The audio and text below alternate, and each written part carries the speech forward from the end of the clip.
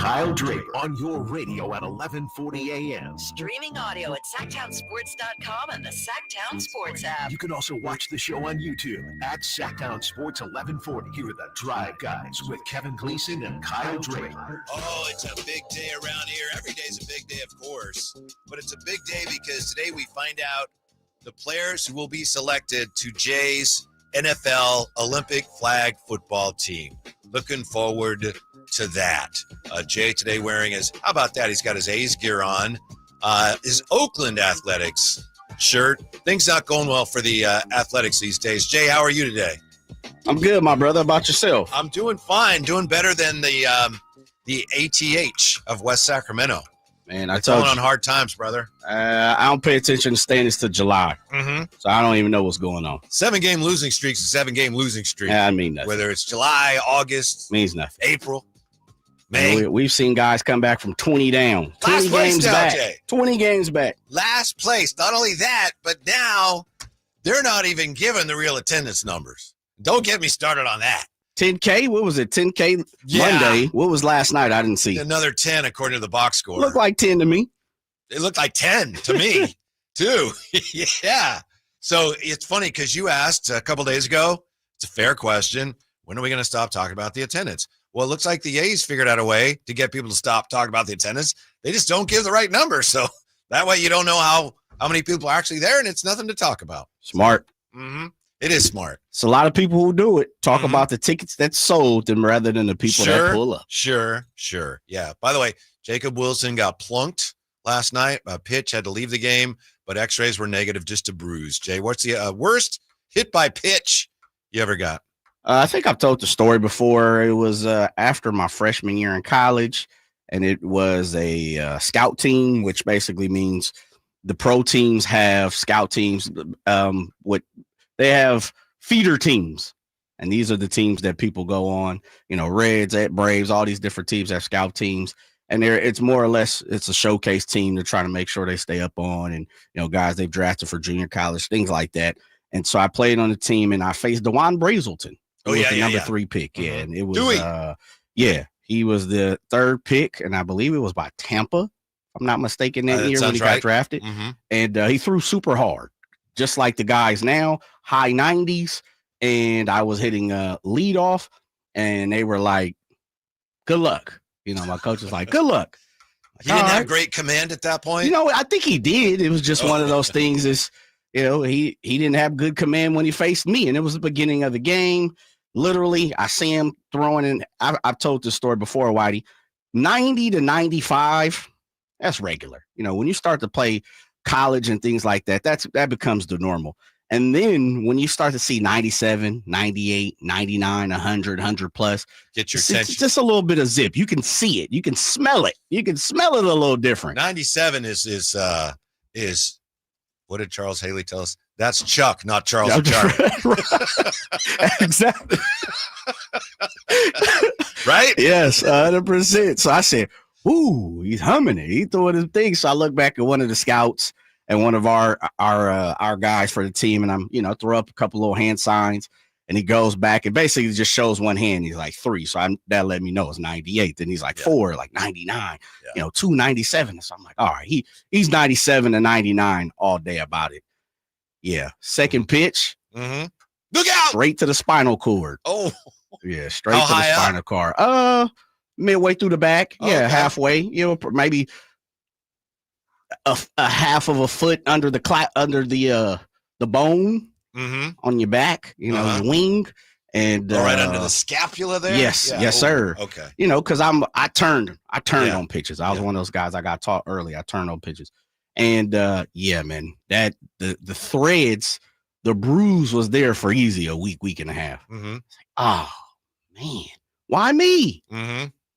Anybody else in the lineup? And why I'm sure me? he said, "Oh, dude, I'm so sorry." He actually did apologize. Oh, did he? Okay. Yeah, he was a cool dude. He was like, and unfortunately at that point, there aren't that many African Americans. You get to a certain level, play with a lot of people from DR and Venezuela and all those type of things. And so he probably saw my name, was like, so he was like, "Hey man, my bad. It's like, no doubt. And I went to first base, and I was like, It sure wasn't my fault. I was like, Coach, man, you take me out right now.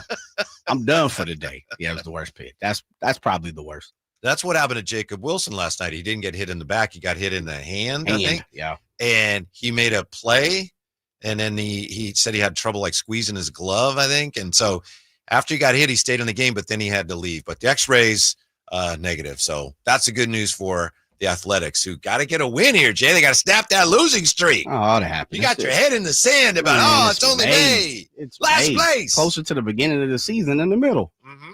Means nothing. We're almost at the quarter pole. Well, guess Memorial what? Day. This almost there. This ain't the Preakness, this ain't the Belmont, and this ain't the Derby. Mm-hmm. Got a long ways to go. It's My May. pop used to tell me it's like a horse race, and a Memorial Day is like you're at the quarter pole. Then you got 4th of July, or halfway done. Then you got Labor Day, and then down the stretch they come. Right, which is right now we're closer to the beginning. We're closer to spring training than we are even the middle right now. Mm-hmm. But I never worry about baseball standings until July. Even at the point of June, there hasn't even been a day that's hit 100 yet. It's not even 100 in Arizona yet. And we're talking about standings? There's a lot of major leaguers that are hitting about 100. Well, yeah, that is true. Mm-hmm. That's the quarter pole right there. There's a lot That's of folks. Baseball now. $1.16. I saw somebody in $1.16 and has played in 30 games. That's me. See, I know that kills Jay. It really bugs him. So every chance I get, I kind of bring it up. It's like, $1.68. Seen the batting averages lately, Jay? You know, who do you think is hitting the lowest average in the game? I don't know. That qualifies. Just throw a number out there. You think somebody's under 100? Oh, yeah. Yeah. I would be shocked if somebody's not under 100. You know, some catcher somewhere or something hit 185. It's tough. Pitchers are, you got more guys coming in throwing that chuck ball, 95, 96, 97, 98. More guys than ever doing that. And they got more up. You come in, throw as hard as you want for an inning, and then we'll bring in the next guy. It's tougher than ever, Jay. My heart goes out to these hitters. It does.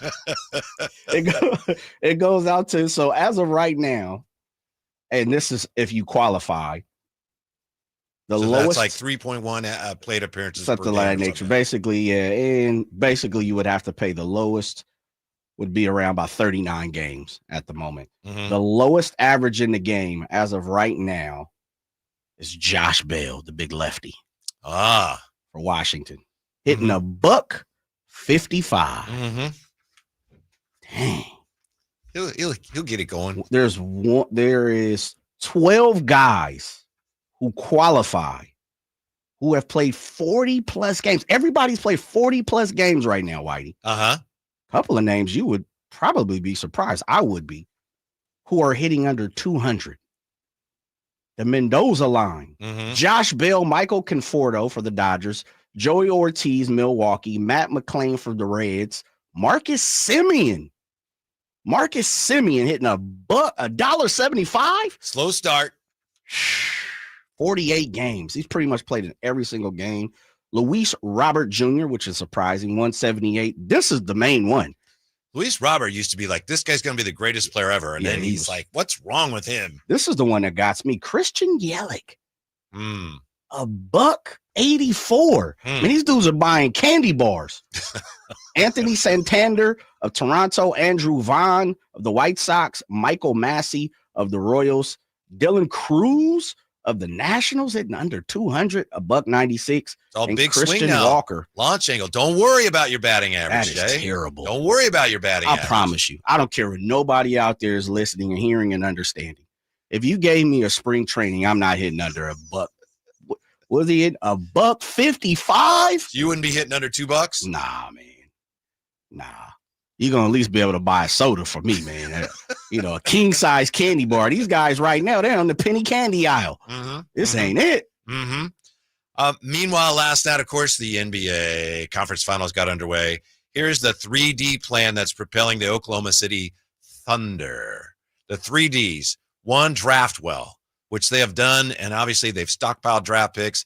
It's one thing to stockpile picks and have picks they have drafted so well that there's some halfway decent players that were expendable, like Josh Giddey. What are we going to do with Josh Giddey? Trade him for Caruso. So they have drafted well, which in turn gives them the second D, which is depth. Man, that's a deep team. Look at how they're reserves outshot Minnesota from the 3-point line last night. And then the third D for OKC, defense. They defend. That is a good defensive team. And Jay, I know I was saying that I was hoping that injury would not play a huge role in these conference finals, East or West. And I'm not making excuses because I think OKC is better than Minnesota, period. But I do think Ant is not close to 100% right now. Yeah, it didn't look like it. Looked like he's still hampering that ankle that happened with the Lakers series, and just might be one of those things. Bad omen, bad situation, bad luck. Yeah, and he's just got to play through it and give him credit for that, not complaining about it. But during the regular season, speaking of the Thunder's defense, they forced 17 turnovers per game. And number one in the NBA. And in the playoffs, it's up to 18.3. And that's fueling their offense. And I'll tell you what, if you're involved in putting the Sacramento Kings together, how about that? How about you guard somebody? How about you start your offense with defense? I know no one wants to admit this, and I understand that things weren't going well, but Mike Brown was right about that. It's kind of funny to me how Mike Brown said some things and ownership or whomever was like, yeah, I don't know about that. And now Mike Brown's gone. It's like, yeah, Malik probably he should be coming off the bench. Yeah, we need to have a defensive presence. Mike Brown was right about a number of things. That's basketball. You move on. You make mistakes. You make changes. It's just going forward. It's got to be part of the plan going forward, Jay. This team, this organization, they have to pay more attention to what's happening at the defensive end.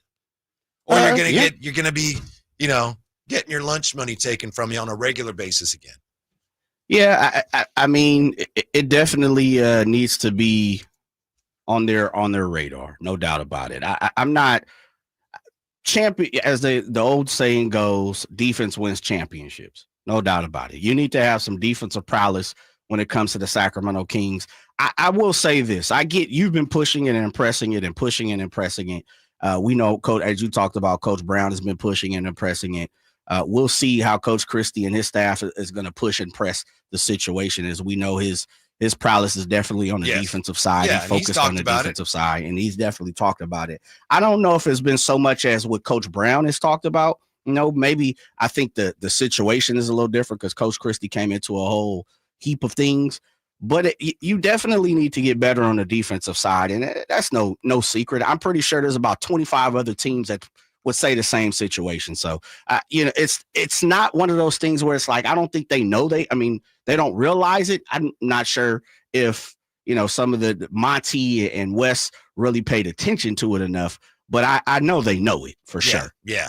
Coming up, how many of the remaining teams actually tanked to get their top guy as we continue to debate to tank or not to tank with the Kings going forward? That's next with Jay and Whitey, Drive Guys, Sacktown Sports. William is one of millions of Americans who uses GoodRx to save on the cost of their prescriptions. My oldest daughter, Camilla, 2 days old, she had to have open heart surgery. All of a sudden, she's on 5 different medications. It adds up at the end of the month. Me and the pharmacist got so tight. She said, GoodRx save you a lot of money. Saving that extra $200-300 a month. We're able to do all these extra activities, so it puts less stress on our household, and it puts less stress on our pockets. Download the free app or visit GoodRx.com and start saving today. GoodRx user compensated for their time. GoodRx is not insurance, but can be used instead of insurance. This message comes from Viking, committed to exploring the world in comfort. Journey through the heart of Europe on an elegant Viking longship with thoughtful service, destination-focused dining, and cultural enrichment on board and on shore. With small ships that bring travelers closer to the destination, there's more time to explore. And every Viking voyage is all-inclusive, with no children and no casinos. Discover more at Viking.com. Did you know your skin is the largest organ of your body? Huh? That's why you should shower with Old Spice Super Hydration Body Wash instead of plain old bar soap. Love your skin by super hydrating it with vitamin B3 and glorious notes of vanilla and shea. Did you know that my super hydrated skin is the second largest organ of my body? The first is my heart. Old Spice. Men have skin too. Old Spice Super Hydration Body Wash. 24/7 renewing moisture with daily use. Did you know your skin is the largest organ of your body? Huh? That's why you should shower with Old Spice Super Hydration Body Wash instead of plain old bar soap. Love your skin by super hydrating it with vitamin B3 and glorious notes of vanilla and shea. Did you know that my super hydrated skin is the second largest organ of my body? The first is my heart. Old Spice. Men have skin too. Old Spice Super Hydration Body Wash. 24/7 renewing moisture. With daily use.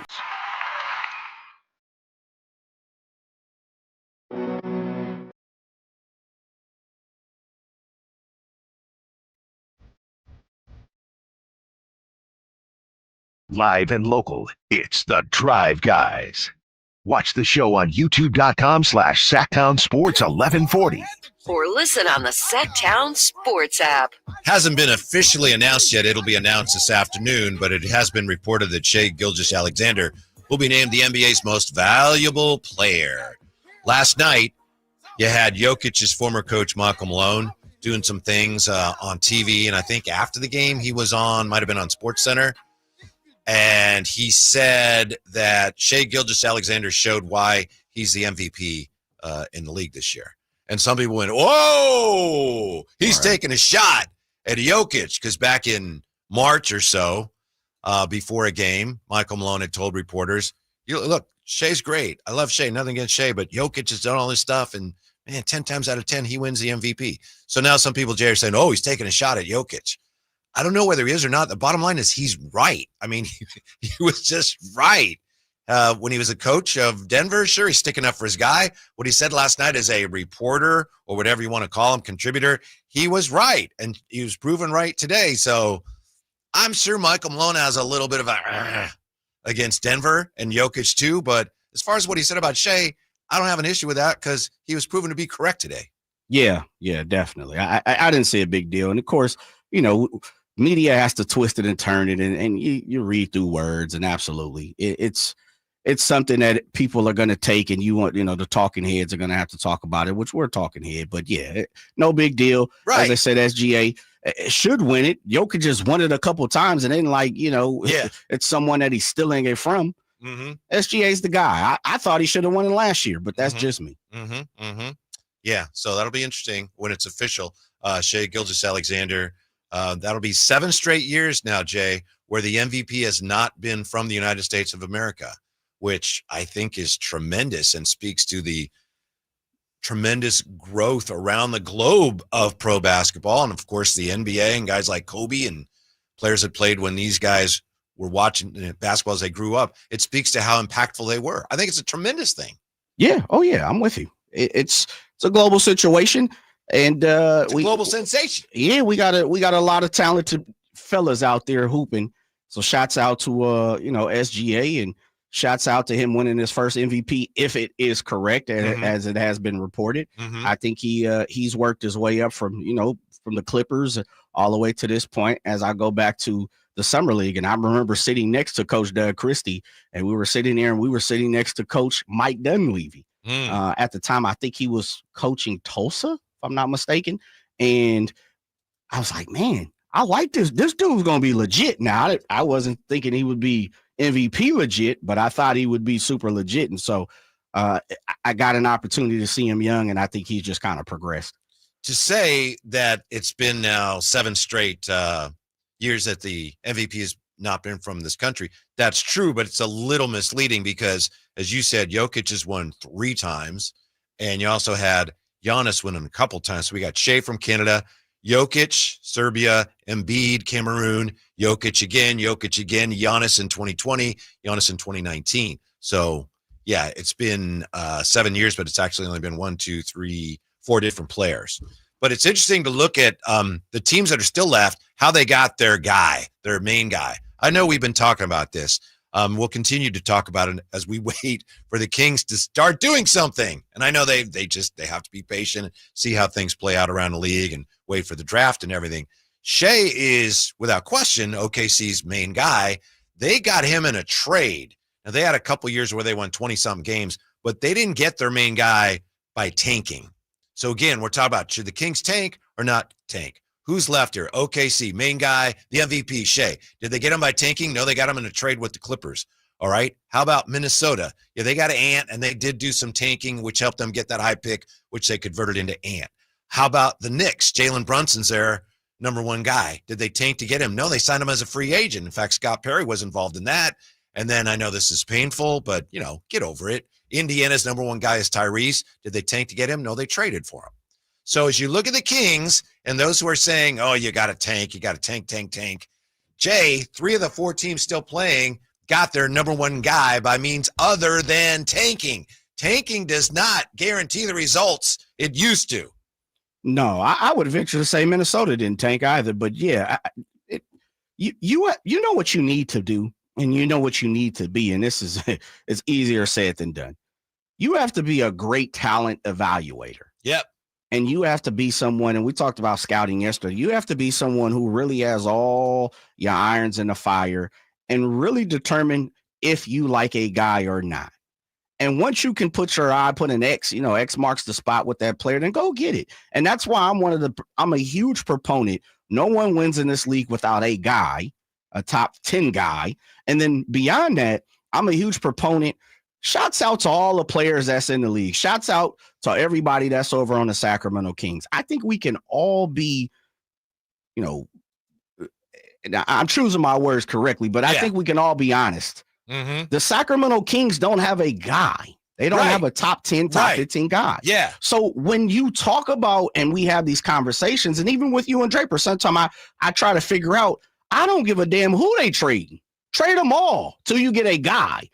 I understand people don't believe that way. People don't build that way. But more and more, we're seeing if you don't have a guy, you don't have a shot. Right. And that's kind of my situation when it comes to, how you progress when it comes to the NBA. You definitely need a top 10, top 15 guy to win in this league. However you get them is how you get them now. Yeah, that's how tanking started. You had teams like the Rockets that decided, and this goes back much further than that, but, you got Olajuwon, you got Sampson, they're available. We're going to lose games on purpose so we can have a shot at these guys. Then we'll have our guy. Yes. So that's my point is, for those who say, rather adamantly, the Kings need to tank. Well, why would you do that? To get your guy, right? And that's not even necessarily the best way to get your guy anymore. No, you're right. Just find them. Mm-hmm. However you can find them. And I, as a fan, and I don't want to speak for all Kings fans because that's not what we do. Please, 916-339-1140. Please come in and say, hey, Jay, I believe Keegan Murray is the guy. I believe DeMar DeRozan can be our guy, even though, he may be a little longer in the tooth. However you see fit, please, by means, we're here to talk about that. I just feel like unless you feel you have your number one superstar, they don't have you're that. You're right. Then find it. Yeah. Tanking, rebuilding. And the wild part about this, Whitey, is, and this is something we do, we have these conversations because we must. You feel tanking is probably not the best way to go. I agree with you. Mm-hmm. I'm more of a retool, rebuild. As Coach Christie said, fix the plane while it's flying. Yeah. We know that. More measured. And right. Yeah. But I can also understand the fans who like, Jay, you crazy.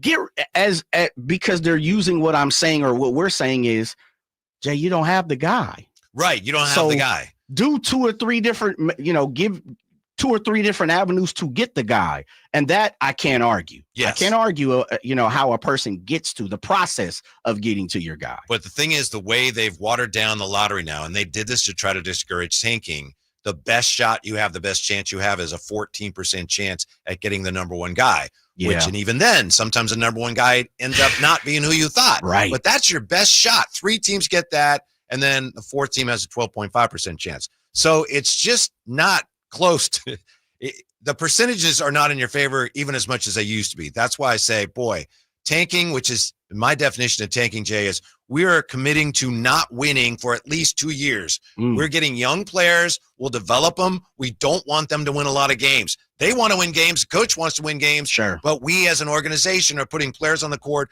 who are not capable of winning a lot of games because we want a couple shots at the lottery. And that's just, it's more of a crapshoot than it's ever been. So that's why I'm saying, I wouldn't be banging on that tank and drum as loudly as some are. Right so Whitey, let me ask you, because you're not opposed. Are you opposed 100% to taking, not meaning the King situation, but just in any situation for a team right now? Tanking? Yeah. Or does it matter to, like, hey, Washington or, Philadelphia versus the Kings? Does it matter? I mean, does it kind of hinge on your situation right now? Or are you just completely against tanking? Right now, I'm against it, and not on some moral grounds. I understand, like, Kamla came on with us yesterday. It was nice enough to come on. He said, I hate it. And I get that. Yeah. But to me, you look at Utah, it's like, what a waste of time. What a complete waste of everybody's time. Yeah. Tanking has been for them. Maybe next year they get it right.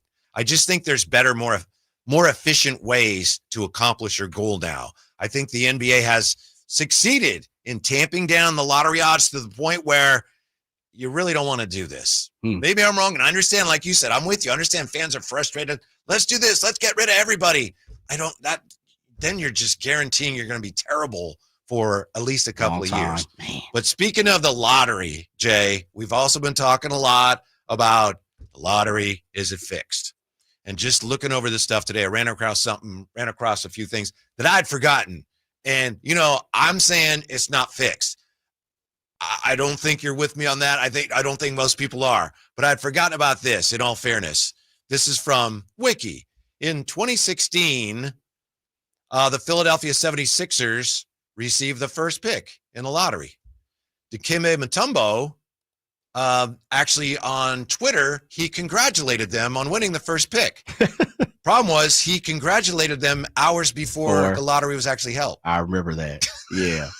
And people tried to go around and was like, well, it's already been done.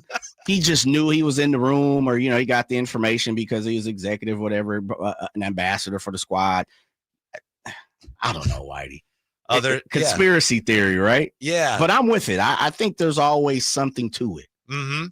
And this says here, Magic Johnson a year later raised questions about the draft process when he assured Luke Walton that the Lakers would have a top 3 pick for the 2017 draft. I wasn't in the room. I don't know if that's what happened. But right? Yeah, he assured Luke Walton on May 4th, 12 days before the lottery, that the Lakers would have a top 3 pick. I don't even know if that's true. But there's just a lot of isn't it? But isn't if there's smoke, there's fire? There's a lot of smoke. Okay, there's a little kindling. Isn't a little kindling in the corner? Yeah. Open the door. There's a lot of smoke. Somebody at least, somebody took a little newspaper, lit the match and threw it down or something. There's a little something to it. I'm with you. I am a believer, not in so much as conspiracy theories, but in the fact of I trust my eyes. And I've been one of the people that say now with AI and all these different things, you can't even trust your eyes good enough. Mm-hmm. But I do think there's something to it. It's all coincidence. Okay. All right. Real fast. And this is how I feel as a fan. And this is the boat we're in. 916 Kings have had multiple crappy years. You're absolutely right. Without even trying to tank. You're absolutely right. In 40 plus years, 40 years, we could say, we've gotten the number 1 pick once, 1989. Right. And that it hurts. Mm-hmm. It does. And that's why when you look around and you see Cleveland jump, you see Dallas, who just basically threw away their star, their superstar. Mm-hmm. And I know people could say, well, the Kings had an opportunity to draft him. I understand. That's more of a personal vendetta or a personal situation than it is a league-wide situation. And that's why I'll be like, Whitey, there's something to it, man. If there's something to it. You say there may be, I'm saying no. Okay. Let's just assume there is, okay? Envelopes. When do you think the Kings are going to win it? You know what? We got to be positive. We can't be all negative today, Whitey. Soon. And no, hold on. Let me take a step back. Hopefully not rigged, soon. When are the Kings going to win it? Hopefully not soon, because that would mean that they're winning. Mm-hmm. How about that? All right. Not everybody, meanwhile, is on board with NFL players playing in the Olympics. 3 reasons why when we come back. Jay and Whitey, Sacktown Sports. On the move? Got somewhere to be? Take Sacramento Kings basketball with you. The Sacktown Sports app will let you stay connected to your passion. Never miss a moment of Sacramento Kings basketball with the Sacktown Sports app. Alan Stiles here with your Sacktown Sports injury update, brought to you by Downtown LA Law Group. TJ McFarland out with that left adductor strain, left game action after covering first base on a ground out. Manager Mark Kotze said an MRI revealed a grade 2 strain and that there will be some time missed. JT Ginn, out with that right elbow inflammation, will join the A's in San Francisco. Next step is a bullpen, and if all goes well, he will return to the rotation. This injury report was brought to you by Downtown LA Law Group. Hey, I'm Alan Stiles. Have an injury? Call Downtown. Downtown LA Law Group, an injury law firm, has many happy clients in Sacramento and the surrounding areas who have called Downtown. Get paid for your injuries from slip and falls or auto accidents. One of their most recent settlements was $1.5 million for a motorcycle accident. Have you had an auto accident? Call Downtown. Text injury help to 40222. That's injury help to 40222 and visit them at calldowntown.com. The clock is ticking, Nathan. Hey, movie fans, get ready for the ultimate summer blockbuster at the Esquire IMAX Theater in downtown Sacramento. Mission Impossible, The Final Reckoning. I need you to trust me. Filmed for IMAX, every mission has led to this. Feel every heart-pounding moment on Esquire IMAX's 6-story screen with thunderous audio. Grab your reserved seats now at IMAX.com/Sacramento. The Esquire IMAX Theater, the world's most immersive movie experience for Mission Impossible, The Final Reckoning. Hagen Oaks wants to be your go-to total golf game fitter. Try the TrackMan experience, the very best technology to fit your metal woods and irons. The new cutting-edge putter fitting studio with its $30,000 worth of technology is ready for your fitting. Hagen Oaks will help you find the best putter for your game. Hagen Oaks offers more technology, more choices, and more service. Schedule your fitting at the Hagen Oaks Player Performance Studio by calling 916-808-2531, 808-2531 for more. This is the story of the one. As a lineman, he does whatever it takes to keep the power on in his community. And he wants a partner like Grainger who does the same. Grainger offers the professional-grade products he needs, from voltage detectors to harnesses to hard hats, plus fast, dependable delivery, so he can rise to every challenge. Call 1-800-GRAINGER, click Grainger.com, or just stop by. Grainger, for the ones who get it done. Carmichael Dave here for my good friends at American Energy. As a native Sacramentan, I can tell you, not that you need to know, that it might be nice right now, but turn the corner and oh my God, it's so hot. Yeah, you know, summer is coming. And my friends at American Energy want to make sure you are dialed with your AC unit. So how about this half off tune-up right now? It's a special going on, just $24.50 to get your air conditioner tuned up. A free diagnostic. And oh, by the way, if you need a new AC unit, up to $3,500 in rebates on qualifying system installations. That's right. They've been serving the greater Sacramento area since 1981. A+ with the Better Business Bureau. Give them a call, 916-520-9990. That's 916-520-9990. Here's the song. Call 916-520-9990 now.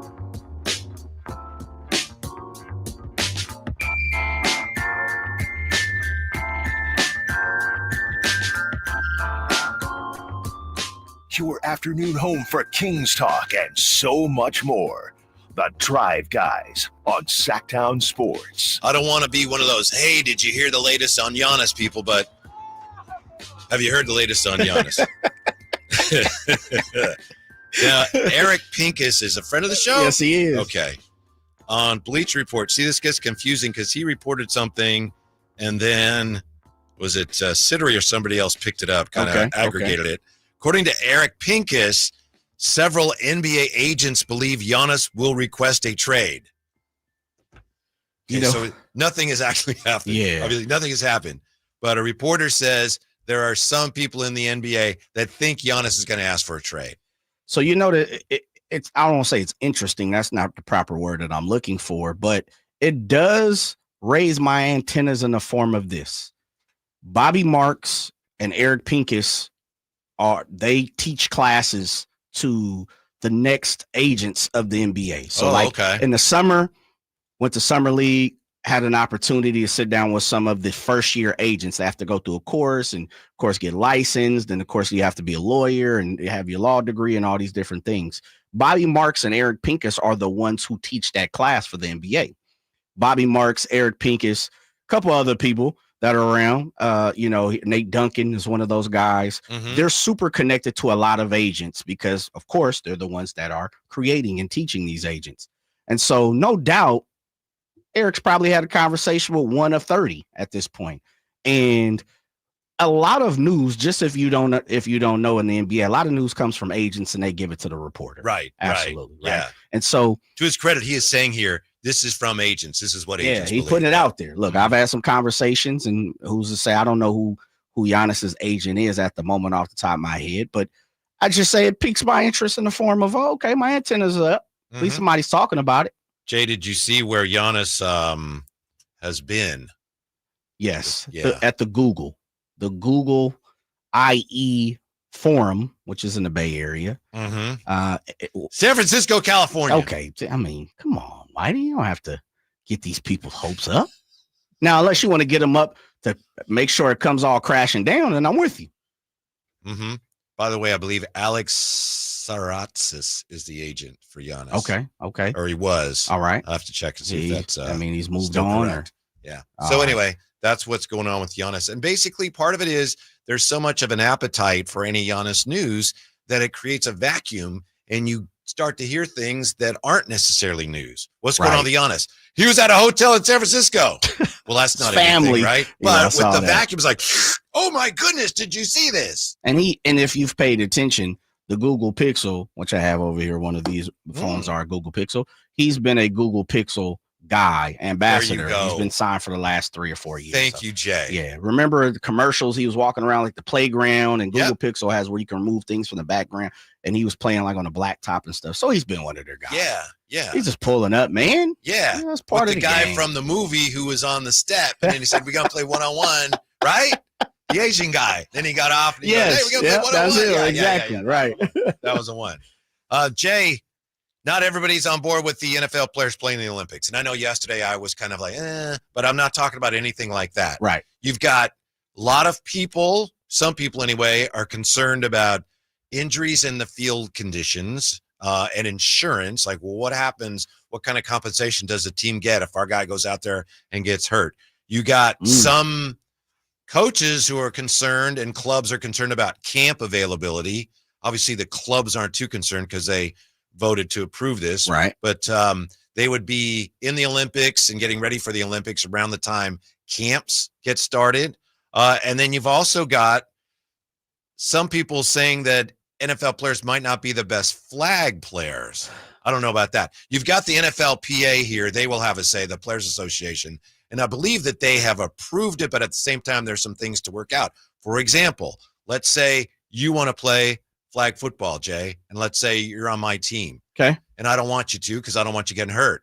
Am I allowed, is it legal for me to say, look, we'll give you $3 million to skip the Olympics? Now, I don't know if you would take that or not. Sure. Those are the types of questions the Players Association is coming in and going, look, can we do that? Is that legal? Is this what we're talking about here? So they got to sort all that stuff out.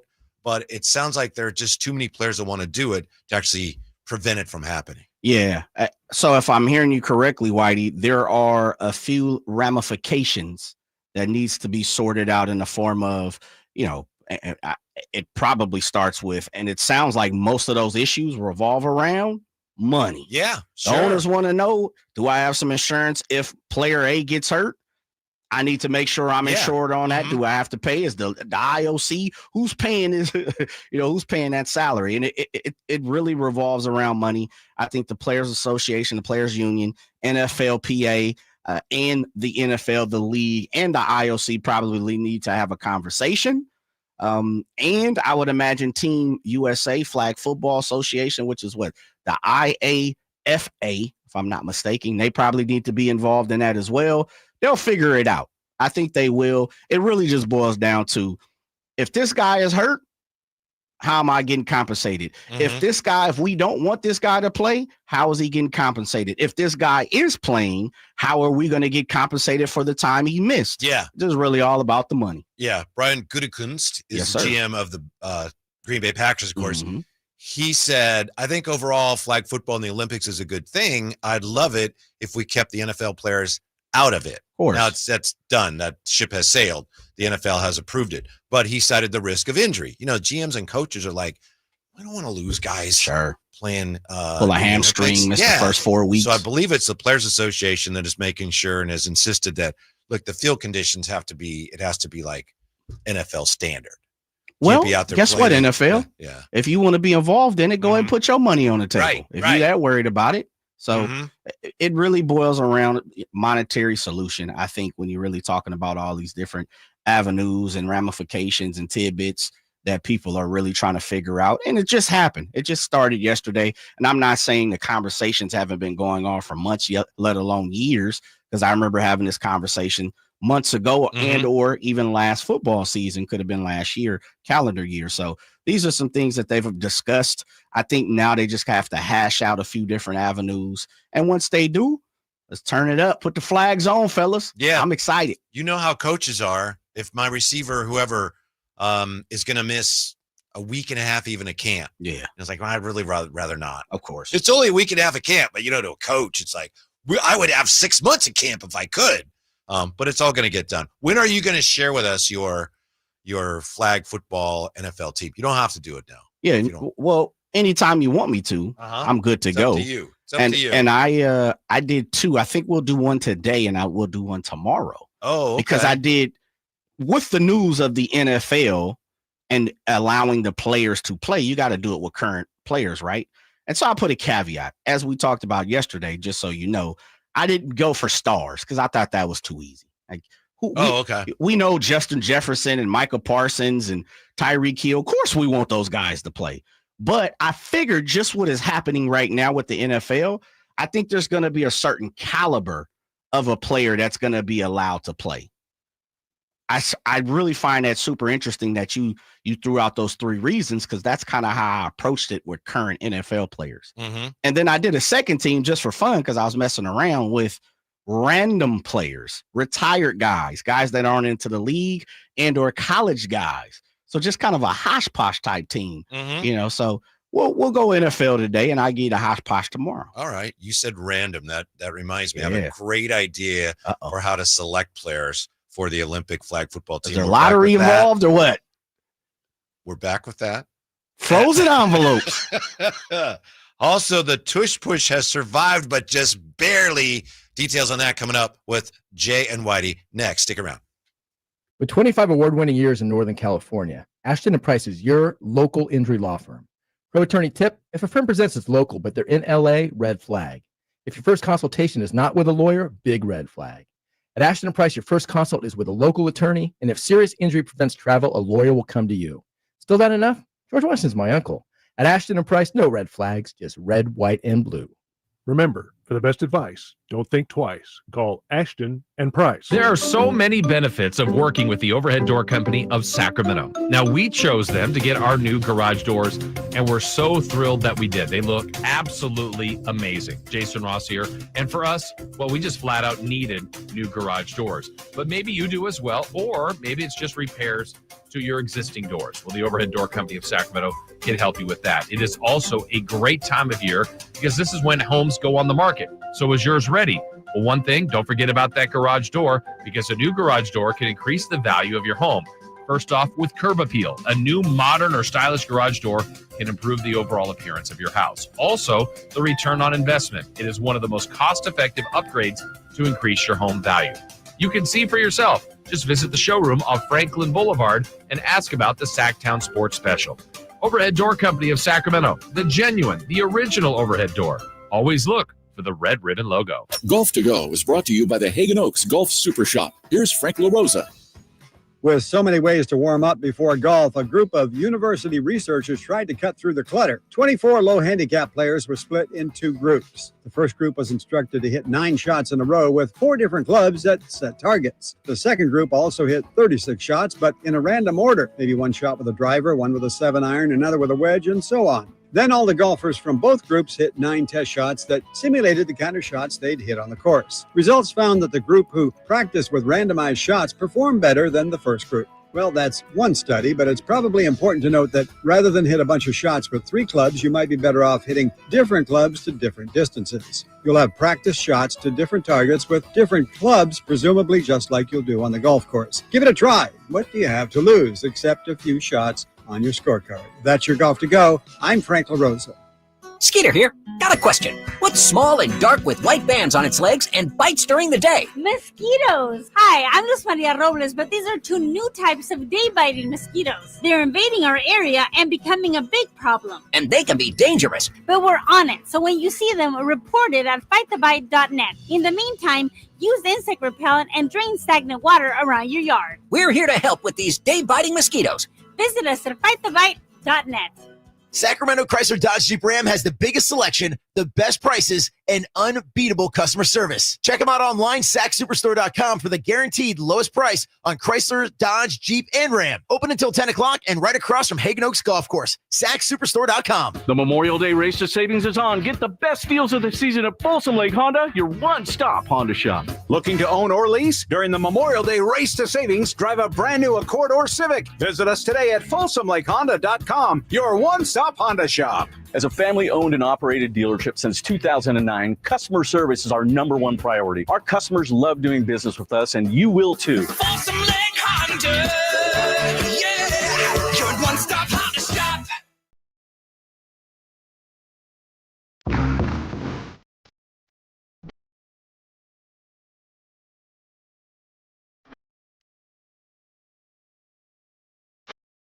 The only station in Sacramento giving you local sports coverage from 6 a.m. to 6 p.m. Monday through Friday. Sacktown Sports.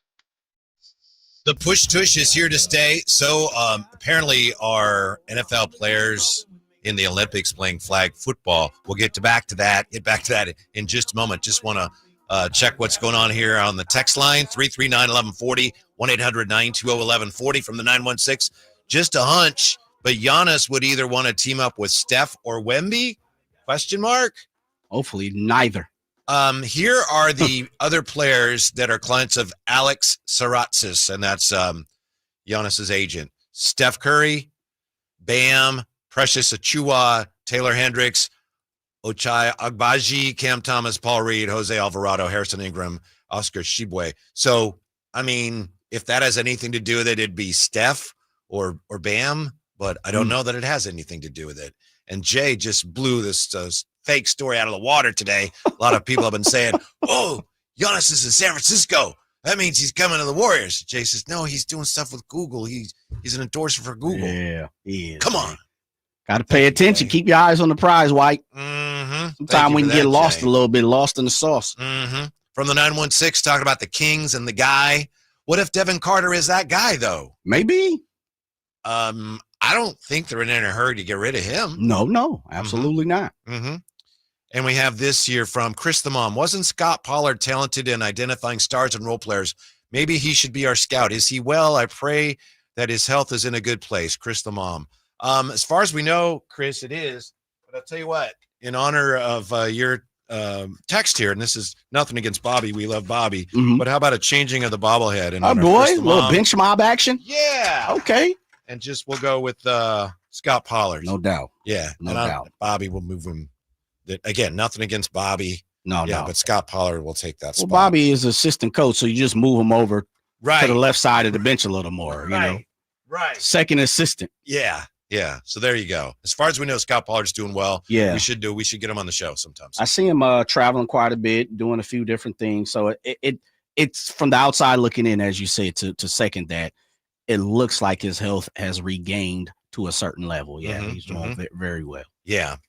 We know that health concerns were one of the reasons some teams voted against the tush push, which passed today. NFL owners, NFL teams voted to approve it.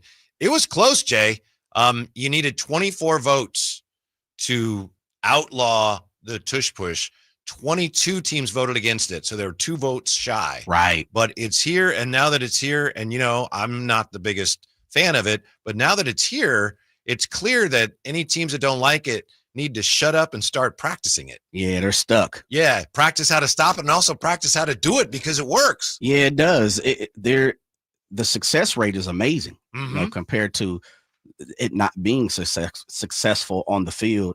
It's one of those things where, and I just go back to the Wildcat, and I know they're 2 different situations, but I see it as this way, right, Whitey?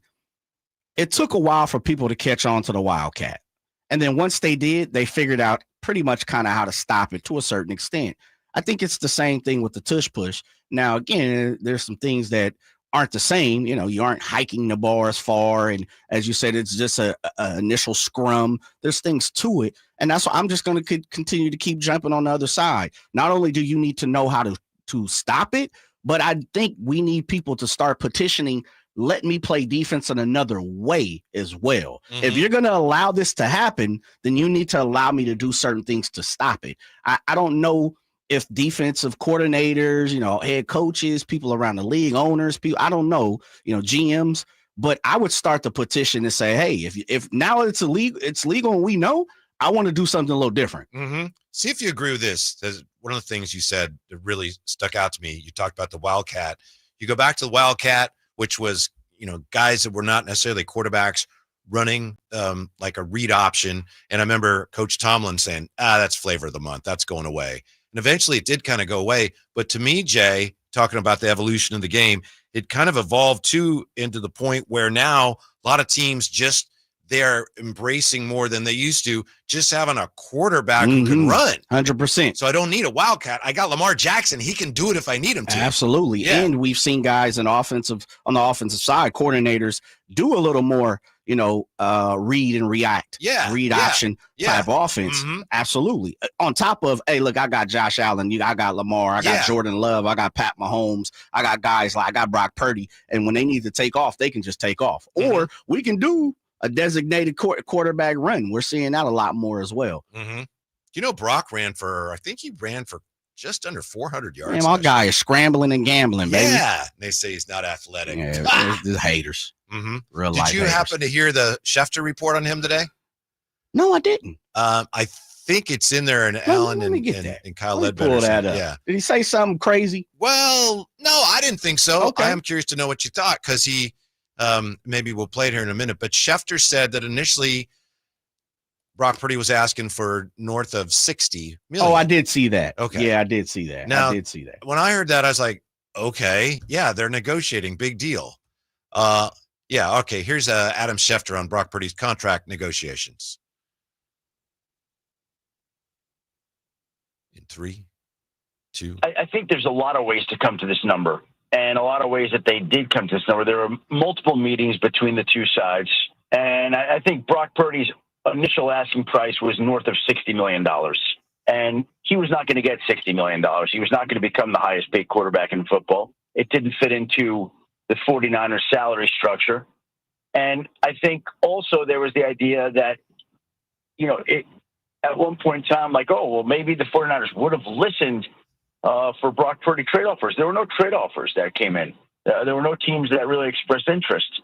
And Brock Purdy's perfect for them, and he's perfect for them. Like, they're perfect for him. He's perfect for them. It just works. It's the way it should be. His value is greatest on that team. And that's a little bit why they didn't view him right now as this $60+ million quarterback. His initial ask price, I believe, was about $65 million. So it came down to $53 million in the end. And that's a fair number. It places him in the top tier of quarterbacks, not the richest, not the worst. He finally gets paid. He's making more per game than I think he made in his entire rookie contract now. Now, I would guess that if Kyle were here, and Kyle's back on Monday, and or Tuesday, I don't want to put words in his mouth, but he'd probably say, wow, $65 million. How could you ask for that? He can't get that much. Well, he didn't get it. We're just talking about negotiations. To me, Jay, this is another example of something where it's like it's being a little overplayed. Yeah, his agent came in and they asked for a lot of money. He asked for more than they got. And the 49ers offered less than he got, and then they arrived in the middle. Hello, that's how it's done. Yeah, it's called negotiations. Yes. Yeah. That's right. There's no news in that. Right. There's no news in that. Yeah. And I saw it earlier. I didn't even know there was sound to it. I just looked at it, read it. It was like, well, yeah, no duh. I'm going to ask for $80 million. I'd rather, you're crazy. Laugh me out the room and then come back. All right, I was just playing around. How about 65? No, there is a place that you need to land. But yeah, of course. And this is the other thing. We know every single quarterback, when it's your turn, more times than not, they reset the market. Or if they're not, they're super close to the situation. Brock, because of where he has come from, probably didn't allow him, and Schefter kind of spoke to that, didn't allow him to reset the market at Dak Prescott.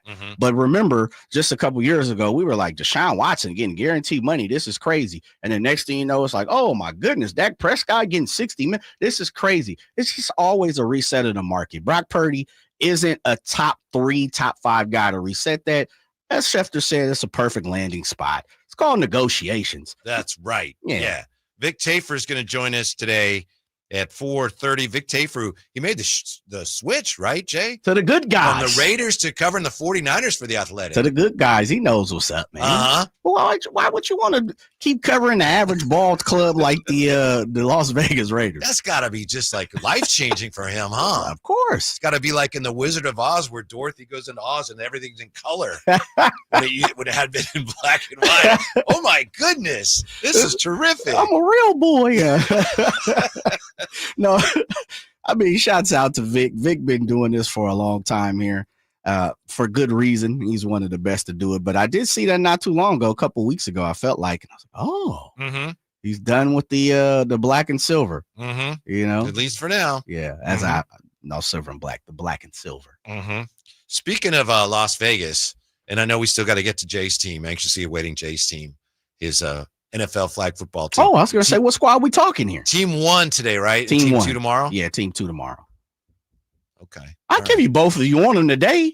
We'll have to see. I can show my hand. It's nothing big here. We'll see how it works out. But speaking of Vegas, did you know, maybe you did, that the A's in Las Vegas already have a plan in place for what to do if their stadium is never built? I have not seen this. Yes, we will look at that when we come back. Yes, to Sacktown Sports. This is the story of the one. As a lineman, he does whatever it takes to keep the power on in his community. And he wants a partner like Grainger who does the same. Grainger offers the professional-grade products he needs, from voltage detectors to harnesses to hard hats, plus fast, dependable delivery, so he can rise to every challenge. Call 1-800-GRAINGER, click Grainger.com, or just stop by. San Francisco! What a laser from Brock Purdy, and what a catch. San Francisco 49ers single game tickets are available now. Intercepted by Fred Warner. Fred gets up and runs back the other way. One block and he's in. Gonna throw left for the end zone. It's caught by George Kittle. Secure your seats at 49ers.com/tickets. Touchdown!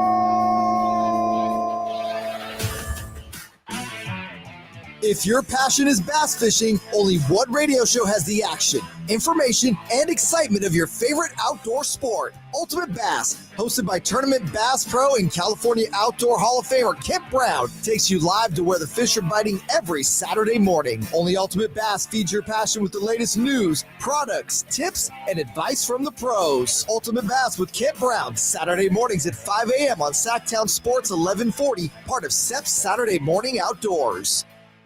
Players of all abilities will tell you that Bartley Kavanaugh Golf Course is the area's #1 course for fun. Whether you're a beginner or an accomplished player, Bartley Kavanaugh has something for you. It's a great walking course, but motorized carts are available too. The moderately sized greens and generous fairway landing areas will add to your satisfaction and smiles for the day. Near the banks of the picturesque Sacramento River, Bartley Kavanaugh's Tap House Restaurant offers tasty food whether you play golf or not. For tee times, visit bartleykavanagh.com. It's Sacramento's #1 course for fun. KHD1 Sacramento, KYMX HD3 Sacramento. From the Power Business Technology Toshiba Studios. This is Sacktown Sports 1140.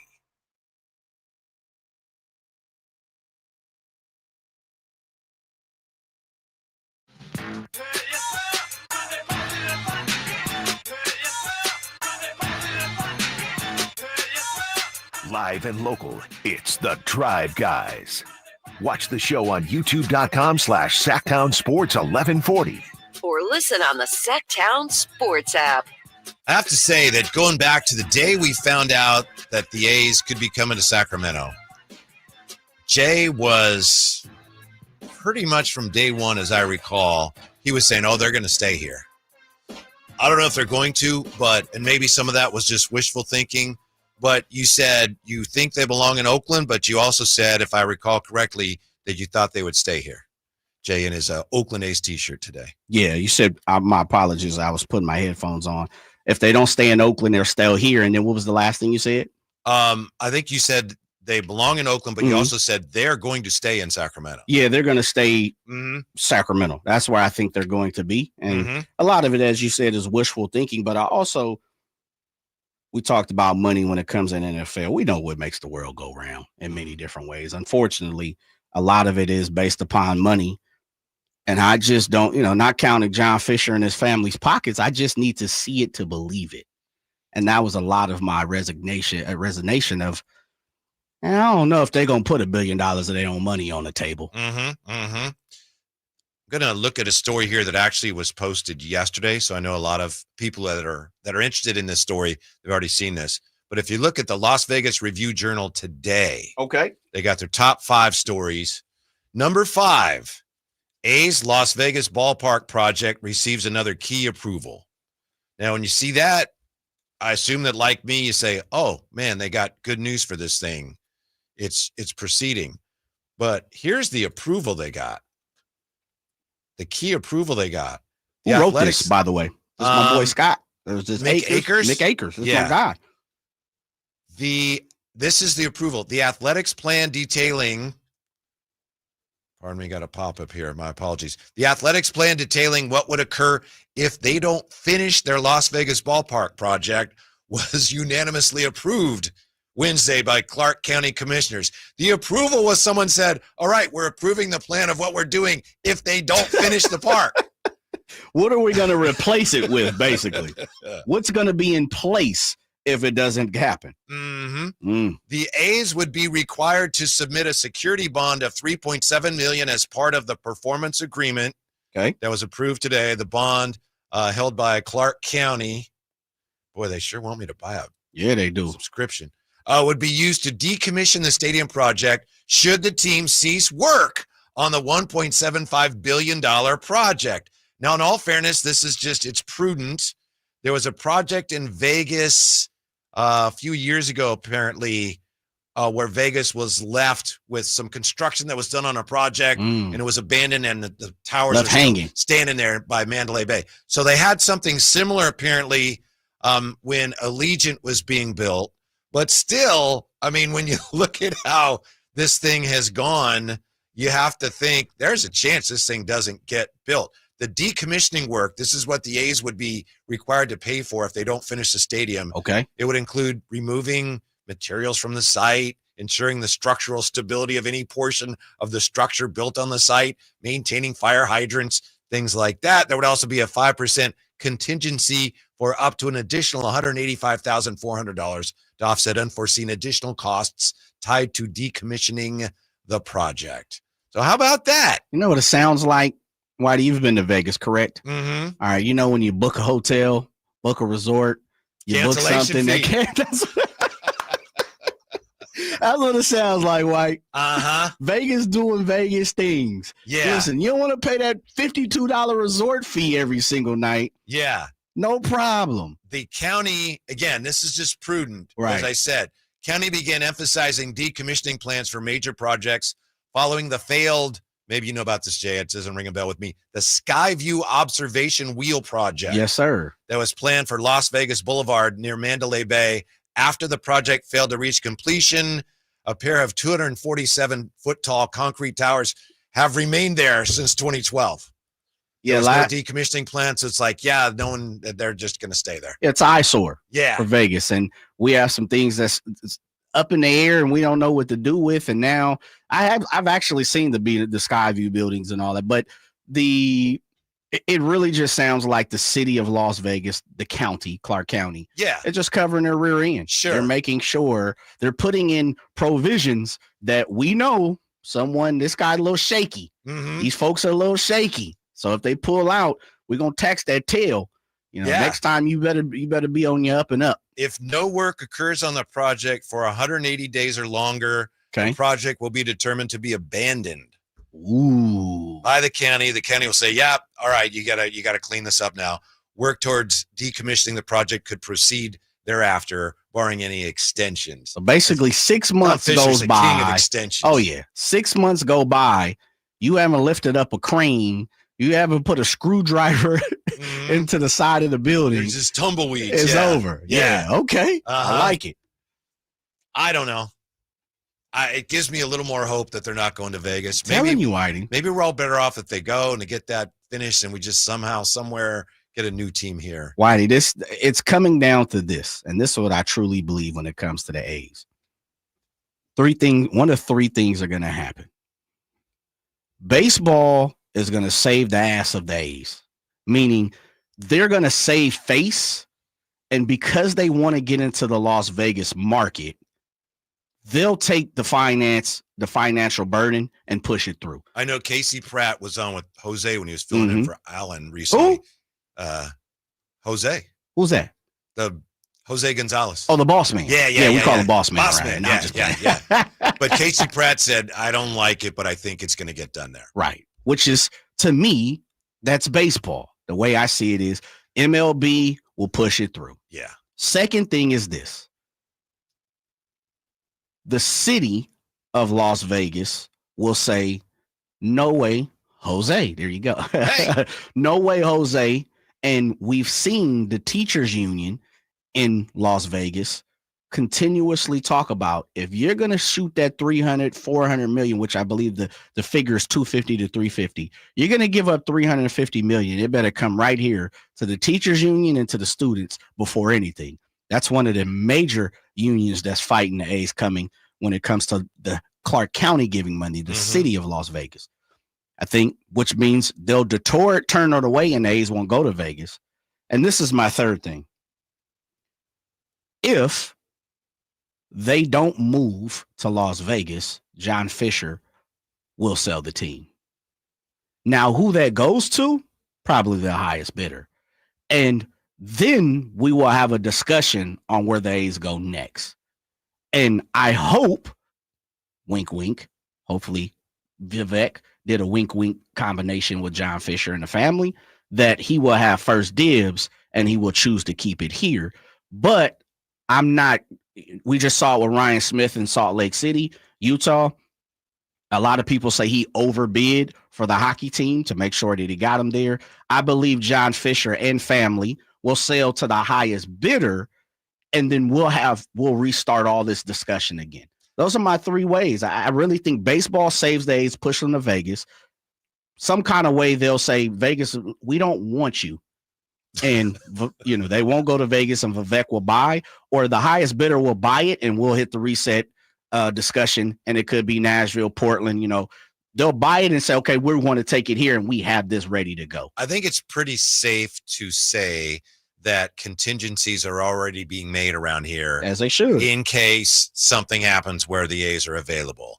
Investors being lined up, plans for stadiums being looked at. Maybe we hear about some of that in the fall. Maybe we don't. Ooh, but it's you safe said to say, like he has sources, Whitey. Okay, I'm just checking because you looked up like, let me get my calendar think it's right. Safe to say things are being looked at. Okay. But here's what's going on there.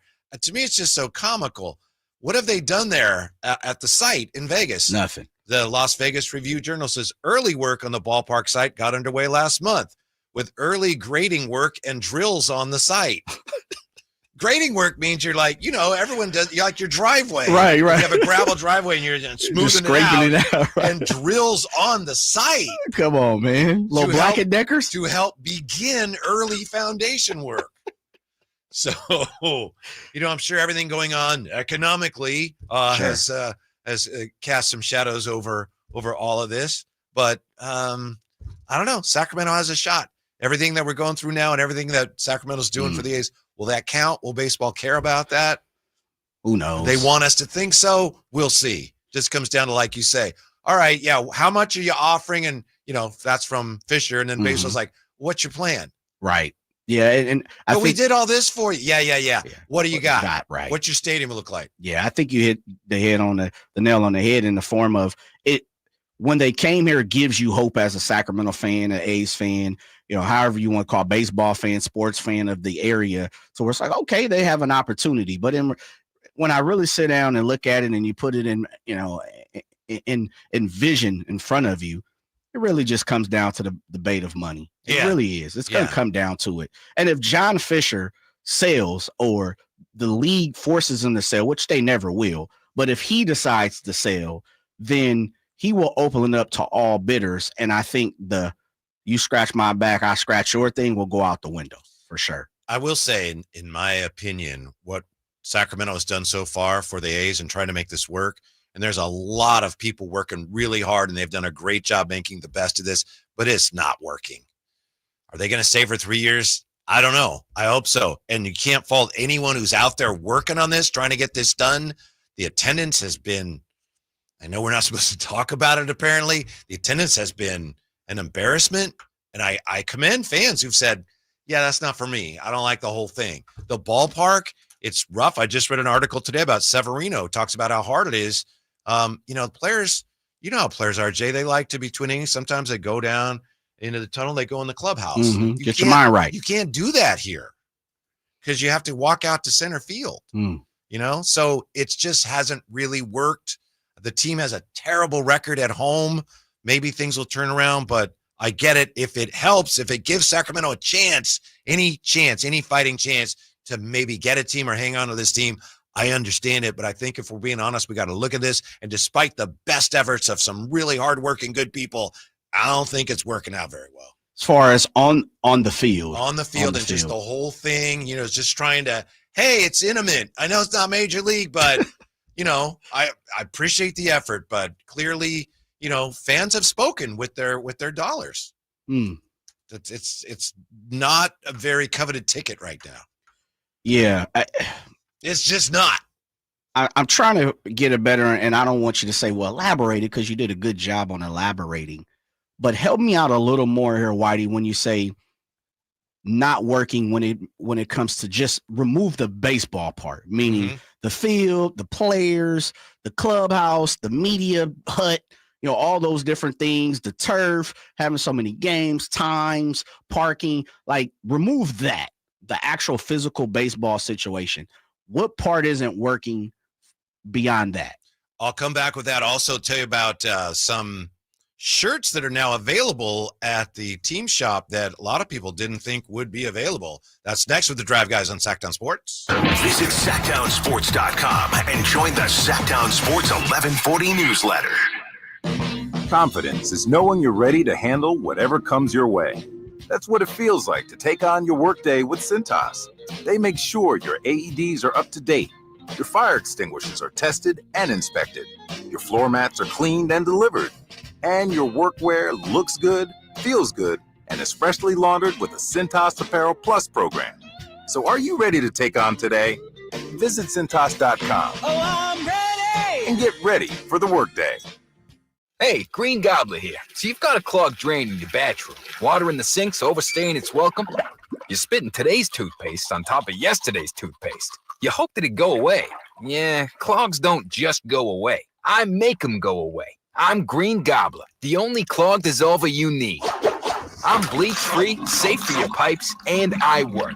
Guaranteed or your money back. Because I never met a clog that was going to unclog itself. Green Gobbler. Let the gobbler get it. For 25 award-winning years in Northern California, Ashton & Price is your local injury law firm.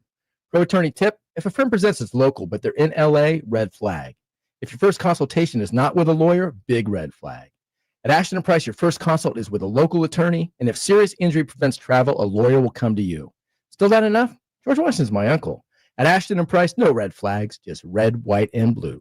Remember, for the best advice, don't think twice. Call Ashton & Price.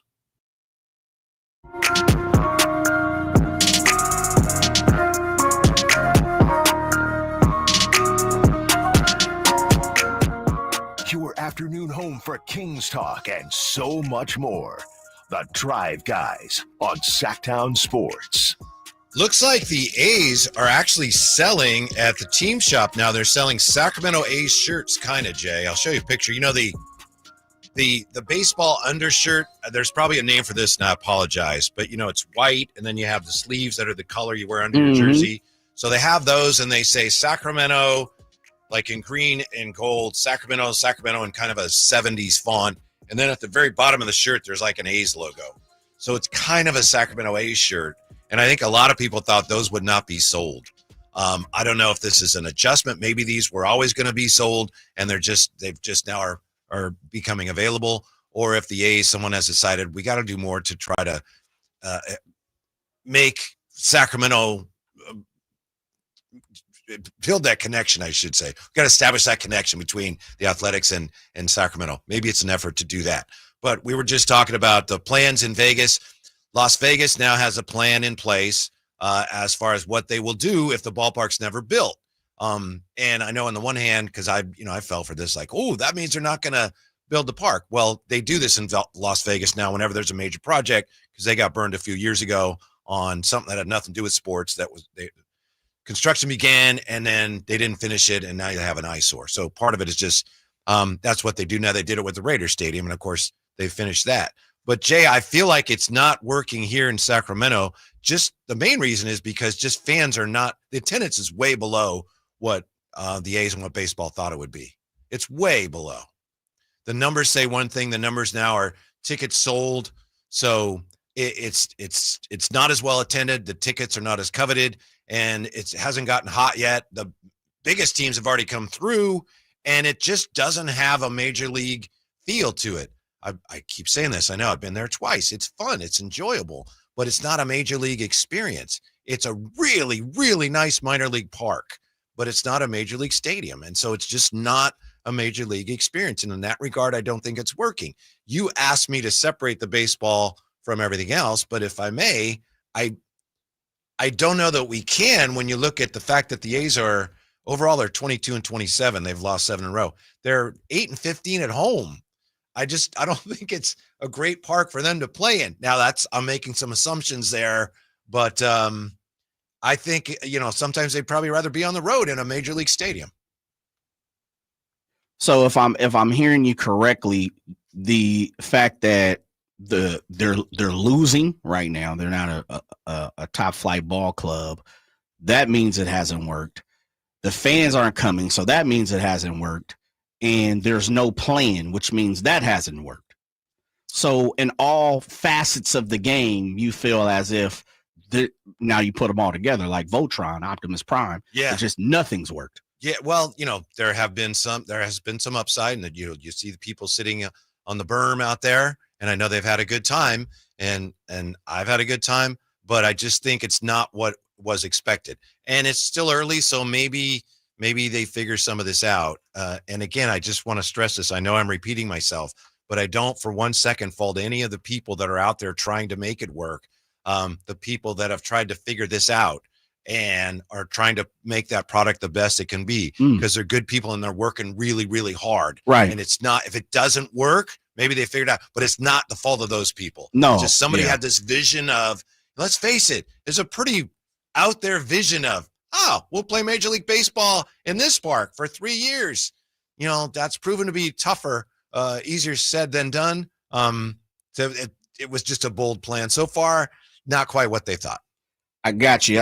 I'll give you a metaphor. I'm trying to be nice. Give it time. No, I hear you. You. I give you a metaphor before I kind of rebuttal what you're saying. The worst time, and I've learned this throughout my adult life, your car breaks down. Mm-hmm. Whatever car it could be. For you, I know it's a Maserati Phantom. Yeah. That's how you ride. Your Phantom breaks down. Phantom's Maserati. Okay. It's in the Gleason family, out the household. Your Phantom breaks down, and that's your only car. You don't have a backup car. You don't have 2 cars. The worst time to ever buy a car is when you need a car, because more times than not, when you go and you're looking for one, sometimes you tend, as much as you don't want to, it's not the color, it's not the interior. You don't get it at the price. You might have to travel to Fresno to get it. Mm-hmm. There's so many different, things that may cause you to be a little more uncomfortable in buying that car. The best time for me, in my experiences, when you want to buy a car is when you're not pressed for time to have a car. You have time to do research. There's things that you can look for. You can pick and choose certain things, right? Wait for a deal. Memorial Day's around the corner. You might get a little something off, whatever the case may be. For me, that's what's going on with the A's. The A's had to move. Their car was broke down. The Coliseum was done. You couldn't, as much as people wanted to continue to play there, it's the nostalgia part. It's the fact that they're in Oakland. It's the fact that they are the Oakland A's, as I touch my shirt. But the fact of the matter is the stadium was crumbling. It wasn't a good ballpark for professionals to play in. Now, I'm not sitting here saying it isn't better than Sutter Health Park. I'm not a player. I don't go through it daily. And I'll keep it 1,000, Whitey. I think there's a lot of players who would say Oakland Arena was a complete dump, but they're not going to. because it's a major league ballpark. It's the nostalgia of playing there. So with that being said, the A's, John Fisher, had a broken down car and they were out of time. They needed somewhere to play. And piggybacking off what you said is it's not the best place to play. They didn't have time to go look for a new car. It wasn't on their time. It wasn't on their calendar.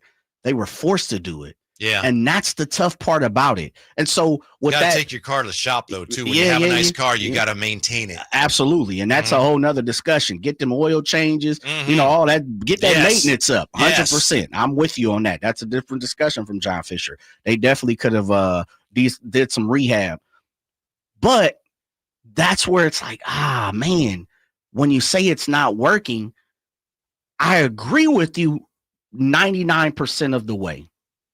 But there is something, using the nostalgia part of it, Whitey. It's working for some people, though, isn't it? Some people are going and having good times. Yeah. Like you talk to people around here, and they perk up. Yeah. But it is underperforming. I think that's undeniable. Okay. I don't think there's as many people going as they thought. And yeah, it is, as you've said, it's early and there's still time to turn that around. But in that sense, I feel like it's not doing what they thought it would do, at least not yet. 339-1140, 1-800-920-1140. Jeff joining us. Thanks for hanging, Jeff. What's up? Hey, old friend. How are you? Good. How are you doing? Good. I think there's a happy medium on this, and people are either too enthusiastic or too pessimistic about the 3 seasons of the Sacramento A's. That, they tried to price the tickets super high and make it like when Kings tickets were super in demand, that there was a wait list and people could sell half of their tickets and make money on it. And when that didn't fall through, you're right. Attendance is what it is, because they've got super expensive tickets and then super cheap resale tickets, and that's the problem. Yeah. And no matter how great the experience is, no matter how much Sacramento puts up, I'm totally with you. I think it's absolutely right and fine that it's only going to be a few years, because how they tried to launch it, if they had gone for lower price tickets and not tried to hit a home run on it, then maybe they could have been with the false thing of hey, it's always sold out and we could even sell another 8,000 more, but they can't. And then on the other side, the city of Oakland was negotiating the way they did. And when they were you don't get to play here unless we get an expansion team or keep the colors, then they had to move. And I understand, I'm not trying to even get into the whole A's process, but I feel like there's a lot of people that are super pro Oakland or mad about the A's thing that want to make this the Antichrist that they're playing in Sacramento. And so little stuff comes through town that it's fine they're here. Even if it's kind of hokey. And so and I get, especially you're an A's fan, a lot of people feel strongly about the A's. There's still a chance they could end up in Oakland. And, I get all that. But when people are this is awesome, it's going to get better, we're going to get a team, I think that's nonsense. And the other people who are he should have had to sell the team, Oakland should be playing there right now, I just think that wasn't going to happen either. And so it's fine.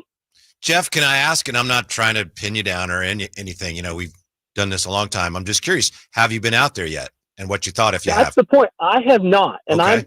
I'm a West Sac guy. And then the other thing, when people talk about the heat, as someone who's come out here, I'm going to go in the summer, because as much as people grouse about the heat, my family doesn't like to be in the cold when that Delta breeze starts kicking up in late spring and they're freezing. My family kind of likes to go in June and you sweat a little bit for an inning and a half, and then it's nice, and then it's eventually cold. And so I think some of those things, especially with the amount of people that were River Cats fans or attending that, I think that has hurt some of the April attendance. I've never been to a River Cats game in April in my life.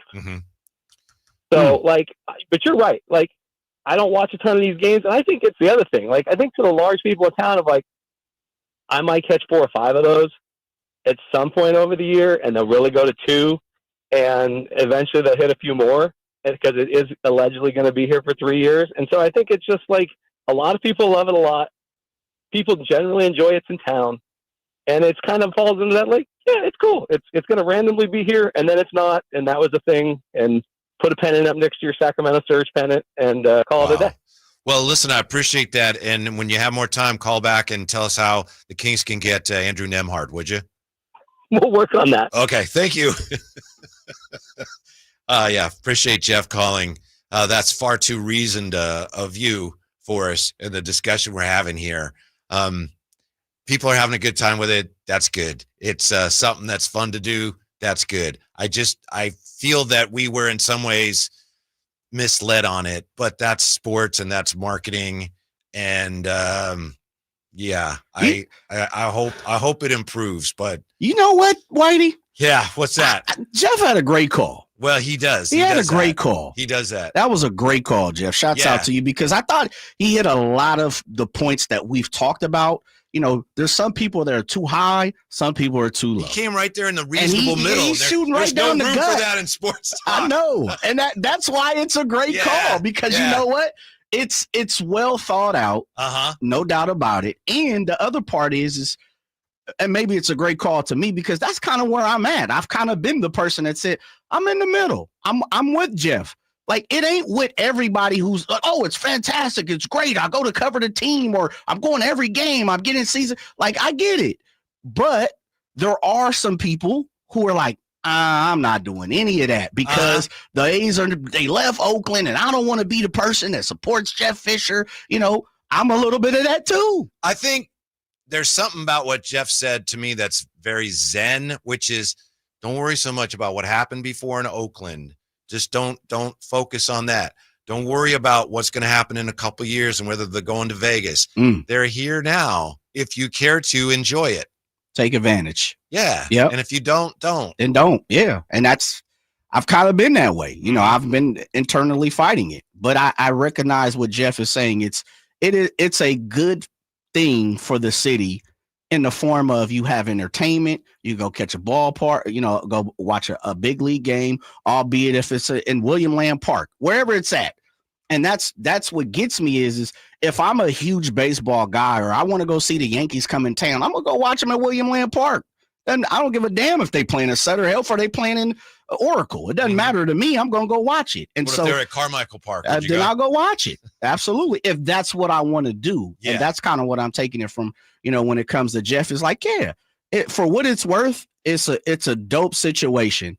If you want to be the anti-A and don't want to support John Fisher, as an A's fan, I'm rocking with you. If you want to be the person who's like, I'm on season tickets, I'm going to every game, it's great, I want to cover it because big league people are, big league players are here, then I'm with you too.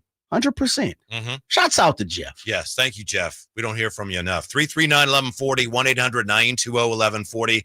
Got a question here about Sutter Health Park. Could it be a major league site? We'll answer that. And we'll get to your calls when we come back to Sacktown Sports. Sacramento weather is brought to you by San Francisco 49ers. I'm Dirk Fedorn in the KCRA3 Weather Center, and clear skies and a bit of a north wind has been with us. That's going to be tapering off overnight tonight, with temperatures dropping off into the mid to low 50s by tomorrow morning, and then more sunshine and warm weather for your Tuesday. Get the latest forecasts on the KCRA3 News and the KCRA3 app. San Francisco 49ers 2025 single game tickets are now on sale. Join the faithful at Levi Stadium. Secure your seats today at 49ers.com/tickets. That's 49ers.com/tickets.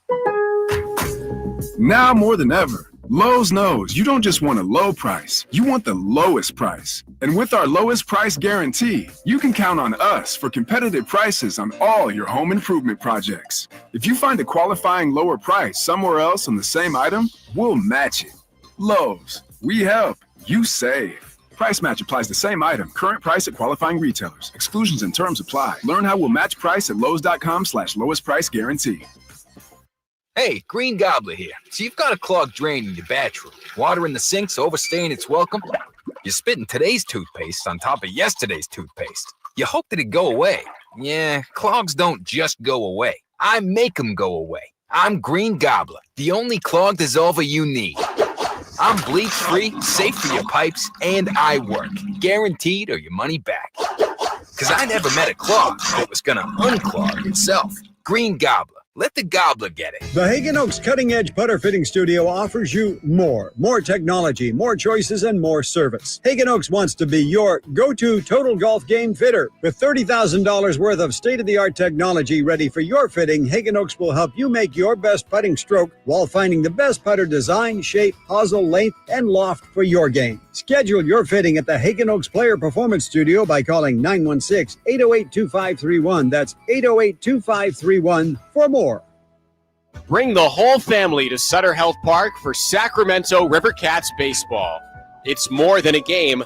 It's an experience your kids will never forget. Enjoy exciting action on the field, delicious ballpark food, and fun activities for all ages. From meeting Dinger the mascot to running the bases every Sunday, there's something for everyone. Create lasting memories with your family this season.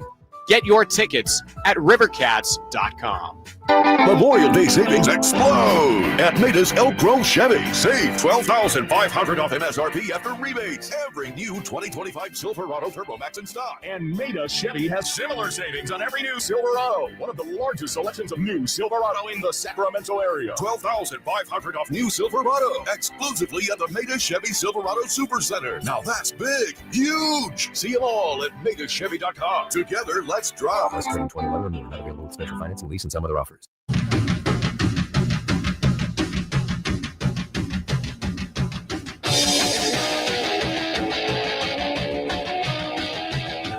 The Drive Guys, live and local. Every afternoon, Monday through Friday on Sacktown Sports. Final score, Jay, from Oracle. Kansas City Royals 8, Giants 4. You going to be okay with that? Let's go, KC.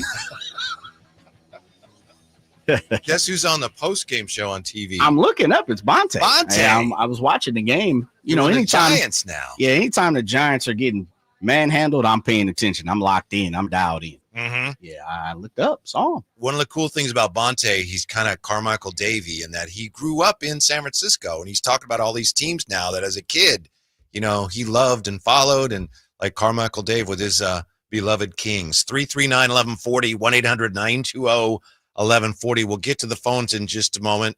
First, some interesting comments here in the on the text line. Again, thanks to Jeff for calling. Always appreciate that. From the 916, I've invited my Bay Area friends up here for a game, and they're like, we're not going to give our money to that guy. From the 209, can there even be a legit Major League ballpark built at the current Sutter Health Park site, or will it need to be at another site? 209, my understanding is originally the plan was to make that stadium so that you could put another deck on it if Sacramento got a Major League team. They had to hurry the completion of it because of some weather issues. They weren't able to do that. And I know I saw something years ago that was written by Gabe Ross, the outstanding GM at the time. And he said, if you were going to make that a legitimate Major League facility, you'd probably have to pretty much tear the whole thing down. Bring it back down. Yeah. That's not to say you couldn't do it on that site. Sure. But it's not something where you can just, all right, we'll just add a second deck. No, unfortunately. But I'll say this in response to that, money will get anything done. Sure. Absolutely. You could do it. Yeah. Let's talk to Curtis on Sacktown Sports. Hey, Curtis, how are you today? What's going on, Whitey? Hey, what can we do for you? You're a season ticket holder, right? Hey, yeah. So, first off, we know that the city of Oakland has never negotiated in good faith with the A's or the Raiders. And as a season ticket holder, you talk about attendance. What about next year? They're offering 2 for $20. As season ticket holders, we paid $60, $70, $80, $90 a seat for the entire season, and now they're giving them away for pennies on the dollar for what we paid. I know there's a lot of people that refuse to renew next year, and I'm one of them. Have you had a good time at the games that you've been to? I've only been to a few, and I don't know. I was in Milwaukee and Chicago for some A's games, and I actually had more fun there. Can I ask you why real quick, Curtis? Why have, as a season ticket holder, and I don't mean to be in your business of, money or whatever, but can I ask you why you've only been to a few? I'm a busy guy. Okay. I travel a lot. I understand. I play softball during the week. And I'm a Diamondbacks fan. Oh, okay. There you go. I just like baseball. Mm-hmm. Thank you, Curtis. Yeah, Curtis actually, through Emran's store, Curtis set me up with some tickets to a Padre game. Okay. Yeah. Shouts out to Curtis team. Mm-hmm. He appreciate that. He's family then. Mm-hmm. No doubt. And Stu joining us now at Sacktown Sports. Hello, Stu. Thanks for hanging. What's up? Hey, guys. Enjoying the show today. Love the A's talk. Love the mix from not talking about the Kings 24/7. Hey, I'm a long-time A's fan. My first A's game I attended was way before you guys were born, 1977. My first season ticket package was in 1987. Well, hold on, Stu. That was before I was born, but maybe not Mr. Gleason. Yeah, I'm right. That was older a than long time Whitey. ago. I'm sure of it. Yeah. I'm sure I'm older than Whitey. Whitey was running around in Vallejo back when I was a teenager, so it's all good. Okay. So Stu, that must mean you about 92. Hey, just about. It sure feels like it most of the time. Well, I hope I get to where you at. No disrespect. Yeah. I'm a lot closer to the checkered flag than I am the starting line for sure. Hey, listen, love the A's. My kids grew up running around the Coliseum. I'm an avid A's fan. I went to 3 games last year. One of those was in Philadelphia. I have not gone to any games this year. I might go to a road game, but I definitely like the guy that texted in from the 209 that you mentioned. I don't want to give John Fisher my money. Now, if the team sells and someone commits to Northern California, be it Sacramento, Oakland, San Jose, I'm in. You know, I have a lot of friends that are Oakland-only fans, but there's no way I'm going to go to what I'll still call Rayleigh Field to go watch the game. It seems tawdry. It wasn't that long ago when there were people crying real tears about the Kings moving up to Seattle, and now these same people are celebrating that we're helping this team out. What we're seeing and what Las Vegas maybe will sometime see sometime soon is, my analogy is this. You had a great analogy earlier about buying a car. Here's my analogy. If you have a restaurant that you love, they serve the finest steaks and the best beluga caviar, you're willing to pay those prices. You're going to go and it's packed all the time. But if the owner decides on a whim, you know what, we're going to trade out these great Kobe steaks for Hamburger Helper, and sorry about the caviar, we're now serving canned tuna, but we're doubling the price. No one's going to go to that restaurant anymore. And that's exactly what happened with the Oakland A's. The constant roster churn. We could live with that. I mean, there's a team that Ricky Henderson, Reggie Jackson, all those great names from the past of my lifetime. There's no such thing as a lifetime Oakland A. Right. That wears on a fan base. But when they got rid of the most recent crop and got nothing back, Chapman, Olsen, Murphy, the whole 9 yards, got nothing back, but then doubled the prices, of course no one went to the games. And to use that as an excuse to, well, we got to get out, no one's supporting the team, it's tawdry, it's wrong, it's awful. There's no way I could ever support this ownership group. Thank you, Stu. Quite frankly, I'm not really fond of the Kings now because the Kings owner is now in bed with this guy. Thank you, Stu, for the call. Good to hear from a fellow Vallejoan, I think. I can't believe he went to a game in 1977. Man, wow. Shouts out to Stu. You know one thing about it, Whitey, and we're here for the people, obviously. But you know what I heard through all of that was Stu? Just pain, confusion, and actually, in another form of that is just resentment too. Yeah, there's a lot of it, and I understand Stu. As Stu said, he put it out there. He's definitely older than I am, and I respect my elder. Shouts out to Stu. Shouts out to you too, as a young man. You're a young OG, according to Stu. So we're gonna make sure we get that in there. But it feels like this is just another part of the roller coaster as an A's fan. And Stu laid out a few different waves of that, going from the 70s and Reggie and Ricky and all that good jazz. And then at the same time, you see, you take it to the point to where it's like, man, I'm not supporting John Fisher. Oh, by the way, we were getting ready to go to Fremont. We were getting ready to go to San Jose. There's just been so many parts and bits of this story. And you just heard Stu lay out 2-3 of those, those books, those chapters. Man, it's tough to be an A's fan at this point. It has been 339-1140, 1-800-920-1140. We're going to get to Greg and 339-1140, 1-800-920-1140. As I say, if you want to weigh in here, let's take a quick time out here. We'll get back to more of that. Also, we got to hail the NBA's new MVP. It's not quite official yet, but it will be soon. That more with the Drive Guys next on Sacktown Sports. Hi, Sacramento. It's the No Surprise Guys at Bell Brothers Plumbing and Air Conditioning. Is your AC on the fritz? Call Bell Brothers. Looking to replace your old unit with a 0% financing and no payments for 12 months on approved credit? Call Bell Brothers. We're fast, reliable, and respect your time by showing up when we say we will. The price we quote is the price you pay. We are the No Surprise Guys. Call today to get a free estimate on a new HVAC system, or simply schedule your $87 AC Precision tune-up to keep your system running smoothly. With more technicians, more trucks, and more experience, we get the job done right the first time. No surprises. Our technicians are all background checked, drug tested, and will leave the work area cleaner than they found it. Don't wait. Call Bell Brothers today or book online at nosurpriseguys.com. That's nosurpriseguys.com. Power Business Technology is proud to be a 100% independent, locally owned and managed Toshiba copier dealer. Local ownership cuts out the red tape, allowing ourselves to never be too busy to personally answer the call when our clients need us. Recognized for excellence in service execution, training, and customer service, we're proud to be named a Toshiba ProMasters Elite Dealer since 2021. Contact us today for all of your business printing needs at 844-POWER-BZ. That's 844-769-3729. Or visit us at powercopiers.com.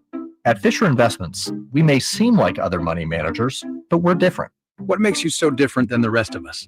We ensure clients receive unparalleled service at every step of the relationship. Tell me more. Our investment counselors focus on service over sales, prioritizing clients' needs. How do you make money? We don't sell any commission-based products. We have a simple management fee based on the value of our client's portfolio. So we do better when our clients do better. What about client portfolios? We get to know each client, their finances, family, health, lifestyle, and more, and then we tailor a portfolio based on their specific goals and needs. Your clients really come first then, huh? Yes, we make them a top priority. Our goal is helping them achieve a comfortable retirement. Wow, maybe we are different. At Fisher Investments, we're clearly different. Learn more at FisherInvestments.com. Investing in securities involves the risk of loss.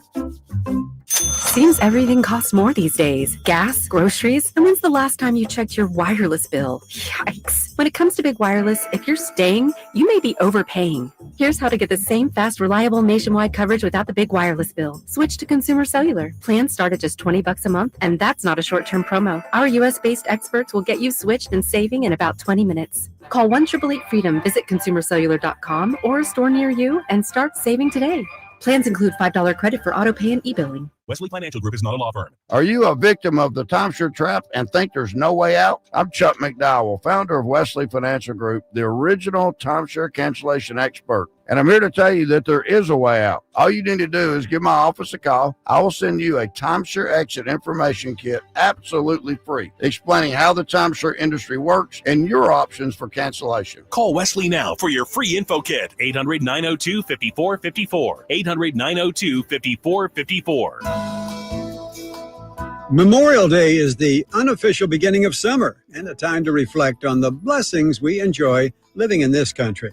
Hi, I'm Frank LaRosa with a word about Naturewood Home Furnishings. At Naturewood's Memorial Day sale, you choose the offer. It's like two sales in one. Take 10% off regular prices or get 24 months of no-interest financing with payments on approved credit. Then you can choose from living rooms, sofas, sectionals, dining rooms, bedrooms, home offices, and so much more. Whether you're looking to lighten the mood in your living room, brighten up your bedroom, or tighten up your home office, you can shop and save big on the best selection of quality furniture, including Sacramento's largest selection of furniture made in the USA. Shop the area's best selection of quality furniture at Naturewood Home Furnishings. Off Highway 50 at Hazel, look for that water wheel.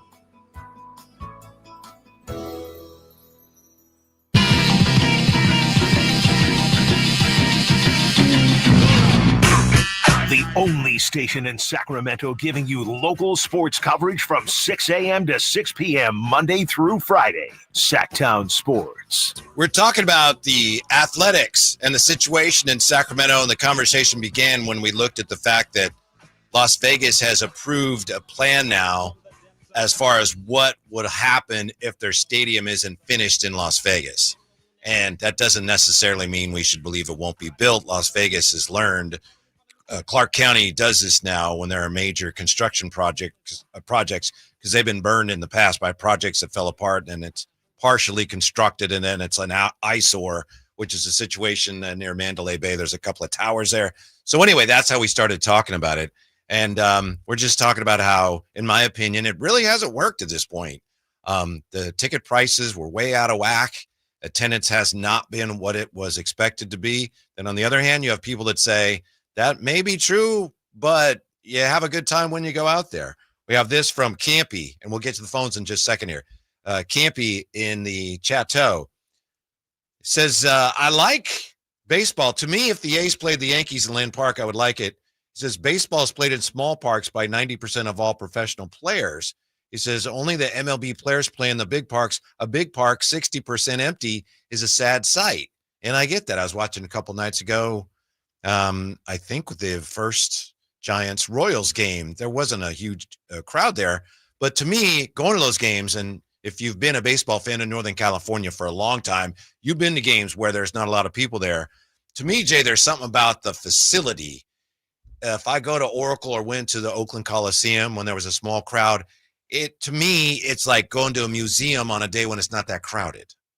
Makes sense. You know what I mean? It's like, it's still, if you're a real fan, almost like a cathedral in a way. Yeah, it's the rites of passage for players too. Yeah. Yeah, and I feel what Campy was saying, because I've said that on this show before as well. And he's right. Yeah, they play in small ballparks pretty much all the way up until you get to the big leagues. Mm-hmm. So what's the big deal? But there is something to where you're putting in the hard work and the time and the effort and all those different things to where a ball player crosses over and becomes a MLB player, the big league, the show. And so when you earn that, definitely those players deserve to play in, Kauffman Park. They deserve to play in Cesar Chavez, Oracle, the Petco, places like that. But I definitely understand where Campy is coming from. It's like, you play down in Stockton and Modesto and all, Lancaster, California. You play in all these different places. Lancaster Nighthawks. The Nighthawks, yeah. They were like the Siren Hawks or some Fire Hawks or something. They were that. They no longer play there, I believe. But yeah, it's one of those things where it's a rites of passage. Yeah. It's a great park. Sutter Health Park is a great park. It's a great minor league park. That's what it is. Oh, yeah. And it's a great one. Yeah. Probably the best right now at the upgrades. Right. Yeah. It's gonna be one of the. And yeah, and I know, this I'm not saying anything critical of any of the people that worked on putting that together or work on the daily product there, and certainly not the River Cats. River Cats have been, it's hard to remember what life was like around here before we had the River Cats. Yeah. Amadrox. The Jethawks, real quick. Jethawks. Okay, yeah. Amadrox says, I agree. Why do you need that second and third deck, I think, for it to feel like Major League Baseball? He says, it's good baseball, though. I was in section 123, row 11. I was able to see the whites of Soderstrom's eyes in left field. Ah, boy. Yeah. They got real big when the ball went over his head. Yeah. That's the thing. And, going back to the first caller, Jeff, there's two sides of the spectrum. You have the people who are all in, and then you have the people who are like, I'm totally against it. And then you have people that fall in the middle, so there is something for everyone, and I'm not blaming anyone however you feel. As an Oakland A's fan, I am sometimes completely against it, all for it, because it's been in my backyard, Sacramento, and then more times than not, I'm straight down the middle. Mm-hmm. And so I get it. There's so many waves of emotion. Somebody here, and I think it might have been Amadrock, mentioned the A's shirts last night that they saw, Sacramento A's. Ooh. And I know it just showed one of them to yes, you. Sir. Yes, sir. It's almost like a reluctant Sacramento A's shirt. Sacramento A's. Oh, Whitey, come on, man. Stop being negative. You saw the shirt, though. Am I right? Yeah, I did. It's a raglan shirt. So, okay. Yeah, that's what you call a raglan, which is basically a white base shirt. And then, as you said earlier, the sleeves are color there's a name for yellow. That, yeah. the Sacramento kind of looks like disco-ish. Yes. You know, like a 70s scripts. font. Right. 70s font. It kind of squiggles. At least it says Sacramento and A's on it. I guess that's something. So a step in the right direction. It looks like Sacramento is ironed on differently, is compressed on differently, and then it does look like they just stuck an A's logo. Just put the A's right there. Jay, if I tuck that thing in, you might not see the A's logo. Am I right?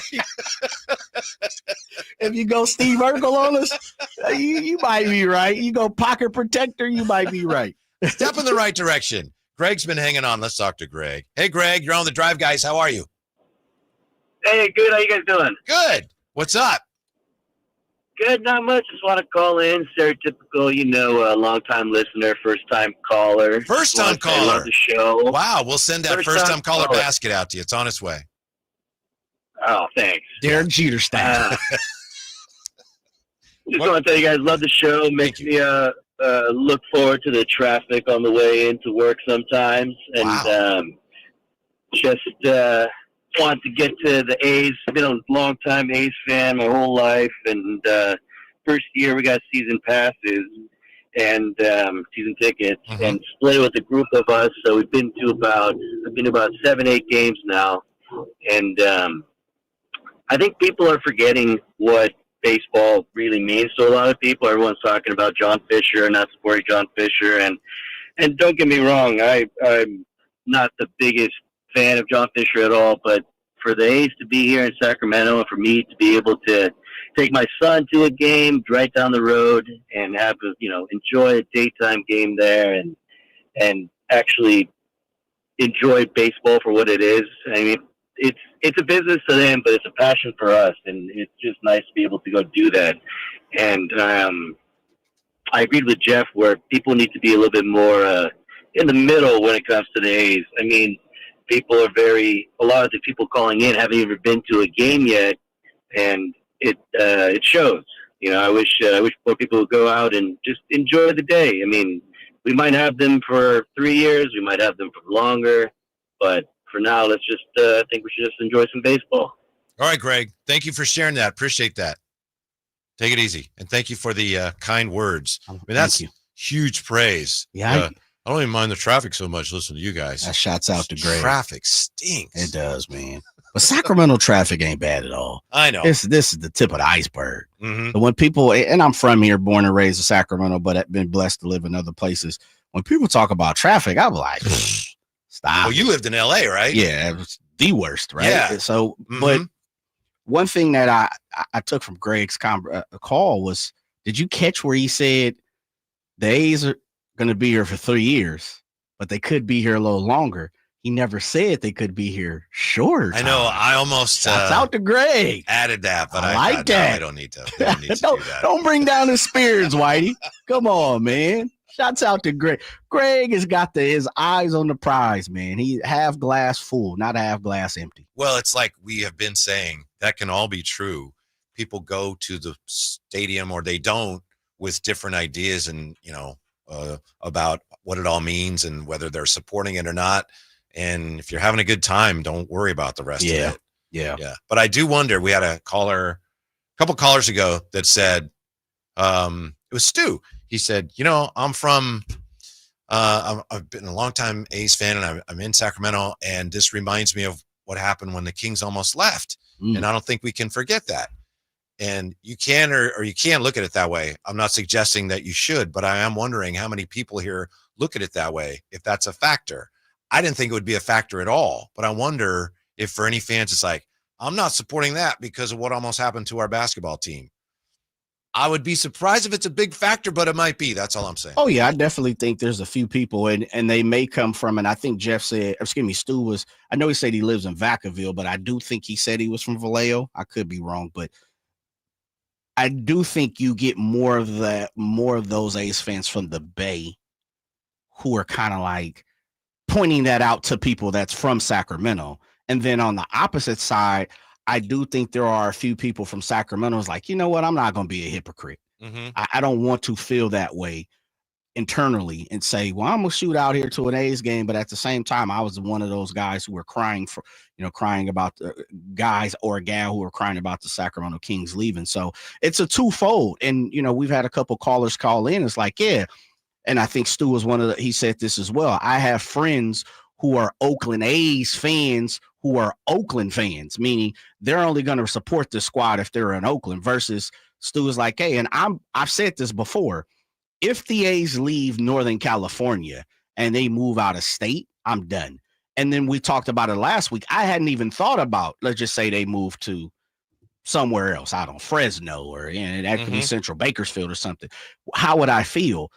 I'm not sure, but I do know, because I was a proponent. If the A's move to San Jose, I'm all in. If they move to Fremont, I'm all in. If they stay here in Sacramento, I'm all in. What's going to be interesting is just what Stu said. Oakland fans, if it's not in Oakland and I'm not an A's fan, will they support this club moving forward if they move to San Jose or if they move to Elk Grove? Mm-hmm. If you put everything aside about the A's history, short-term, long-term, and you put everything about their potential future aside as well, are they going to Vegas? Are they staying? I do think that it's pretty clear. I don't know whose decision this was, but when the A's came in here and they had a chance to establish a rapport, a relationship with Sacramento fans, I think they botched that. And they could still salvage it because there's time. But with the prices, and I'm not just talking about the no Sacramento thing, with the prices they charged, and now, as we've heard, now they're kind of backing off that, leaving a lot of people wondering, hey, wait a minute, that was not well handled. Yes. And that doesn't make a lot of fans around here, it doesn't endear you to them. No, I think you're spot on. Yeah. And Curtis talked about that caller. Yeah. You're spot on. It's the greed of an ownership. It's the greed of who John Fisher is. And it shines through at every twist and turn when you not expect, because you expect it, but when you are hoping that there's a different flavor of the month, you hoping that he and or the organization don't turn their back on you yet again. And as an A's fan, when that consistently happens, you have there's no reason to support it. And Curtis he talked about it. He is a season ticket holder who don't even go to the damn games. I mean, it's tough. Yeah. It's tough. He's a Diamondbacks fan too, though. Nothing wrong with that. How'd that happen? I guess. We should have held the feet to the fire, huh? Yeah. What Shay's MVP award will mean for the NBA next with Jay and Whitey. Stick around. It's the Drive Guys, Sacktown Sports. We're making Total Wine & More America's #1 online source for spirits, beer, and wine. Better than all those delivery apps. Total Wine's prices are up to 30% lower with super fast delivery and no hidden fees. Order direct at TotalWine.com and pay less today. Drink responsibly, B21. I'm Ken Korak with your Green and Gold Report, brought to you by Comcast Business, powering possibilities. Well, we know it's still fairly early, but in a poll conducted by MLB.com, A's shortstop Jacob Wilson was the runaway leader for American League Rookie of the Year. And why not? He leads AL rookies in virtually every important offensive category. The last A's Rookie of the Year? Andrew Bailey back in 2009. Comcast Business helps turn today's small businesses into engines of modern business. It's how restaurants become reliably up and running neighborhood favorites. It's how retailers become seamlessly restocking, cyber-securing must-visit shops. And it's how healthcare offices become data-managing caregivers that we all depend on. With reliable connectivity, enhanced cybersecurity, advanced fiber solutions, and Wi-Fi backup, Comcast Business is powering the engine of modern business. All you gotta do is put a drink. Eric Church is back and bringing his unforgettable live show to Sacramento. Eric Church Free the Machine Tour with special guest Charles Wesley Godwin. Golden One Center, November 13th. Get tickets now at Ticketmaster.com. His new album, Evangeline vs. the Machine, is out now. One epic night of music that you won't want to miss. Eric Church Free the Machine Tour. live at Golden One Center, November 13th. Get tickets now. For more, visit ericchurch.com. Produced by Messina Touring Group. Progressive knows if you have to choose between everyday life and your RV, RV wins. What, are you going to take the RV to the lake or clean out your closet? RV wins! Putting the dishes away or taking the RV camping? RV wins! Cleaning the fridge or taking a trip to the beach? RV wins! You might want to clean the fridge real quick because, mold. We clean out the fridge, then take the RV out. With Progressive, you can bundle your RV with your home or auto and save with a discount and spend more time enjoying those savings in your RV. Progressive Casualty Insurance Company, affiliates, and other insurers. Not available in all states and situations. Why choose a Sleep Number smart bed? Can I make my side softer? Can I make my side firmer? Can we sleep cooler? Sleep Number does that. Cools up to 8 times faster and lets you choose your ideal comfort on either side. Your Sleep Number setting. It's the Sleep Number Everything Smart Bed sale. Every smart bed and base are on sale during our Memorial Day event. Up to 50% off, plus free home delivery. Limited time. Exclusively the Sleep Number store near you. Learn more at sleepnumber.com. Carmichael Dave here for my good friends at American Energy. As a native Sacramentan, I can tell you, not that you need to know, that it might be nice right now, but turn the corner and oh my God, it's so hot. Yeah, summer is coming. And my friends at American Energy want to make sure you are dialed with your AC unit. So how about this? Half off tune-up right now. It's a special going on, just $24.50 to get your air conditioner tuned up. A free diagnostic. And oh, by the way, if you need a new AC unit, up to $3,500 in rebates on qualifying system installations. That's right. They've been serving the greater Sacramento area since 1981. A+ with the Better Business Bureau. Give them a call, 916-520-9990. That's 916-520-9990. Here's the song. Call 916-520-9990 now. KHD1 Sacramento, KYMX HD3 Sacramento. From the Power Business Technology Toshiba Studios. Sacktown Sports 1140.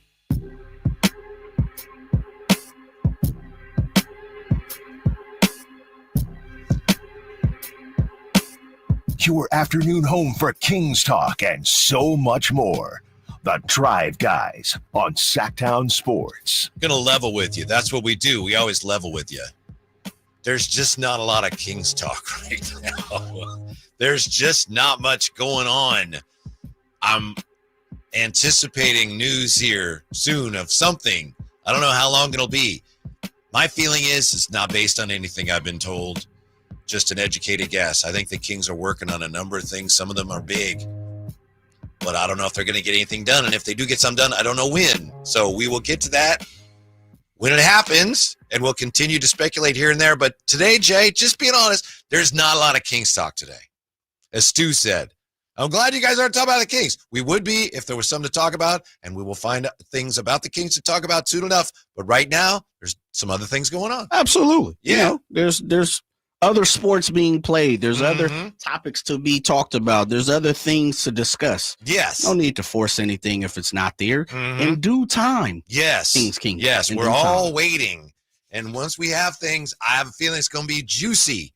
But we just have to be a little more patient. By the way, Brock Purdy spoke today, just moments ago. We'll get to what he had to say about his new contract in just a moment. First, I want to address the NBA's new most valuable player, although it hasn't been officially announced yet. Shai Gilgeous-Alexander is going to be the NBA's MVP tonight. 68 wins for the Thunder, as you probably know.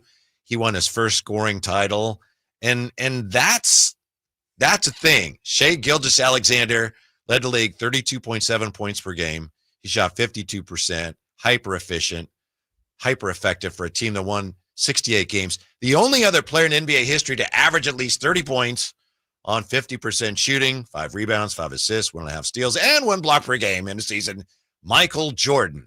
He did that in 88 and in 91, the seasons that he won the first 2 of his 5 MVPs. So I know that there is some back and forth on Shai. Oh, it should have been Jokic. I'm the biggest Jokic supporter around, but to me, Shai was clearly the MVP this year. He was just that good, and his team was that good, and he is the this is the 7th consecutive year, I should say, that we've had an MVP who was not born in the United States, which is something that basketball should be celebrating.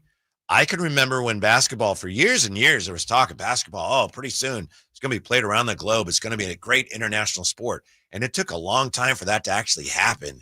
And now we are there. What was the Olympic documentary? Court of Gold. Thank you. Court of Gold. I mean, it was spectacular. It was incredibly fascinating to hear players talk about how we used to watch the NBA finals and I wanted to be like Kobe and those guys. And here we are, Jay. So congratulations to Shai Gilgeous-Alexander, third player in franchise history to win an MVP, joining Kevin Durant and Russell Westbrook. And he also defends a little bit. That's one. If there's a knock on Jokic, and there aren't many, he's not the greatest defender. And that to me was the deciding factor. Shai's team did better, and he also did more at both ends of the floor. That should count when it comes to the most valuable player, Jay. Yeah, I agree. Hey, SGA deserved it. I thought he was the best player on the best team this year. And so I think hands down, he deserves the MVP. Let the young fella get one. You thought he deserved it last year, as a lot of people did. Yeah, I thought he deserved it last year. I thought it was one of those things where, Jokic was the name, so they gave it to it. But this year, it's different. Shouts out to SGA getting his MVP trophy. Now, today's actually been a pretty big day in the NFL. We're going to talk to Vic Tafur at 4:30. We'll talk about the tush push and more about the Olympic flag football with the NFL players coming. But Brock Purdy spoke to the media today for the first time since agreeing to his new deal. And he's pretty excited about it, Jay. And 49er fans are pretty excited about this. The 49ers, somehow, some way, they're setting up to almost be an underdog team coming into this year. They might surprise some people this year.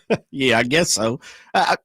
I'm recording the Purdy so we can pull a couple of clips, and I know that's our job, but what in the hell is he going to talk about?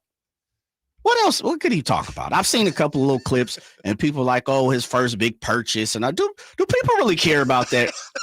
What was it? Man, I didn't listen to the clip because I can care less about it. See, when you said that, my reaction was, no, I don't care. But then I realized I want to know what it is. Hold on. Let me see if I can get the script of it. But yeah. He's going to say it's a new Toyota Tundra. Yeah, who cares, man? You got your paper. Let's talk about football in a couple of weeks. Right now, just go ahead and get your workout on. Eat your vegetables, Brock. Get your high protein in. Come in shape. You're the captain. You're the leader. You'll be here for 3 to 5 years for sure, if nothing else. What else is there to talk about? You just got paid. I got money. Yay. He's got to talk about the importance of being there for the team. Man, come on, man. I'll read you one quote, and I don't mean to, give any spoiler alert since we might get to hear him here, but being here day one was a huge emphasis for me, regardless of having a contract done or not. But I had a lot of faith in my agent and the Niners that we were going to get something done. I didn't know when exactly, but being here for phase one was huge for me. Yeah, he arrives 28 days after the offseason program began, but before on-field organized team activities, which are set to begin next Tuesday. Ooh, there we go. Breaking news. Yeah. Man, he wanted to be here. He wanted to be part of the team. He wanted to be a 49er. Okay. Well, whoop-de-doo. I'll say this as a 49er, someone who roots for the 49ers. I am starting to embrace all the he's not that good talk. And now at this point, it's like, I start to feel like I'm not sure you really know what you're talking about. And I think, assuming he actually does win, right? Until he wins, that's going to be obviously fair game. As soon as they actually win, then some of those people, they'll have some splaining to do. But at this point, it doesn't bother me so much anymore, Jay. It's just like, oh, that's how you feel, really? Okay. Yeah, right. Well, we'll see. Oh, you're right. You're right. Yeah, he's not that good. You're right. Let's just see what he does this year. Yeah, I'm with you. I think Brock is a good quarterback. And it's just something, it's the same situation as I make fun about the press conference on what he's going to talk about in the form of this dude just getting, he's getting $100+ million. What could you possibly tell me that I really care about you saying the fact, oh, yeah, I want to be here and I want my agent to get it done? Well, we knew that. Hence why you signed a $265 million deal. Same situation with the Brock Purdy. He's no good. He's not great. He can't get it done. Ball player. He's average. He's in the middle of the league, system guy. As you said, those are the narratives that we're going to continue to hear until he walks off with a Lombardi, and when he does, and hopefully he does, I knock on wood, and 49er fans, I'm pretty sure you would love to hear this. When he does, we might not have to answer those questions anymore, but guess what, Whitey? When you win a championship, isn't there the very next question is, can you do it again? Was it luck? So there's going to be multiple questions until he goes out and probably wins 2 or 3 if that ever happens. I truly believe even if he walked away with a Super Bowl a couple years ago, people would still be talking about have questions with him. They would say, "Oh yeah, he's just like Brad Johnson, right? Trent Dilfer, yeah, he didn't really win that. Jeff one. Hostetler, baby, yeah." Brock Purdy now his contract puts him among the 10 highest paid players in the NFL, but still falls short of other deals negotiated in the past 5 years, and that's all part of the whole Brock Purdy experience. I'm buying all that. He says, he didn't want to hamstring the Niners when it came to paying other key players. I think he genuinely believes that. So everybody's happy with the deal, even though, as Adam Schefter says, supposedly Brock Purdy came in, him and his agent came in asking for $65 million. Do you think he really came in asking for 65? No, I think he was like, hey, just give me something better than Dak Prescott. Let me be the highest paid QB. Yeah. Do you remember there was a report? I remember we talked about it on the show that the 49ers came in offering like 43. If that's true, I could see how Brock's agent would go, all right, then we want 63. Sure, if that's true. Negotiation. Right, right. You're so far down at the bottom of the spectrum, we're going to go super high from the spectrum. It's part of negotiations. This ain't rocket science. Do you have, as a 49er fan, we can be honest here, safe space. For sure. Do you have what are your concerns about Brock Purdy? My concerns for Brock Purdy, I think he's a good quarterback. My concern would be, will he ever be a great quarterback? That's number one. And when I say great quarterback, I mean Josh Allen, Pat Mahomes. Can you do things that are special? Can you win 2-3 Super Bowls? I truly believe, removing, as you said, safe space, removing my 49er fandom, Brock Purdy can win a Super Bowl. Because I've seen it. It was right in my eye. I got to watch it. They should have won. Wasn't on Brock Purdy in many different ways. Right. Yeah. Second, he was good enough to win a Super Bowl. Absolutely. He was there. No doubt about that. The second part for me, what Brock Purdy is just with anything, injury. The 49ers are snake bitten when it comes to injury. And we've already seen Brock Purdy be injured. That goes throughout the whole NFL league, right? I've consistently said, I can't remember, of course, I'm 40 years old. I can't remember a time in my lifetime. You're just a pup. I am a young guy. I'm a young pup. I'm a puppuccino. Where so many stars and important players are consistently hurt. Not just like, oh, he broke his leg this year. I mean, consistently hurt 2-3 times during the season, like misses a half of a season, which feels like every year. Right. Guys coming off the field holding their own legs all the time. Yeah. It feels like that more and more. So that's the second thing. And then the third thing for me is when it comes to Brock is, will it get to a point to where he will, and I'm choosing it correctly, where he will be able to slow down sometimes, where it's like, that's a little herky-jerky. And I know what happens. It's part of the game, but I think the greats, and this goes back to my first concern, the greats, we always hear, it slows down just a little bit. I can see it before it happens. I know it's getting ready to appear before I go that way or this happens. Like, greats have some type of knack to make the game slow down a little bit. Yeah. And sometimes you can see Brock where it's like, he's still herky-jerky. He's still playing super fast. He's still like, is he assured of himself a little bit versus is he not? Beyond the gunslinger, throwing picks and all that, man, it's hundreds of quarterbacks that was number 1 draft picks that have been throwing picks and couldn't get it done. So that don't bother me. It does bother me a little. I'll tell you the one thing about Brock that bothers me, concerns me, I should say. Also, we'll look at why every team should just run the tush push now. Next with the Drive Guys on Sacktown Sports. Whitey here for Napoleon Grills, reminding you that when buying a new grill, every detail matters. While supplies last, you'll receive a $149 gift with purchase on every new Napoleon Prestige stainless steel grill. The kit even includes a pizza lover starter kit and much more. And now up to $79 off Napoleon Rogue models. Napoleon grills are built different, built better, built to last, with a lifetime warranty and premium steel that boasts amazing quality. Visit Green Acres Nursery today for your best selection of Napoleon grills and accessories. The Memorial Day Race to Savings is on. Get the best deals of the season at Folsom Lake Honda, your one-stop Honda shop. Looking to own or lease? During the Memorial Day Race to Savings, drive a brand new Accord or Civic. Visit us today at FolsomLakeHonda.com, your one-stop Honda shop. As a family-owned and operated dealership since 2009, customer service is our number one priority. Our customers love doing business with us, and you will too. Folsom Lake Honda, yeah, your one-stop Honda shop. Come check out Capital Casino, Sacramento's #1 poker room with the most variety of table games in the region in a safe and friendly environment. Plenty of well-lit parking available, conveniently located in downtown Sacramento. And remember, Capital Casino has the best food, the best service, and the best action. 411 North 16th Street in downtown Sacramento. For more information, log on to capital-casino.com, and please gamble responsibly. 1-800-GAMBLER. Mike Rowe here with a quick question. Is your concrete sinking? Whether it's your driveway, sidewalk, or patio, those uneven surfaces are not just ugly, they're dangerous. That's where Groundworks comes in. They use state-of-the-art concrete lifting solutions to prevent tripping hazards, and they're the best at what they do. Schedule your free inspection at groundworks.com/row. And while you're there, check out my latest dirty job. It's a good one. Licensed in all states where work is performed. That's what See website for details.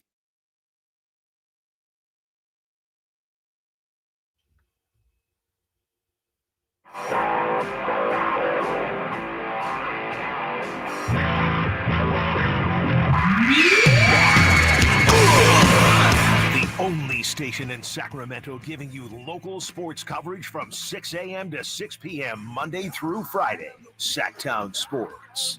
The proposed ban on the tush push did not carry the day today.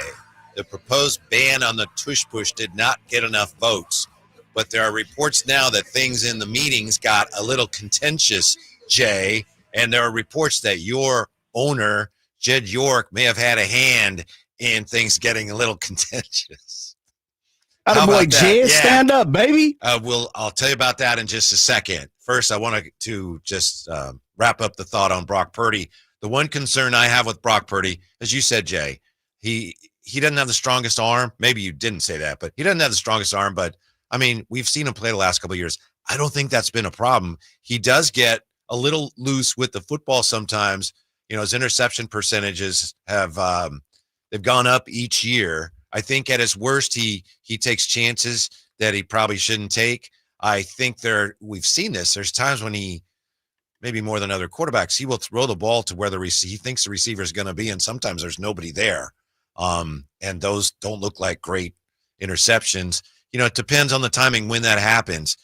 That's really the only concern I have with him. Little loose with the ball sometimes, which I think even going back to college, you could see. But some of that is because, I mean, you used the term gunslinger. He does take shots downfield. He takes chances. Yeah, no doubt. I think part of the reason why he throws in the windows is just the system that he's in. It's a Kyle Shanahan situation when it comes to that. I think it's one of those things where if I don't throw it and it's there, then, you know, I'm going to hear it, compared to if I throw it and it's a pick, then I can go over there and say, I did what you supposed to. You told me. So I think that's part of it. But we're saying the same thing. We're just saying it a little different. When you say he's a little loose with the football, to me, that's part of slowing down.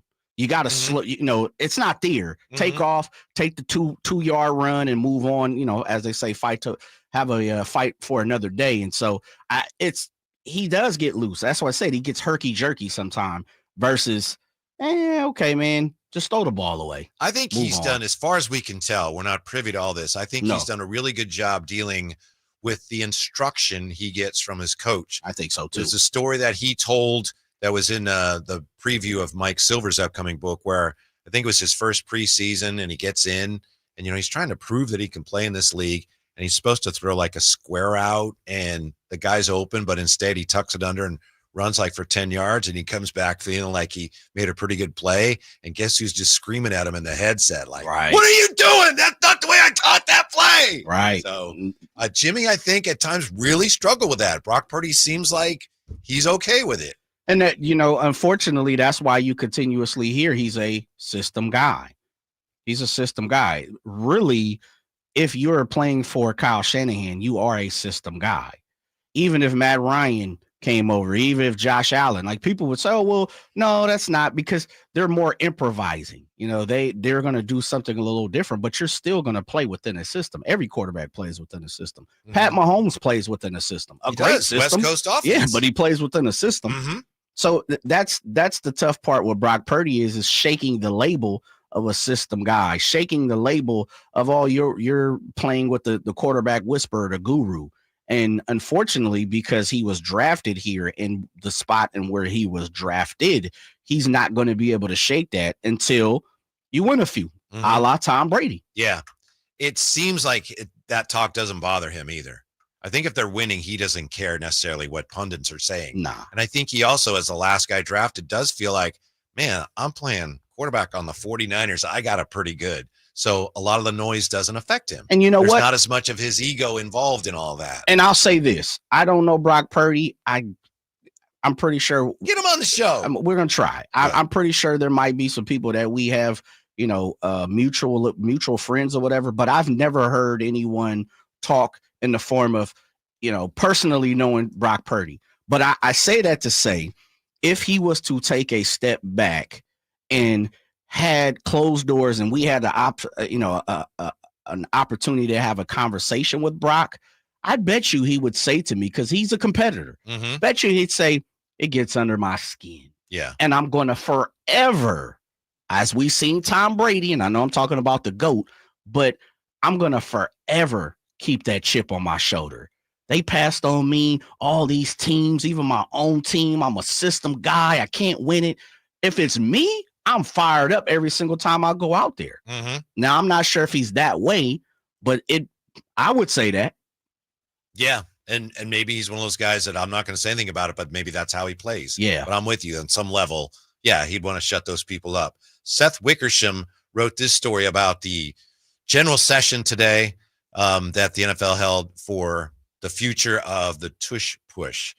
A general session is attended by owners and team and league executives. There had been reports today that Jeffrey Lurie, the Eagles owner, that he heard, maybe you heard them, there were reports that the tush push is going to be banned. So he went into the meeting apparently feeling like, wow, this might go against us. He made an impassioned speech, according to ESPN, in defense of the play. Toward the end of the speech that lasted close to an hour. Damn. He made an analogy that I'm not going to share with you because I don't think I could. He was chastised after making that analogy by Executive VP of Football Ops Troy Vincent. It was former Eagle. Yeah. So that was an unfortunate choice of words. He spoke for several more minutes, adding that whoever wanted to ban the play would be taking liability for putting quarterbacks at risk. He criticized Commissioner Goodell and Troy Vincent for advocating the ban. The assistant GM said some things. Jason Kelsey said some things. Jerry Jones asked a few questions. And then an hour had passed when Jed York asked Lurie, quote, how much more S, end quote, he needed to say. Real talk. Yes. There were scattered laughs, according to this report, but the room was quiet and tense. Goodell then adjourned to the privilege session, which is attended by owners and top league executives. The ban failed by a vote of 22-10, falling 2 votes shy of the 24 needed to ban it. But apparently things got pretty tense in there, and Jed York was one of the ones who was feeling tense. Jed said, man, stop all this foolishness and let's get to it. That's all that is. I'm going to text Seth, and I think he's been on our show before. I think he's a friend of the show. I'm going to text him and see if we can get him on. But I like that from Jed. Show a little fire, baby. Yeah. Don't sit around and wait like for one of that. these things where they went on and on and on, and they just wouldn't stop talking because they were so desperate to try to make the point and carry the day, which they did. The tush push is still around. You mentioned earlier, Jay, the numbers on the tush push are impressive. And to me, it suggests that any team that's against the tush push, I don't like the tush push, but okay, it's here, whatever. Teams that are against it need to now shut up and start practicing it. Not just practice how to stop it, but start practicing it, because Kansas City and Buffalo scored a touchdown or achieved a first down on 87% of their tush push attempts, according to ESPN research. The rest of the league was successful 71% of the time. So you have to practice it and study the way they're doing it and start doing it right. Yeah. It's part of the game now. And if you're not doing it right, that's on you. Hey, you better figure it. You better have a package. A tush push package. Yes. The TPT. Yes, sir. TPP. Yeah. Tush push package. TPP. Yeah. Mm-hmm. Yeah, it's here to stay for the foreseeable future. So every NFL team should definitely be including that in their schemes this summer in this training camp. Mm-hmm. Yeah, you're foolish if you're not. And I understand the argument that, it's not really football. Well, it is now because it's in the rules and it's not going away. It was here. Teams tried to get it banned and they didn't succeed. So there you go. Good for the Philadelphia Eagles. Mm-hmm. Yeah, I don't want to give the Eagles a pat on the back at all at the moment, and probably never. But they got it accomplished. Mm-hmm. 49ers need to get in line and make it happen. Yeah. One of the receivers, was it A.J. Brown? Someone asked him about what he thought of it, and he said, I don't think anything, man. It's just 1 yard. What's the big deal? Why are you getting so upset about this? I can't imagine Kyle Shanahan ever lowering himself to that. Can you? It's like, no, I want to do some misdirection. Yeah, probably. Some pre-snap motion. And then I want to clever my way into the first down. I was going to say, out-clever himself. I was just going to say, out-think yourself, out-clever yourself, and then you lose 2 yards. Just do it. Just do it. Yeah. Not too proud. Yeah. Can you do it? Well, can you do it beyond Trent Williams? That should work, shouldn't it? Yeah. Or, I mean, Dominique, the big fella. Purdy? Yeah. He's the guy he's the future of the 49ers line. Yeah. You got to run right behind the big fella. It's hard to imagine Kyle Shanahan doing that. It is. Yeah. But he better figure it out if he want to keep a job and win. Yes. And he better do it soon. When we come back, Vic Tafur from The Athletic on Brock Purdy's contract and the 49ers going forward. Are they an underdog? What? We'll find out next. Sacktown Sports. Wesley Financial Group is not a law firm. Are you a victim of the timeshare trap and think there's no way out? I'm Chuck McDowell, founder of Wesley Financial Group, the original timeshare cancellation expert. And I'm here to tell you that there is a way out. All you need to do is give my office a call. I will send you a timeshare exit information kit absolutely free, explaining how the timeshare industry works and your options for cancellation. Call Wesley now for your free info kit. 800-848-1331. That's 800-848-1331. I can't believe how spotless my floors look after using the Swiffer Power Mop. No more dragging around a heavy mop and messy bucket. Now I get the same deep clean without all the work. Thanks to the powerful solution and scrubbing pad of the Swiffer Power Mop, dirt and grime don't stand a chance, and I don't break a sweat. Mic drop. Mop drop. Swiffer Power Mop. Swiffer Power Mop. A smarter way to mop. Try it or your money back. Hey, it's Mike Rohn. If I have a choice, I like to do business with companies that actually stand for something. That's why I switched from Verizon to Pure Talk. No offense to Verizon, I'm sure they stand for something. I just don't know what it is. Pure Talk, on the other hand, is a veteran-owned company that supports our military in a big way, and I appreciate that. Yeah, I also appreciate unlimited talk and text and plenty of data for half the cost of the big guys, and I do like being on America's most dependable 5G network for just $20 a month. But what I really appreciate is no contract, no cancellation fees, and Pure Talk's commitment to handle all their customer service in this country. I saw it for myself. I went to Georgia. I got a tour of their headquarters. I met their CEO, and I talked to the same customer service folks that you'll talk to when you dial pound 250 and say keyword micro. Switch today and save 50% off your first month when you dial pound 250 and say keyword micro. Pure Talk. a wireless company that actually stands for something. People are coming from all over to Sacramento Chrysler Dodge Jeep Ram, from Folsom, Elk Grove, Woodland, Roseville, because they've seen for themselves the huge selection and the best prices at SacSuperstore.com. Good luck finding a lower price anywhere else. And if you do, they'll match it. It's as simple as that. Sacramento Chrysler Dodge Jeep Ram, where a handshake still means something. Open until 10 o'clock and centrally located right across from Hagen Oaks Golf Course. And online at SacSuperstore.com. The guaranteed lowest price and the best selection of Dodge, Chrysler, Jeeps, and Rams. SacSuperstore.com. For 20 years since Bartley Cavanaugh Golf Course opened near the banks of the Sacramento River, it's been Sacramento's #1 course for fun. Perry Dye of the famous Dye family of golf course architects designed the course to be an easy walk, but motorized carts are available as well. You and your friends will find Bartley Cavanaugh's Tap House Restaurant offers great food, whether you play golf or not. Relax on the outdoor veranda overlooking the course with a cold beverage or a tasty meal. For tee times, visit BartleyCavanagh.com. It's Sacramento's #1 course for fun.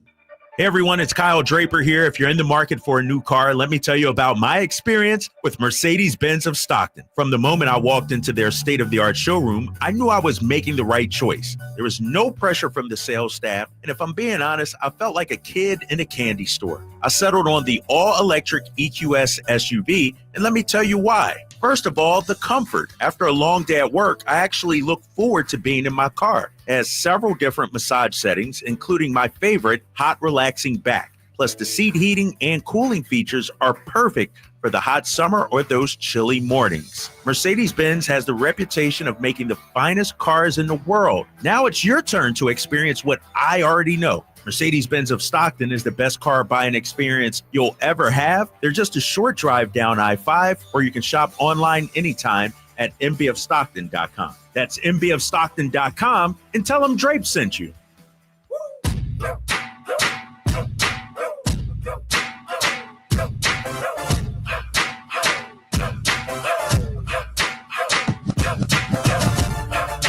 Drive Guys, live and local, every afternoon, Monday through Friday on Sacktown Sports. Well, if you're a 49er fan, you already know this. If you don't, it's a pleasure to share this with you because this is great news. Vic Tafur is now covering for The Athletic, the 49ers. How about that, Jay? That's great news. As I said earlier, man, Vic knew what time it was. Time to get with the good guys. Finally leave the bad guys alone. One of the best to do it, man. Happy to follow Vic now. Vic Tafur joining us. What'd you make of the Brock Purdy press conference today, Vic? Any earth-shattering statements uttered by the QB? Not really. I mean, obviously he's a pretty happy guy. Just got $181 million guaranteed. That's a good day. So I think he was he's kind of telling us how it happened. Kind of no drama. Just kind of made a nice offer to begin with. It was friendly negotiations. He wanted to like his worth at the same time not break the bank. I guess he can ask for more money. So he's happy. The team's happy. Everyone's happy. Mm-hmm. Well, you wrote a really interesting piece today about Brock Purdy and his extension. And I wanted to ask you, based on what you wrote, you know, a lot of fans, Vic, as you've probably heard, some fans quibble with how much money Purdy is getting. Are his teammates good with how much money Brock Purdy is getting now? Yeah, I think they're really, he has a lot of respect in the locker room. They all kind of value the way he kind of his journey. Obviously, they all know about his journey. And coming to the Niners, last pick in the draft, you make the team, kind of start getting reps, you're going to earn your way. And now he's the guy. He's making speeches in the locker room. I think everyone believes in the guy, and they think this is the guy to take him back to Super Bowl. So I think everyone's pretty on board with him being the guy. Vic, I'll ask you the question that Whitey just proposed to me, and now that you jumped over with 49ers, but you've had eyes on the outside, now you're on the inside. Is there anything that concerns you with Brock Purdy? Not really, man. I think the thing about him is that he's shown there's a high floor. I think he's already done more than anyone ever thought he could do. But to me, there's still an upside left. I think you saw last year, he ran the ball a little more. I think he makes plays on his feet out of the pocket. So I think there's still an upside with him where he can be a top 5, top 10 quarterback. You know, you wrote something really interesting today, Vic, in this piece where you suggested that maybe in some ways last year was necessary for the 49ers. What do you mean by that? That's just a good spin right there. But I think last year was good because clearly they had a lot of injuries. It was like they hit bottom, but they kind of realized who their core guys were. They lost 8 starters, but I'm not sure those 8 guys, how many really felt that badly about losing. I think they realized, George Kittle, got to lock him up. Fred Warner, got to lock him up. Brock Purdy. Those are guys who played hurt last year. That Fred Warner played every game with a fractured ankle. So kind of showed you what he's made of. I think George Kittle's a key leader also. So just the guys he wanted to kind of get to the next level with and kind of make sure they were there for the next, 2 or 3 or 4 years. Yeah, so not something they would have chosen, obviously, but there was some upside this offseason in terms of refreshing things as a result of the 6-11 then. And not only that, but you get the last place schedule, which is a really nice schedule as far as the opponents and where you get them, when you get them, and there's a nice stretch at the end there. You play mostly bad teams, so I think that schedule is really, really nice. Vic, someone else that the 49ers inked up this past week, that'd be Fred Warner. Just thoughts on the deal as far as Fred Warner's deal being the highest paid linebacker and what he means to the 49ers. Yeah, I think this other guy, definitely he's earned it. I think, he's talking a lot of money. He's the highest paid inside linebacker in the league right now. But just last year, he came in, he broke his ankle week 4, played the rest of the way. I think he's a guy who really enjoys his role as leader, takes it very seriously, has pushed the younger guys. And this year especially, they have like 5 rookies they want to probably start. So his leadership will be key this year and to kind of get into the next level. So I think he's a guy who's a no-brainer as far as bringing him back. Vic Tafur, nice enough to join us from The Athletic. Vic, it seems like with the 49ers, the focus has always been on the offense with, Joe Montana or John Brody, probably White, Tittle. I mean, people always want to talk about the offense, and they just kind of overlook the defense, and I understand that. But all that said, how much of this season for the 49ers comes down to how well the defensive draft refresh actually works this year? Yeah, it's huge. They drafted a lot of guys who were kind of in the image of guys they had in the past. So all Robert Sala's guys he counted on when he was here last time. So I think it's a good draft class. I'll have to wait and see. But in terms of what they needed, in terms of the size, guys can get to the quarterback, guys stop the run, I think it's a very interesting class. I think they have high hopes for it. And at this point, I can see why. They looked the part. Hey, Vic, you coming from the Raiders over to the 49ers, I saw you put out, and I think you were the first one, so I wanted to make sure we give you those kudos. You are saying that the 49ers or Raiders going to lock in for a one-day practice prior to the preseason, if I'm not mistaken. For you, and this not for the team, what does that mean for Vic Tafur going back to Vegas, baby? How are you fired up?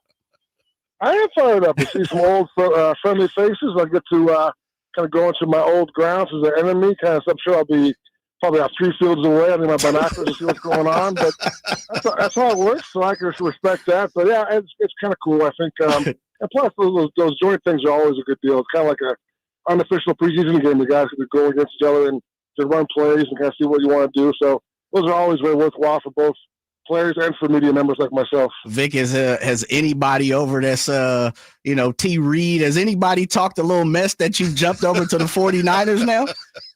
It's been pretty good, actually. Okay. Not be a lot worse. I thought Red fans were going to kill me, but for the most part, they're pretty understanding. I want to get back to the Bay, and so it's been pretty positive. I think, that might change when we get there in person and we get closer to the season. But right now, I've been surprised by how everyone's been really warm and fuzzy. Vic, we get this question a lot, and frankly, we're not entirely clear on it. What does Ayuk's timetable for returning look like, as best as you can tell? I think he's doing well. I mean, you saw, things you're hearing. No one's making an official comment, but I think it's going well. I think he's back the first month of the season, which I think it sounds pretty good. So I think they got to add another receiver. I know Gabe Davis was in for a workout recently, so they're going to add another guy. But I think they're okay with Pearsall and with the rookie they got and Jennings. I think they'll be okay if Eric's back in the first months. Joined by Vic Tafur of The Athletic. Vic, since you've been back, have you heard any whispers of Mr. Bosa and how he wants to perform this year? As I believe most people, and probably including himself, he's kind of spoke about it a little bit, that it was a down year. Have you heard any whispers of how he's coming ready and prepared for this season? All I've heard so far is that he and other guys on defense, and Fred Warner, they mentioned him, just they want to get back to where they were 2 years ago. They kind of realized last year was a down year. There's some pride involved, and they kind of want to show, hey, we're still, the 49ers are still one of the best teams in the league. So I think that's a very big deal for those guys on defense this year. Vic, I want to circle back to Purdy, and I know you addressed this with one of your previous answers already today, but, last year, down year for him, numbers-wise, down year for the team. What were some things, despite, I think they were 6-9 with him as quarterback, despite the 9 losses, what were some things that Brock Purdy actually did well last year? I think he still made some good throws. I think you see him still going through the tight windows, going through his reads. I think there are a lot of guys he's missing on offense with up front, and also at receiver. And obviously, McCaffrey's a huge loss. I think he showed he can still make plays even with some guys who aren't really guys you think he'd be playing with. So I think there are some positives to take from that season as well with him. Mm-hmm. Vicky, I'll stay on the kind of the injury bug that Whitey was talking about with Brandon Ayuk, and I know we're firing them off, but man, you do it unlike anybody else. What's the thoughts on CMC? Any words? We know he says he's ready, but have you had opportunity to put your eyes on it? I have not, because when he's been out there, we're not allowed to watch. But according to Kubiak, the new coordinator, he looks great. It looks like everything's back to where it should be, and he's running the ball well. So he could be lying to us, but I don't think he is. I think we have OTAs coming up. We'll see him in person in the next few weeks. But all indications are he's back, he's healthy, he's ready to go. We know you're busy. We'll let you go on this one. We appreciate your time. Can you confirm for us that Brock's big planned purchase now with the new deal is a bass boat? It is. I thought it was very clever how he did that, because his wife was against it. But he threw it out there in the press conference, like, well, now I got to buy it, because if I don't buy it now, you look like the villain. Everyone thinks, oh, his wife is mean. She don't want to buy a bass boat. So now it's out there. It's kind of a done deal. So I like how that was handled. Smart. Quarterbacks are smart. Thank you, Vic. We appreciate it. Hope to talk to you again soon. All right, boys. Thanks a lot. Yep.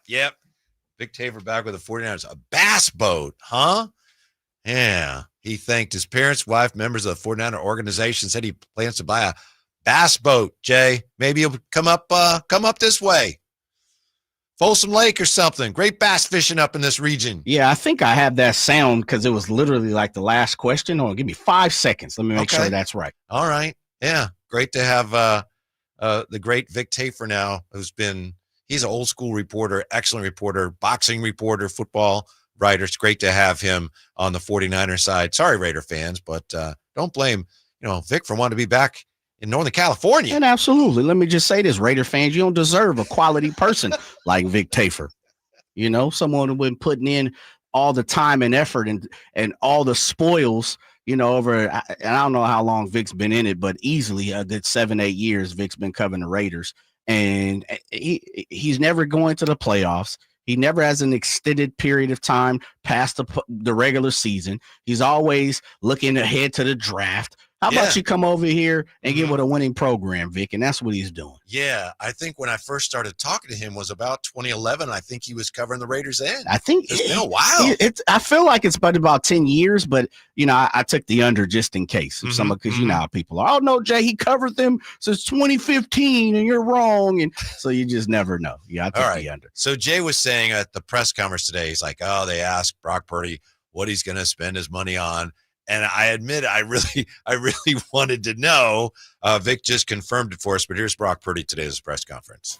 We're still thinking about some stuff, but I don't know. I've always been a big fishing advocate, so I was telling my wife, and she's annoyed with me, but I'll say it. But I'd like to get a bass boat one day. So yeah, that'll be my first big purchase. Yeah. So yeah, apparently he mentioned that because now if he doesn't get it, people are going to blame his wife. Smart, Jay. Very sharp. Unless, there's a price to be paid for that at home, then maybe not so smart. Well, guess what? You got a lot of money that you could probably pay that fee. Mm-hmm. How about that? Mm-hmm. Let me get a boat. You do you. Mm-hmm. But how much does a bass boat really cost? I'll let you know when we come back. Okay. Couldn't you get a free one from somebody? Probably, but he's got enough money. Mm-hmm. I'm just saying, how much does a quality bass boat cost? Do you need one? I might be. Maybe I'll make a phone call. All right. Yeah. We'll see if we can help you out with that. Also, when we come back, is it okay for a Kings fan to root for the Pacers? Next, Sacktown Sports. Sacramento weather is brought to you by Fidium Fiber. I'm Dirk Fedorn in the KCRA3 Weather Center, and clear skies and a bit of a north wind has been with us. That's going to be tapering off overnight tonight, with temperatures dropping off into the mid to low 50s by tomorrow morning, and then more sunshine and warm weather for your Tuesday. Get the latest forecasts on the KCRA3 News and the KCRA3 app. It's about time they fixed that pothole. Invented better windshield wipers. Made an internet that just works. Fidium Fiber Internet, starting at only $30 a month. It feels like Fidium.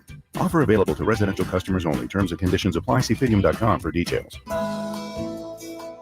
Memorial Day is the unofficial beginning of summer and a time to reflect on the blessings we enjoy living in this country. Hi, I'm Frank LaRosa with a word about Naturewood Home Furnishings. At Naturewood's Memorial Day sale, you choose the offer. It's like 2 sales in one. Take 10% off regular prices or get 24 months of no-interest financing with payments on approved credit. Then you can choose from living rooms, sofas, sectionals, dining rooms, bedrooms, home offices, and so much more. Whether you're looking to lighten the mood in your living room, brighten up your bedroom, or tighten up your home office, you can shop and save big on the best selection of quality furniture, including Sacramento's largest selection of furniture made in the USA. Shop the area's best selection of quality furniture at Naturewood Home Furnishings, off Highway 50 at Hazel. Look for that water wheel. Hey, Green Gobbler here. So you've got a clogged drain in your bathroom. Water in the sink's overstaying its welcome. You're spitting today's toothpaste on top of yesterday's toothpaste. You hope that it go away. Yeah, clogs don't just go away. I make them go away. I'm Green Gobbler, the only clog dissolver you need.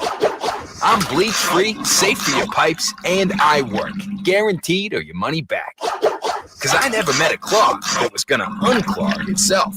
Green Gobbler. Let the gobbler get it. If you've got a gas-powered engine, keep it running like new at every fill-up. Stable in-season protection is your engine's preventative medicine, cleaning and protecting the entire fuel system in season. In outdoor power equipment, prevent gum and varnish buildup that could cause a rough or non-running engine. For cars and trucks, increase fuel efficiency and power by removing deposits, ensuring your engine's long-term health. Stable outperforms the competition in independent lab testing. So at every fill-up, start with Stable. This Memorial Day, forget the lawn chair. Roll up with horsepower instead, because Toyota's Summer Starts Here sales event is on. So you can gear up, gas up, and go with great deals. Score a low-cost lease on a 2025 Tacoma, or low financing, or an incredible $3,000 cash back on a 2025 Tundra. Plus, check out the all-new 2025 4Runner. Head to Toyota's Summer Starts Here sales event today. Toyota, let's go places. Offers available through TFS to buyers with premium rated credit. Cashback available through TMNA and cannot be combined with other offers. N6225. The clock is ticking, Ethan. Hey, movie fans,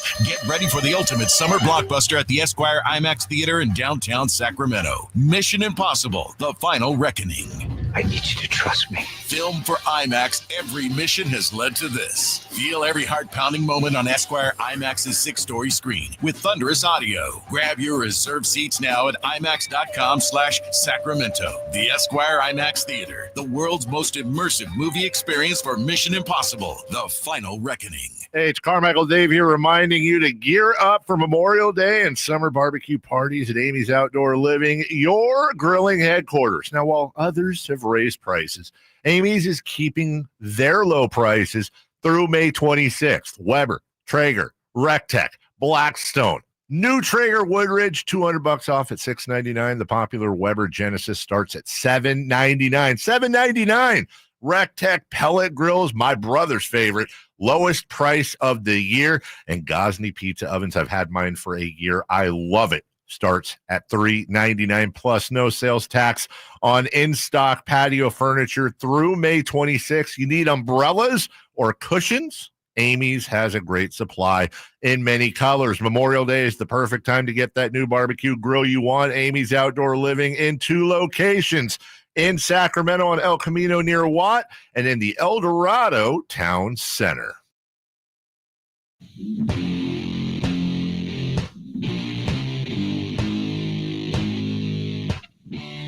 Live and local, 6 a.m. to 6 p.m., Monday through Friday. Sacktown Sports. Brock Purdy spoke to the media today about his new deal. So we've been talking about Brock Purdy, and we've been very candidly discussing our concerns with Brock Purdy. And there aren't many. I think he gets a little loosey-goosey with the ball sometimes. And Jay would like to see him just slow down a little bit. Here's something from Mello on X. Thanks, Mello Vader 916 for listening. No one is stating this. I feel like he's overrated because he had his left side protected by one of the greatest ever. Without Trent, not great in the win column. I can't blame a quarterback for taking advantage of having solid protection. Right. Everybody else does. Why Pat Mahomes ain't getting, he's got a great line, has a great line for a long time. No one's, you know what, Pat Mahomes, man, is overrated. You know why? Line's fantastic. Defensive. Matter of fact, Whitey, Pat Mahomes hasn't played the best in many Super Bowls, but guess what? That defensive line, Chris Jones, they've saved his butt, but doesn't matter. Pat Mahomes is MVP. Do you buy this, Jay? Because I do buy this. And speaking of buying things, we'll look at your bass boats in just a moment.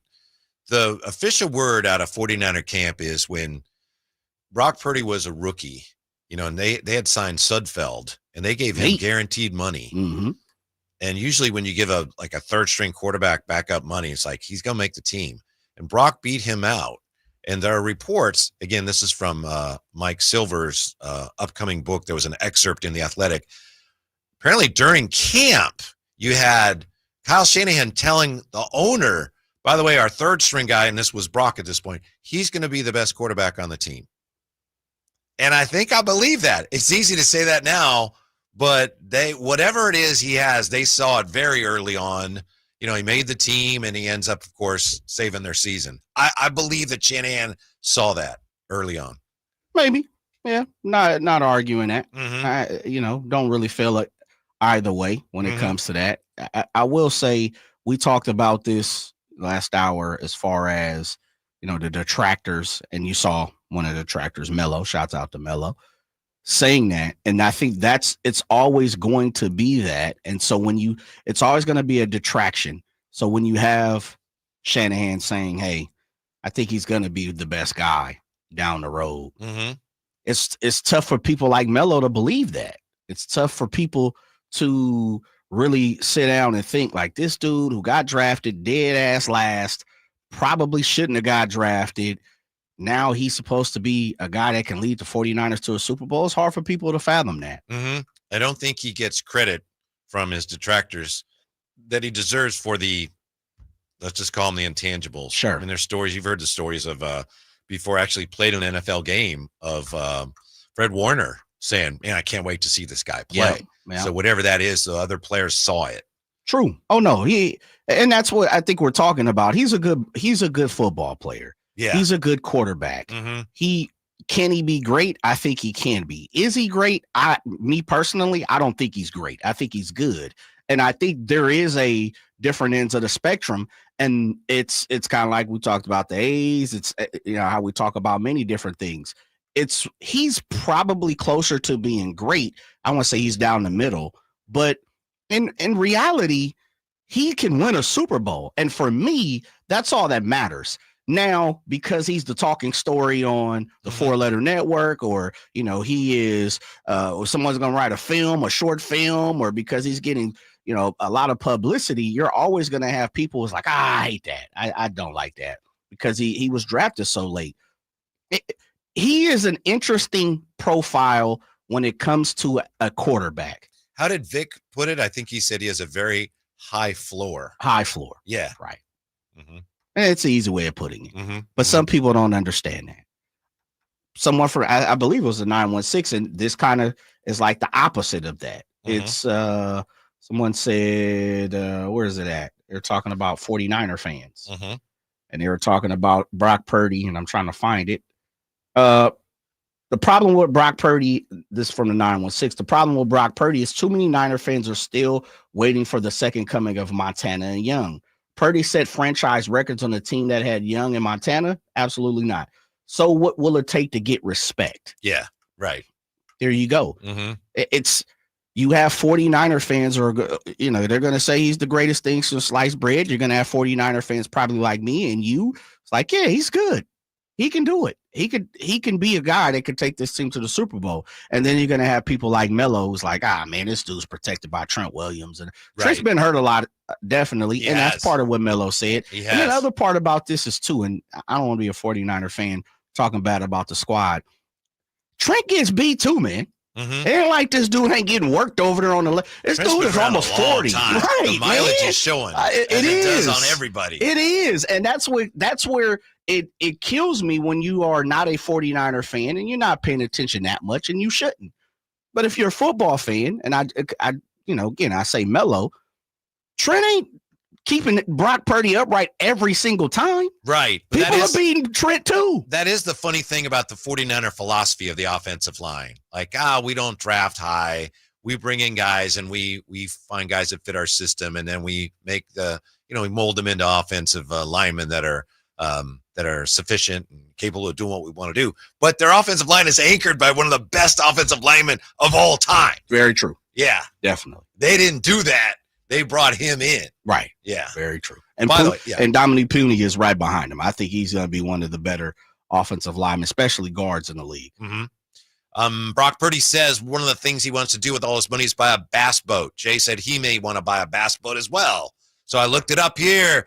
According to my source here, and I don't know what the source is, cost of a good bass boat typically ranges from $20,000 to $75,000, Jay, depending on various factors such as size, brand, and features. So let me say this. Not counting Brock Purdy's money. Allegedly reports is he pretty much got about $100 million up front. Taxes. Let's call it 60. How about that? And he has to manipulate his way into buying a $70,000 boat. Want me to say it, but man, I need my quarterback to stand on a little taller legs here, big time. Could get a whole armada of bass boats, right? The Brock Purdy Bass Boat Navy, right? Yes. I need him to go Mikhail Prokhorov, put the yacht, leave it out in the bay. Man, what are we talking about? A top-of-the-line bass boat, even if you're saying $75K. Now, you know, he's equipped with a lot more monetary supplement than that. So even if he splurges to get $1.50, that's chump change, man.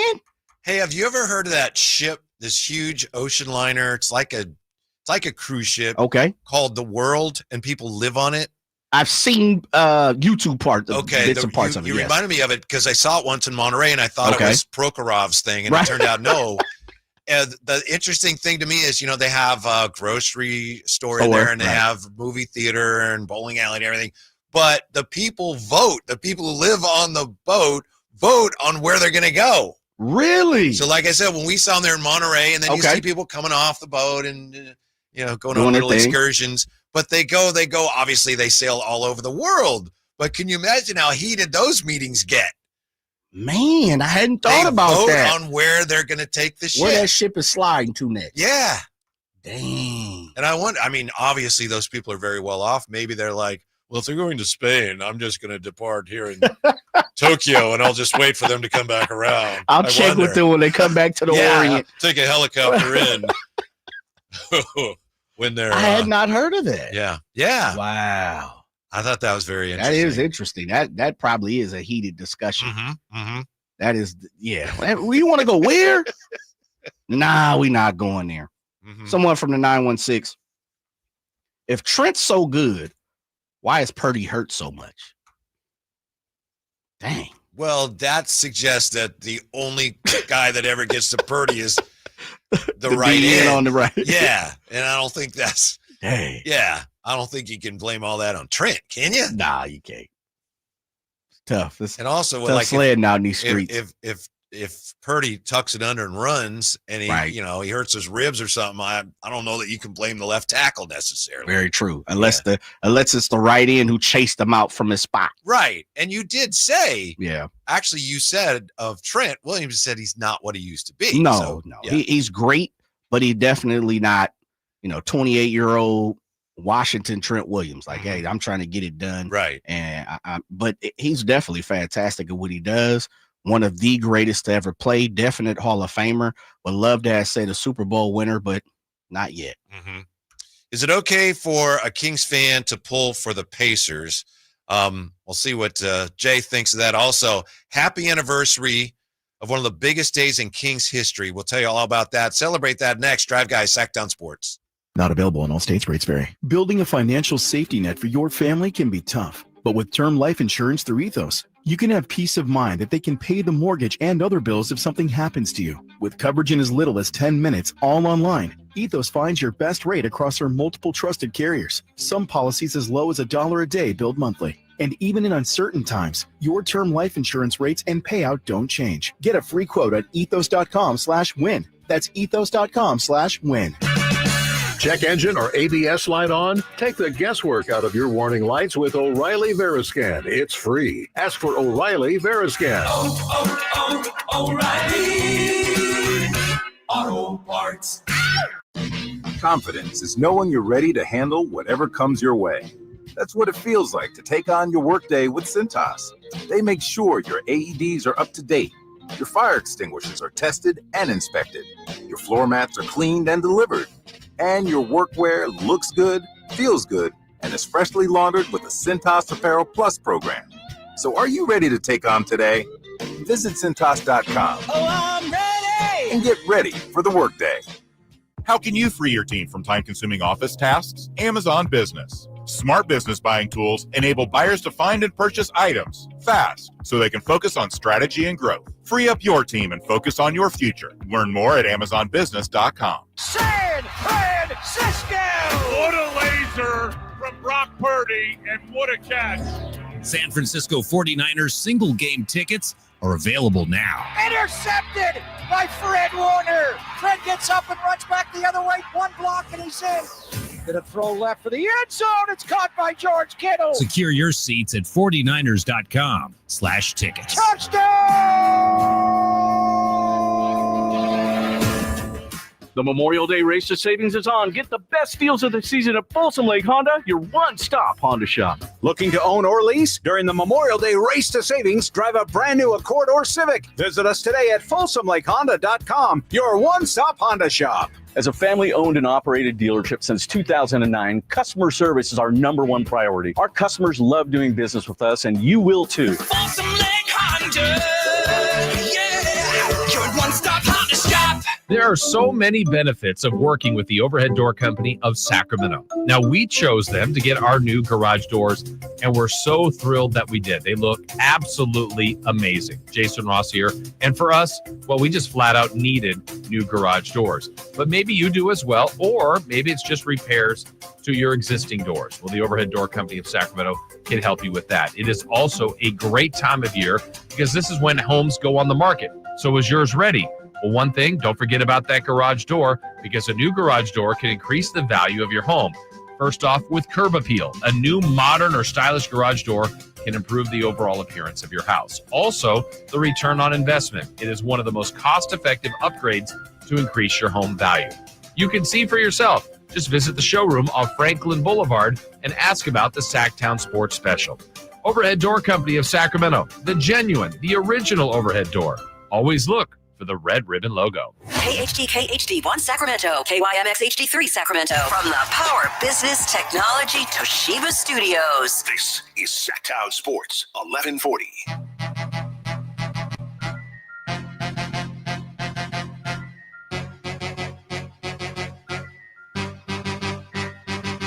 Live and local, it's the Drive Guys. Watch the show on youtube.com/Sacktown Sports 1140. Or listen on the Sacktown Sports app.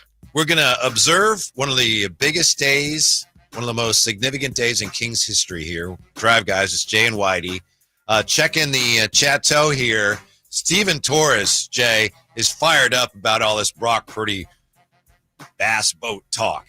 He says, woo-hoo. Yeah, y'all got me fired up. Heading to the cabin this weekend, going to do me some bass fishing. Man. Then he also says of Brock Purdy's wife, who apparently is not crazy about him getting a bass boat. Steven Torres says, bless his wife, but come on, girl. Sit there, look pretty. Learn how to back a trailer up and we good. That's what I'm talking about, Steven. Steven must got him a winner on the side of him. Hey, man, go ahead and just push that right back into that parking spot and hold tight. Then you got Travis McDonald who says Gino will have a better year than Brock. Oh, man. That now what? That ain't right. That ain't nothing but a Raider fan. Bass fishing? I like Gino, but come on. Yeah, slow down there, champ. You know Gino's offensive coordinator is, right? I do. Yeah. Chip Kelly. Man, let me tell you something. The blur, right? Oh, yeah. Watch out when the blur comes to the NFL. Yeah, it's let me say this. Raider fan, good luck. Good luck. You know what happened to Chip Kelly's offense when he was in the NFL? I'm maybe simplifying a little bit, but the essence of it, is with the Eagles, and they had some success early on. Teams started catching up to it. But a lot of it was like fast break, like playing with pace. And at the NFL level, you may want to snap the ball. Have you ever noticed when you watch the NFL, you have a commercial on And so you turn the channel and the same commercial's on another game at the same time. You ever experience that? Yeah, for sure. Because they synchronize things and they have it timed to the point where my point is you may want to snap the ball and officials say, no. Nah. You ain't snapping the ball until I tell you it's time to snap the ball. It happens all the time, I feel like. Yeah. But we're trying to run the blur. I don't care. Okay, go ahead. So that kind of undermined some of the things Chip Kelly was trying to do. Yeah. It's Chip is a football guy. Yes. He's a football guy. He explained. No doubt. Mhm. No doubt about it. So I like Raiders, Gino. I'm sure you like Gino. You don't like Gino? I ain't got nothing against him, minus the fact that he was a Seahawks guy, Seahawks player. But yeah, I don't think the Raiders will be as bad as they have been as of late. But I'm not exactly sure they're going to be, world beaters with a lot of these guys now that they have Geno Smith. A lot of Raider fans believe like they're going to the Super Bowl almost. I like Gino because he was such an underdog and he was, left for this guy's a He definitely was. scrap heap. He definitely made was something left out of himself. Mhm. Yeah.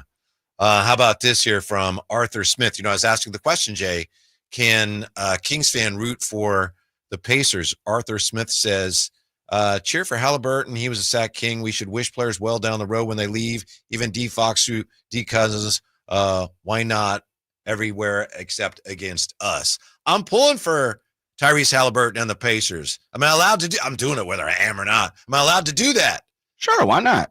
Oh, because if the Pacers win, they'll be, who won the trade? And this is terrible. Oh, the Kings had him, blah, blah, blah. Man, I don't care about all man. that. Yeah, that's old news. I just sent you a couple text messages. Look at the one with Tyrese real fast.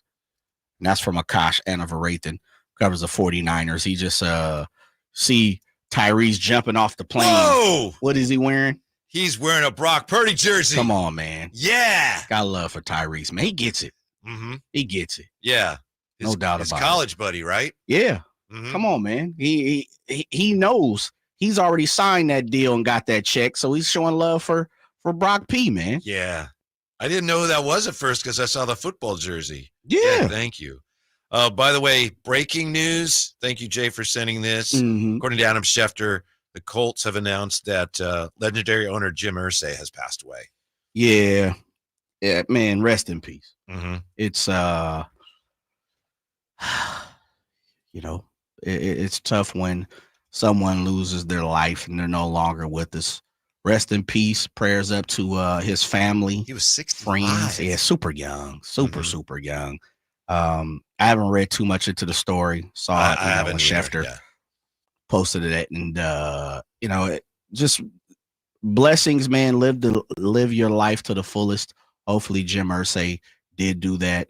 All respect and blessings to him and the fam, though. Yeah, he certainly lived a rich and full life. Yeah, you ain't lying. I mean, he got a lot accomplished, obviously. He definitely did. Yeah. And, I would imagine some people would argue some for the good and some for the bad.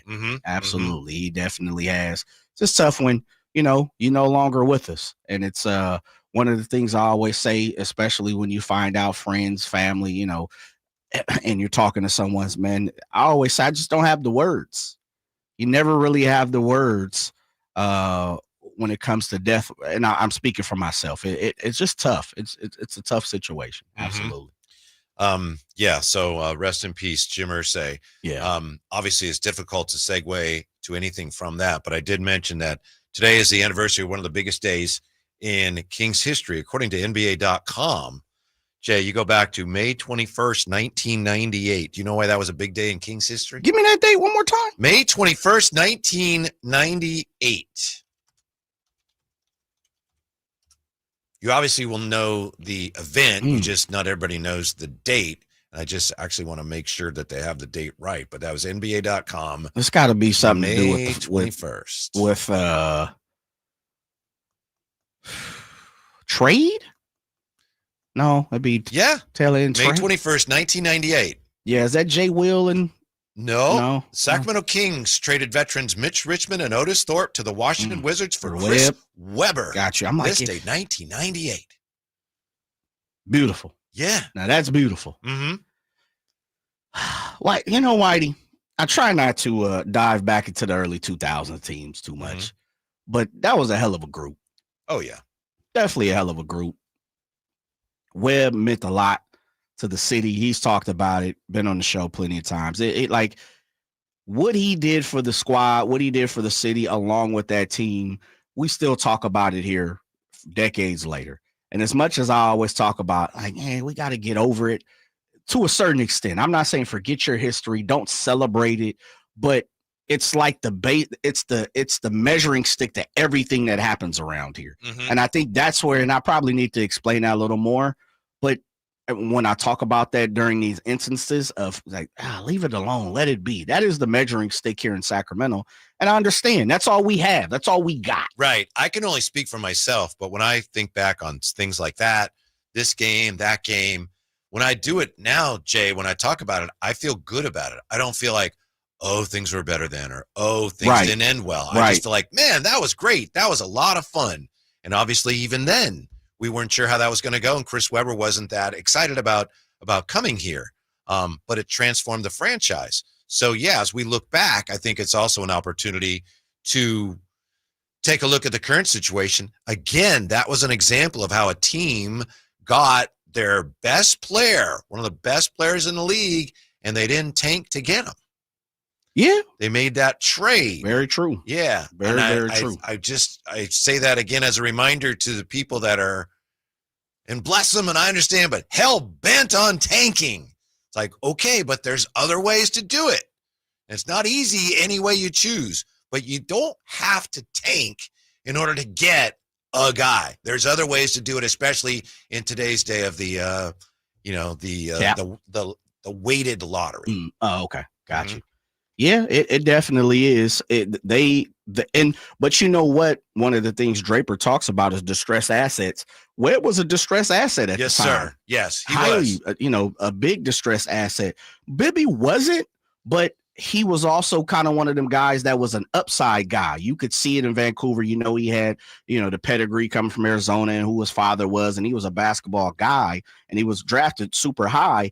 And as good as he was, I don't think, and Bibby will tell you, like coming here, he exploded. And so it's just great examples, Whitey, right there, of a distressed asset, something that you hear, Drake's talk about. And then at the same time, something that you talk about is if you pinpoint the right person, yes, you don't necessarily have to tank. And that's a Mike Bibby. Yeah. Coach Bibby. And you look at the current roster, and we've talked a lot about it this year, how you've got talent on this current roster, but it doesn't seem to fit together. Then you go back to those teams, and they were winning 50 games a year. They had Jay Will, who was incredibly popular around the league, and they traded him to bring in Mike Bibby to get better. Just think of the expertise that took and the forethought to recognize people love this guy. We've never had a player like him, but we're better if we send him off and bring in this guy. Right. Yeah. So foresight. Jeff Petrie and the scouts, whoever, it was brilliant, a brilliant move. And of course, the thing I'll always remember about those teams, and Webb was the best. Webb, Vlade, Jay Will.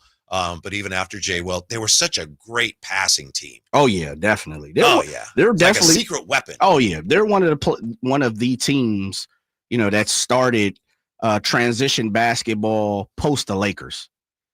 Showtime is Showtime. They were a little different, Most people would probably say they were the first of their kind, but we saw the Kings created a tradition, more of a pattern when you started to see the Suns and Mike D'Antoni and, all these different teams start to kind of copycat what the Kings were doing. They definitely, you can't say they were the first of their kind because, of course, you had Showtime, but they were definitely early in what we kind of see with the way basketball is played now. Yeah, basketball at that point was still coming out of the ugly 80s and early 90s where games were so slow, beat up on each other. And I remember, the Kings during that period, 02, 03, they played the Mavericks in the playoffs a couple times. And I remember Commissioner Stern at the time saying, this is a great example of what we want the whole league to be.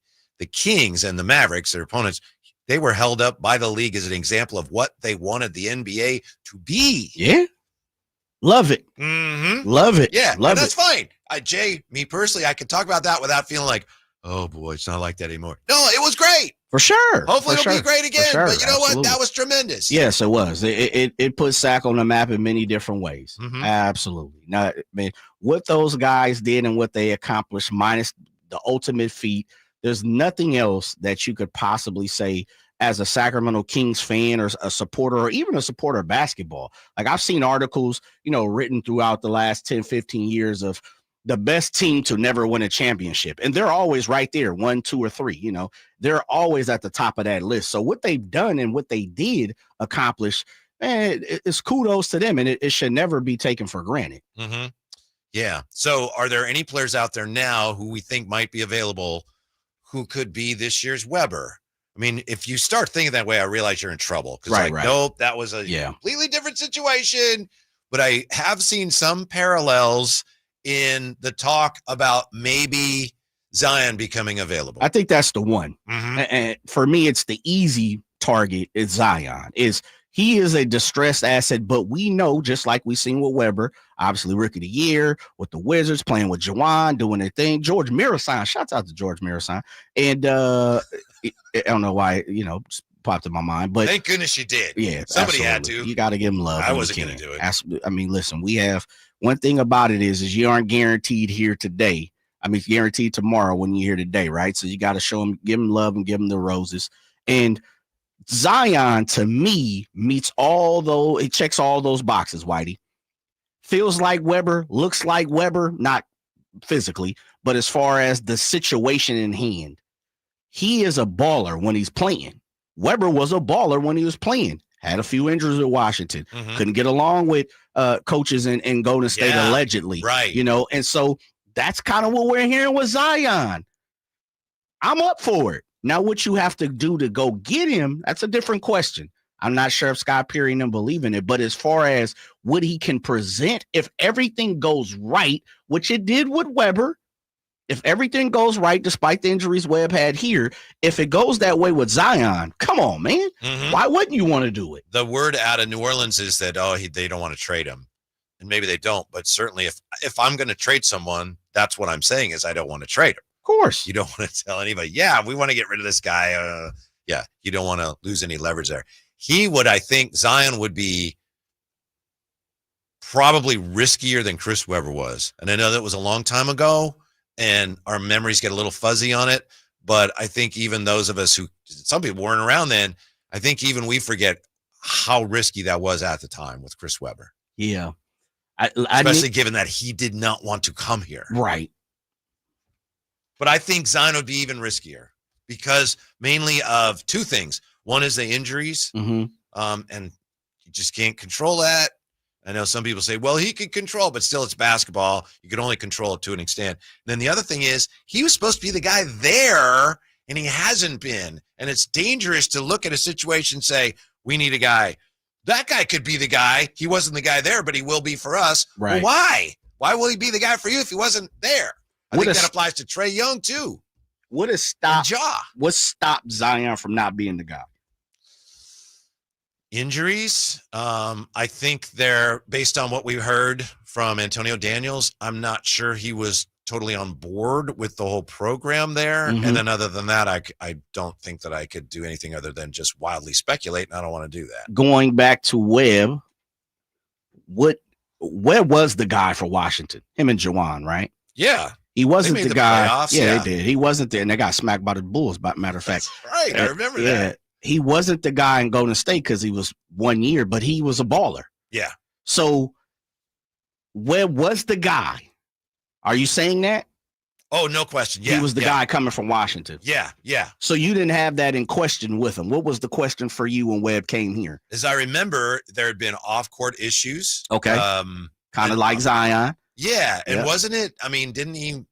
It seems tame now, but I think there were like marijuana issues or something. He was putting it in the air, Whitey. Yeah. No doubt about it. Yeah. And I think there were some other things that were talked about. I don't know if they were true, so I don't want to get into them because that's not fair. Well, but just the fact that he did not want to come here, and that somehow, some way, again, he deserves most of the credit for that, clearly, because he came in and said, okay, and made the best of it. But I mean, for the team to take on that challenge of convincing a guy, this is a good spot for you. Right. The Kings, Jeff Petrie and his staff, and Rick Adelman deserve a ton of credit for that too. Remember when they brought him in, they were coming out of a lockout. They brought in him. They brought in Vlade. They brought in John Barry. They brought in Cedric Maxwell. They hadn't been good in a long time. And from a lot of that, they had Jay Will. So it was just kind of a perfect storm.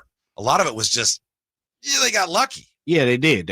Yeah. As you said, they had the foresight to do some different things and, hit with Jay Will already kind of being exciting. And like you said, when it got a veteran like Vlade to come in and stabilize certain things. Absolutely. I think you're spot on. We don't know if Zion would not want to or would want to come here. That's true. So we can't use that.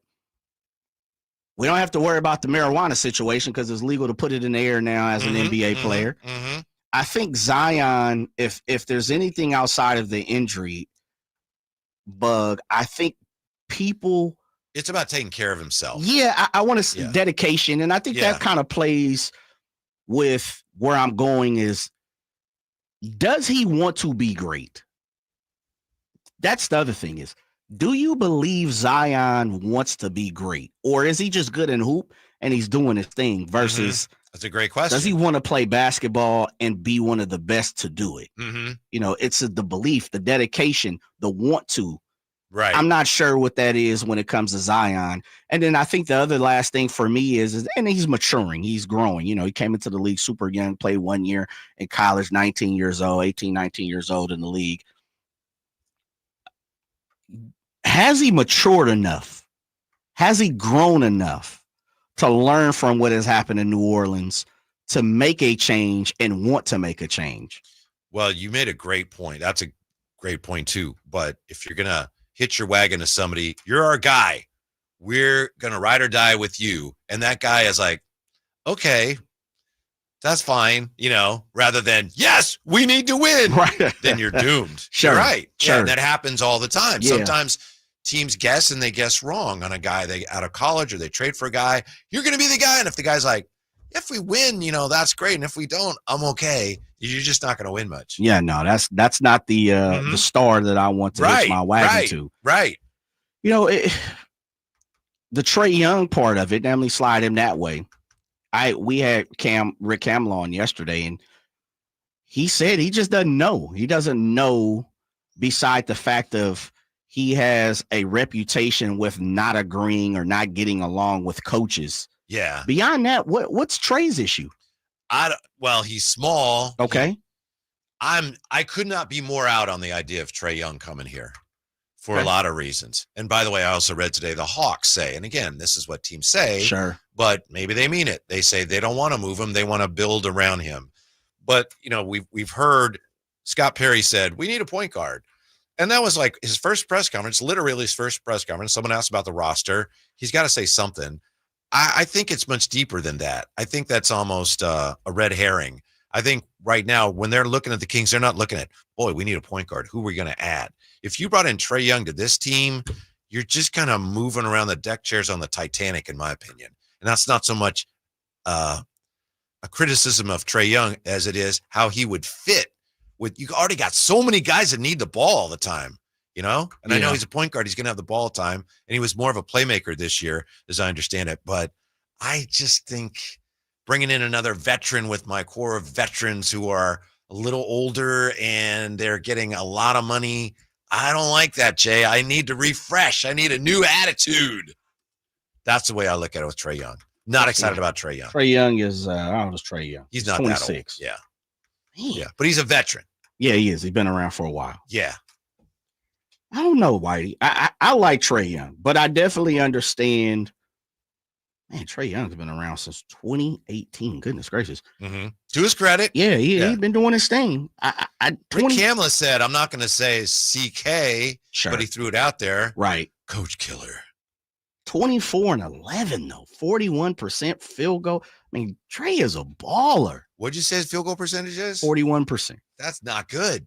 That's a lot of missed shots. I got too many missed shots as it is. Yeah, what did he shoot from three? Let's see. Let's go. Let's get there. We'll go to your favorite spot. Let's see. I think he shot the ball halfway decently from 3, if I'm not mistaken. 34% last year. That's not great. No, I just can't. On my team 88% from free throw. I need defense and I need shooting. He is a career 25, 10, 35% from 3 and 43% field goal shooter. I need more shooting, and he doesn't defend especially well. I don't think he gives me what I need. He's a nice player. That's the problem. They have too many guys that guy's a really nice player. That guy's a really nice good guy. player. Yeah. Yeah. And how many times has he been an all-star? I mean, I know 4. he's a legitimate star. Yeah, 4-time all-star. Right. But how does he help me now with this All roster I have now? I'm not seeing it. I don't see it, Jay. I think it was Brendan Nunes today. We love Brendan. On Speak X, for yourself. Okay. Not play it. I'll play it. I think he said, boy, I could see, big fish fishing or big game hunting, however he put it. He said, Trey Young, I just could not be more out on Trey Young with this roster. But Whitey, this is the thing. If Trey Young comes, it's not going to be with this roster. This roster going to be halfway gone because you're going to it's going to be halfway gone to get Trey Young. So I think if you go get a Zion or a Trey Young, you won't see 3-4 guys that I think we're banking on to even be here.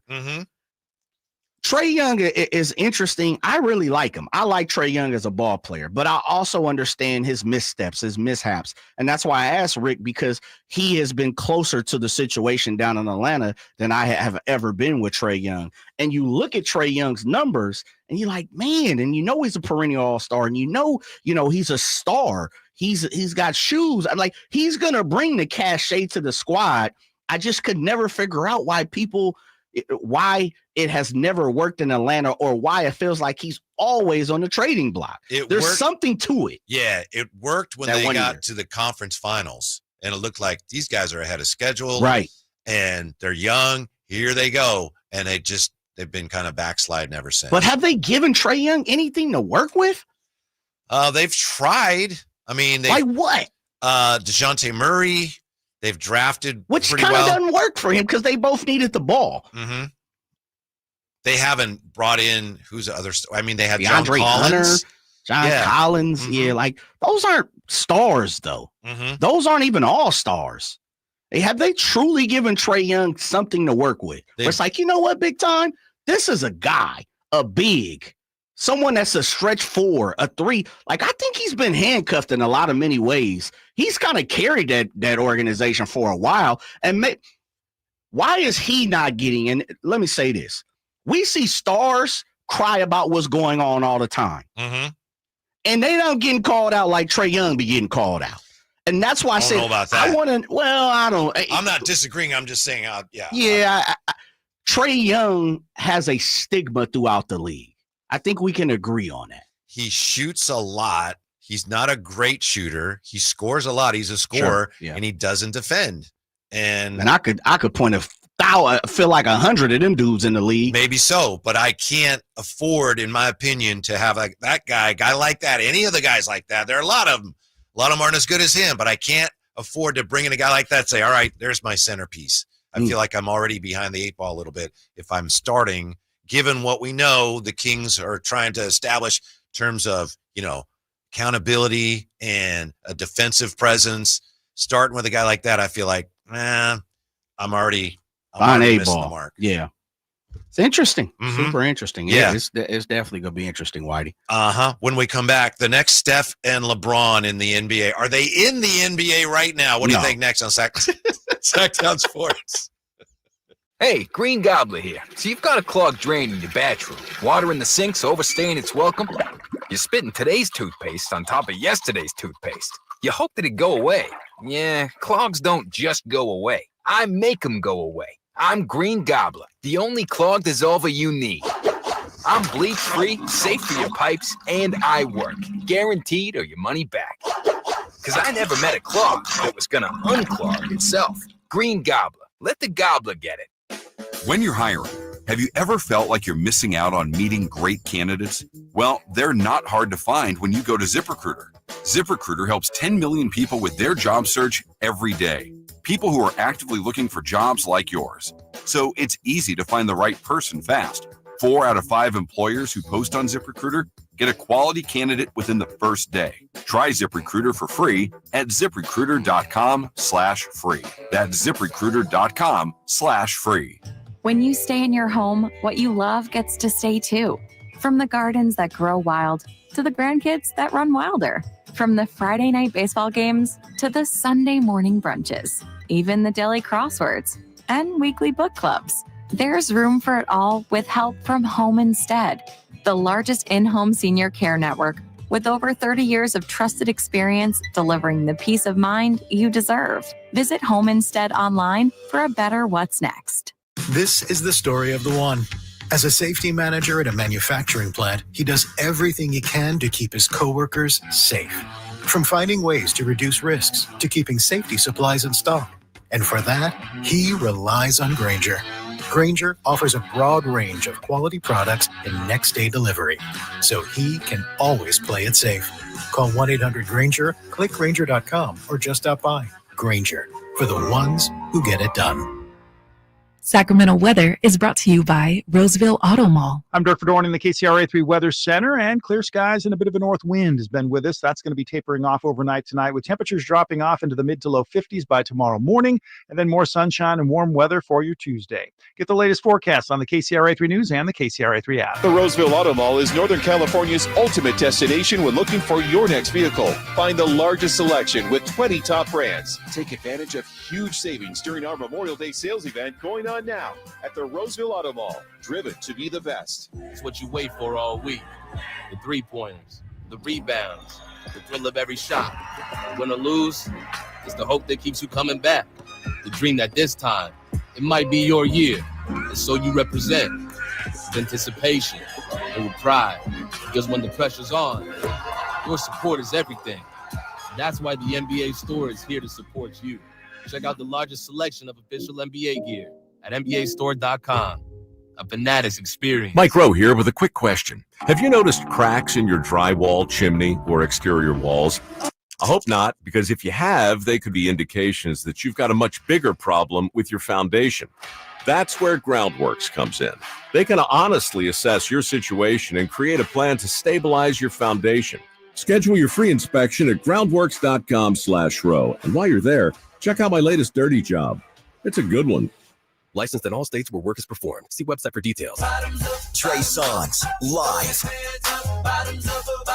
All the hits, all in one night. Trey Songz.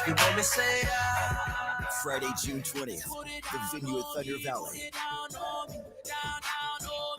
With special guest, Jeremiah. For tickets, visit ThunderValleyResort.com and see the show. Trey Songz, Friday, June 20th, the venue at Thunder Valley. Memorial Day savings explode at Maida's Elk Grove Chevy. Save $12,500 off MSRP after rebates. Every new 2025 Silverado Turbo Max in stock. And Maida Chevy has similar savings on every new Silverado. One of the largest selections of new Silverado in the Sacramento area. $12,500 off new Silverado. Exclusively at the Maida Chevy Silverado Supercenter. Now that's big, huge. See them all at MaidaChevy.com. Together, let's drive. Plus 2021 removed. Not available with special financing, lease, and some other offers.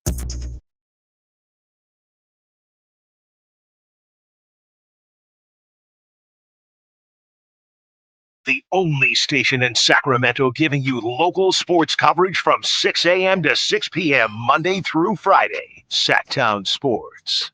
We're observing today the anniversary, this day 1998, when the Kings traded Mitch Richmond and Otis Thorpe to the Wizards for Chris Webber. Traded Otis Thorpe for a second time. Yeah. Dang. And I know Jay doesn't like us to spend too much time dwelling on the past, but to me, there's lessons that the current Kings can learn from that. And I don't know about you, but I can talk about all that stuff now without feeling sad about the way it ended or sad that things aren't the way they used to be. Those were just great times. That was so much fun here. And we'll have more fun times. We did just a couple of years ago. Maybe nothing like that. That was one of the mistakes we all made, Jay. I'm sure you remember this. Maybe you didn't feel that way. Take it for granted. You're smart. Well, when that team fell apart, they were sent on their way, there was a sense that, oh, we'll do it again. Oh, we'll just do that again with Spencer Hawes and Jason Thompson. It's like nothing against those guys. Jason Thompson was just on our show. That's out to JT. But that whole thing was just perfect storm of circumstances. The Kings capitalized on it. Just not easy to repeat. From the 916, I remember sitting on a packed Bobby McGee's patio watching the Kings play the Jazz in the playoffs. Fun time in Sacramento. Yeah, definitely a fun time. Mm-hmm. Exciting. Mm-hmm. One of the way they traveled and the way they were followed, I've heard plenty of those guys tell me like it just felt like the Beatles. We're a rock band. Yeah. We were beloved everywhere we went, and it was crazy. And just to listen to some of the stories, have the opportunity to talk to some of the guys, and they talk about it. Dang, could you have imagined? And I know you have, because we all have. But could you have imagined if they would have walked away with a championship? Yeah. Man. I know Jerry says Robert Horry cost me a new roof. Ooh, that bonus, baby. Yes. From the 916, the big swing is trying to get LaMelo from Charlotte. We are good luck. They've already said 13 times. Mm-hmm. We're building around him and Brandon Miller. The diamond in Atlanta is Jalen Johnson. That's a guy I could see it. Yeah, I could see that. Got Absolutely. hurt last year. Yep. But Derek Coleman, he was great, but he was good being good. Yes. Yeah, very talented. He was definitely good being good. He was a good ball player. Never reached great status. Mm-hmm. Yep. Marcus Smart, point guard. Keon Ellis, shooting guard. Keegan Murray, small forward. Jaren Jackson Jr., power forward. Sabonis, center. Is this possible? What do you think, Jay? Anything's possible. I'm not sure it's going to happen, but I love the Marcus Smart. I know you're not the biggest on that. Of course, who wouldn't love Triple J here next to Sabonis? I think that'd be spot on. So I'd have to swing a big trade with Memphis, right? Yeah. To make that happen. Especially as we see shooting small forward says Keegan Murray. Oof. Yeah. To get Jaren Jackson and Marcus Smart. So I'd have to trade Malik and Zach LaVine and DeMar DeRozan for Jaren Jackson Jr., Marcus Smart. I don't think Memphis is doing it. No. They might want to start to get a little younger and reset a bit too. Mm-hmm. Let's see here from Manny. Whitey and JJ, what do you guys think of D'Lo? D'Angelo Russell? I'm not even going to answer that, Manny. As Drace would say, you're my guy, but D'Angelo Russell, no, I don't. I don't think much of him because I've seen him have an almost total disregard for playing defense. Oh, he can shoot. We know that all too well here in Sacramento. I think when he was with the Nets, he lit up the Kings for 45, whatever it was. But he's not the answer, in my opinion, Jay. When we get off this song, I ain't going to be your guy. Shouts out to Manny, but yeah, it's not for me. I'll leave it at that. Uh-huh. D'Lo's not for me. Yeah. Again, I don't think just getting a veteran point guard who has some reputation in the league and bringing him in and inserting him on this roster, then you might win 43. Is that really what we're doing this year? Is that what we want? It's not what I want. Let's win 43 games. If everything breaks right, we might win 44. Nah, you got to set off on a new direction of shooting and defense and length on the perimeter. Oh, I can see it, Jay. It's glorious. It's glorious. We're not there yet, but we've got to at least turn our attention to heading in that direction. Please. Whitey, I don't think I've asked you this, and I don't think Draper has asked you this. With the understanding you don't want to tank, but you want to make some moves, are you okay with this team setting a foundation but finishing dead last next year? Depending on what they did and who they brought in, if it happened, yeah. Okay. Yeah. Long as you can see the future is bright or there's some moves to be made post the moves that happened. Yeah. You're okay with this team next year. Just, you know what? They won 20 games. It is what it is. They tried, but they won 20 games. If there's a direction. Gotcha. I think that'd be hard to do without tanking, but just to answer your question, yeah, if there's a direction, if they're getting younger, if you can see that, all right, they're putting something together here. Who's a nice young team out there that you like right now? Who's not in the playoffs that hasn't accomplished nothing yet? Portland's pretty nice. Would you accept a Portland year next year if you got some younger guys? It's tough because the rosters are so different. Maybe the problem with them is it gets back to what we're saying the Kings are doing. I still don't think they have their guy. They got some nice pieces. People they like Denny and they like Scoot and they like Shaden Sharp, but I don't know if they have their guy yet. Right. But in general, I would say yes to your question. Okay. It's hard to imagine them winning only 20-something unless they do tank. And I'm anti-tanking, but just getting younger, getting more length, better shooting, something that we can all start to feel good about. Like, yeah, this is going somewhere, rather than this is just going around and around and around and around. Look like that loading logo, loading symbol. Yeah. Just loading.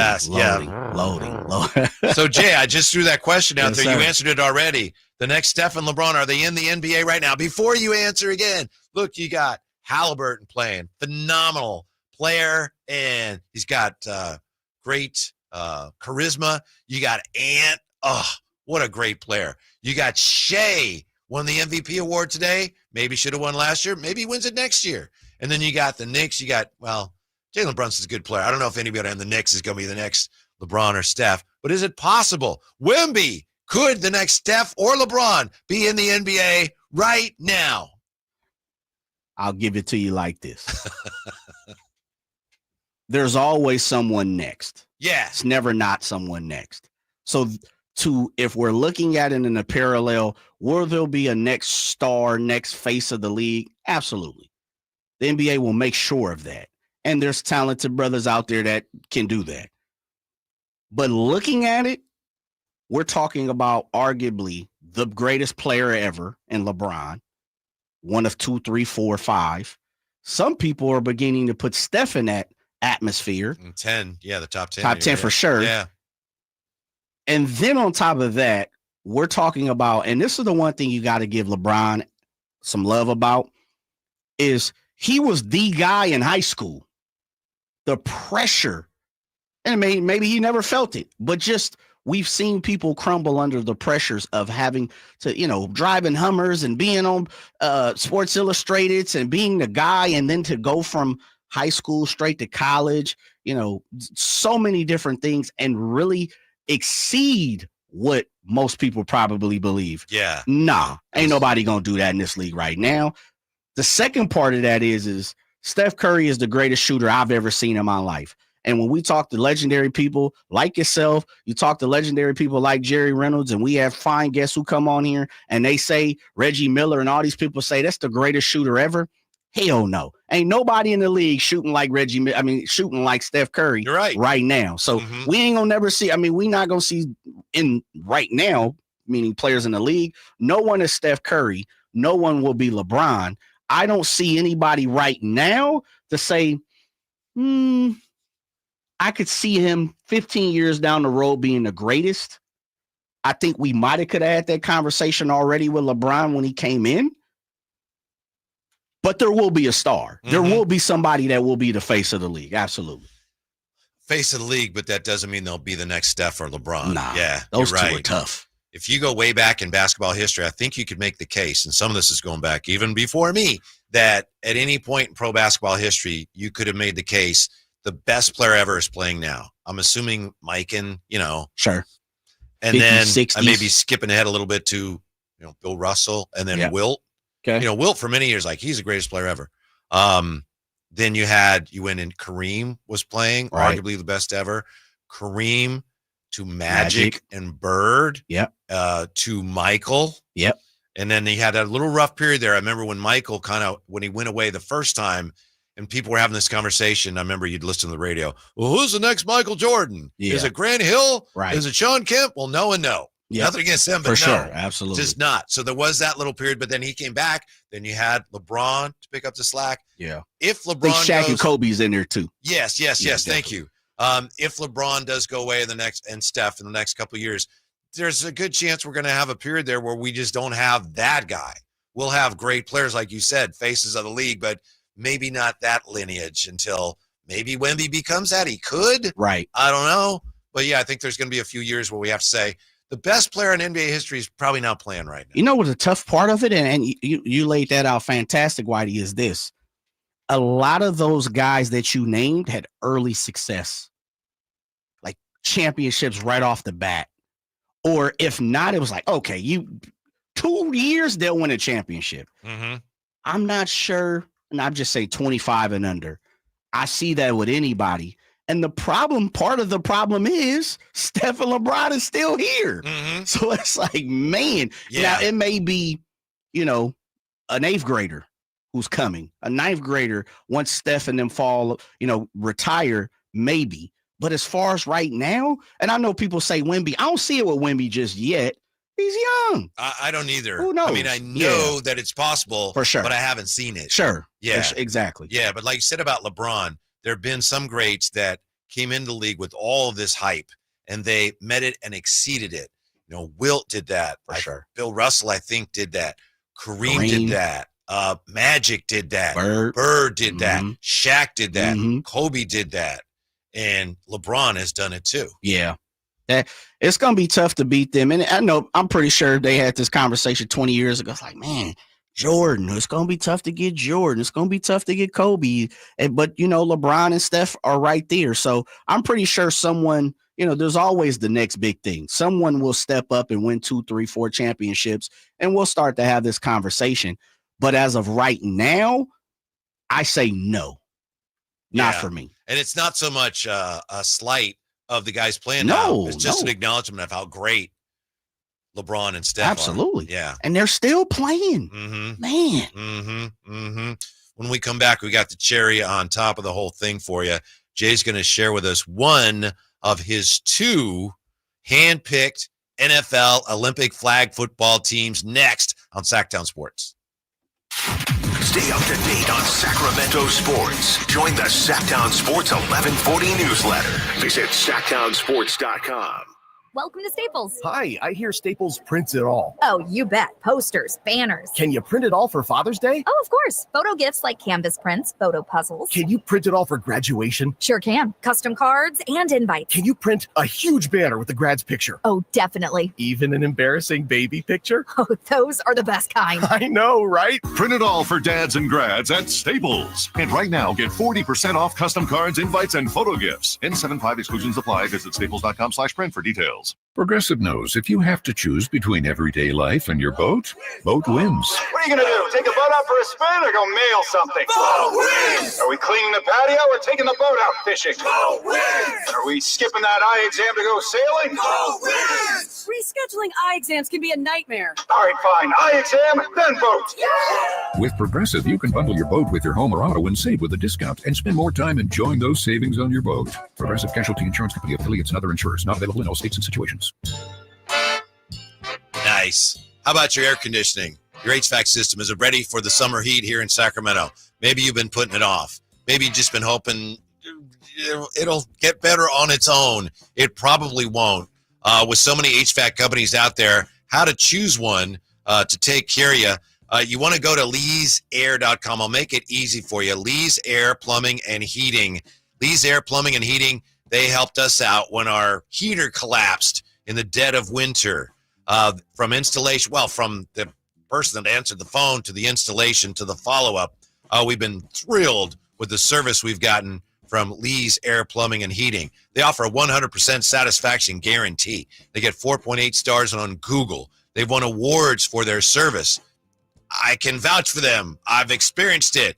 They've spent more than 40 years serving the Valley's HVAC, heating, and plumbing needs. You can trust Lee's. That's the thing, is I found out you can trust Lee's with installation and repair, your AC, furnace, water heater, residential, commercial plumbing repair, and commercial HVAC services too. You can find out more, and I encourage you to find out more at leesair.com. Check out their mission statement. It's all about serving customers and community. And check on their $99 HVAC tune-up service with the hot weather approaching. Let Lee's take care of you the way they took care of us, treating us like family while setting us up with an HVAC system that has improved our quality of life. Lee's Air Plumbing and Heating, license number 635355. Go from daydreamer to industry leader with Amazon Business. From office supplies to IT essentials, Amazon Business provides tools that help you save costs and make insight-based decisions. Learn how to bring your visions to life at AmazonBusiness.com.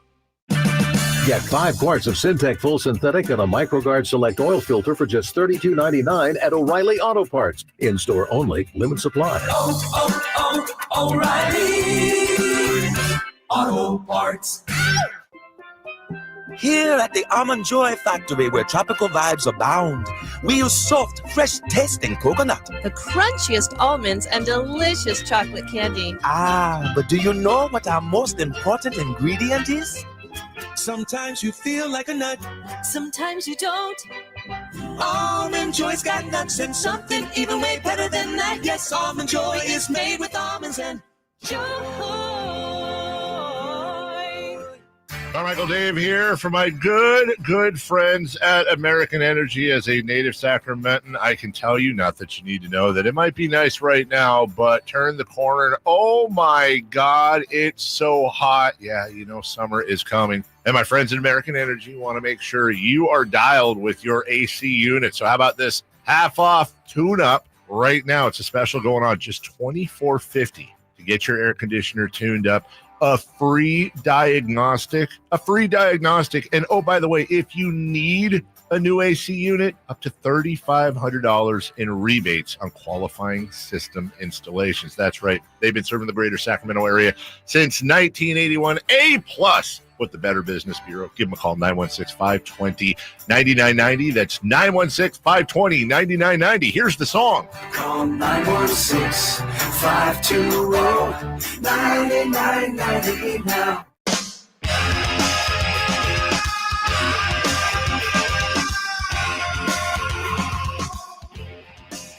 Live and local, 6 a.m. to 6 p.m., Monday through Friday. Sacktown Sports. Before we get to Jay's NFL Olympic flag football team, just want to give you a glimpse here at the Wayback Machine for today. No quiz, but I'll just tell you a few things we observed today. I already mentioned that it was on the state in 98. The Kings traded Mitch Richmond and Otis Thorpe to Washington for Chris Webber. This state, 1966, Jay, Muhammad Ali TKO's Henry Cooper in 6 rounds for the heavyweight crown. This state, 1992, Don Nelson became the first to be named NBA Coach of the Year 3 times. This date, 96, Ken Griffey Jr. became the 8th youngest player to hit 200 career homers at the age of 26. Man. And oddly enough, this date, 2000, a Major League record for Grand Slam home runs were hit in one day of play. Not one game, but one day. 6 Grand Slams on this date, 2000. Wow, really? Mm-hmm. Dang, that's interesting. Mm-hmm.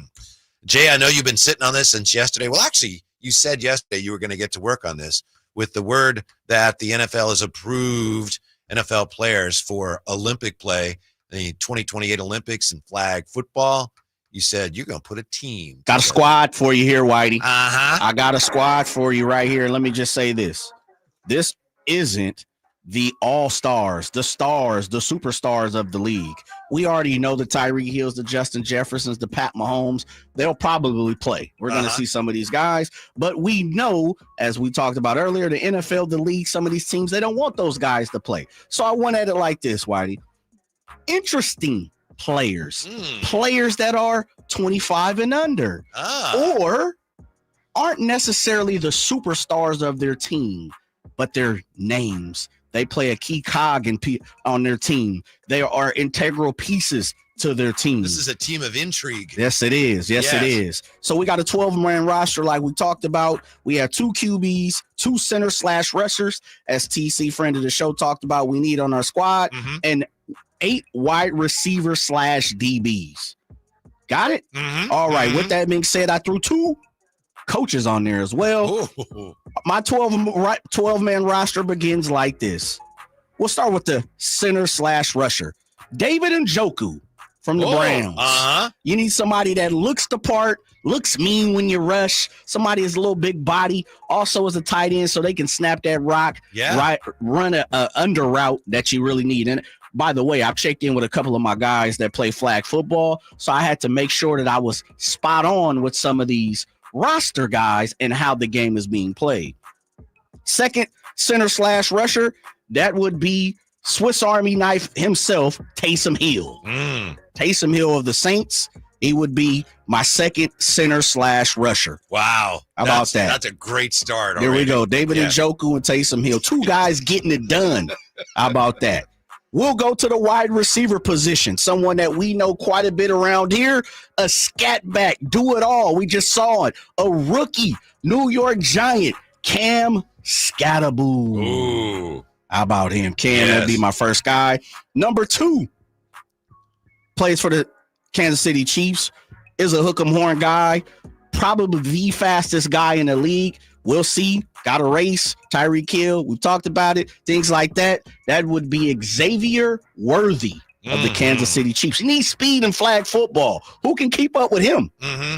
Jay, don't you think, I know for people that say, well, it's different than pro football, it's different than tackle football, but a receiver's going to dominate. A great receiver. For sure. It doesn't matter that it's flag. Oh, come Run on. a route, catch the ball, run past everybody. There's no question NFL players will be 100%. vastly superior. And these dudes been playing 7-on-7 passing league since they was knee high to a grasshopper's tie, man. Yep. Since they were a pup. Another Swiss Army knife. An OG, not so young, but has done it all for the longest. He's now on the Pittsburgh Steelers. That's Cordell Patterson. Wow. How about CP? Underrated. I've always thought he was a fine player. And he is my co-captain on this squad. You need a little veteran leadership. You'll see that in my last pick as far as wide receivers. Moving on, somebody that has also played both sides of the ball, played both sides of the ball at Michigan, highly recruited, highly thought of coming in to college, and was highly picked as a first-round draft pick, plays for the New England Patriots. That'll be Jabril Peppers. Nice. Peppers does it all, man. Jabril Peppers. Shouts out to him. Someone he has cowboy ties, doesn't he? I'm surprised you. Does he?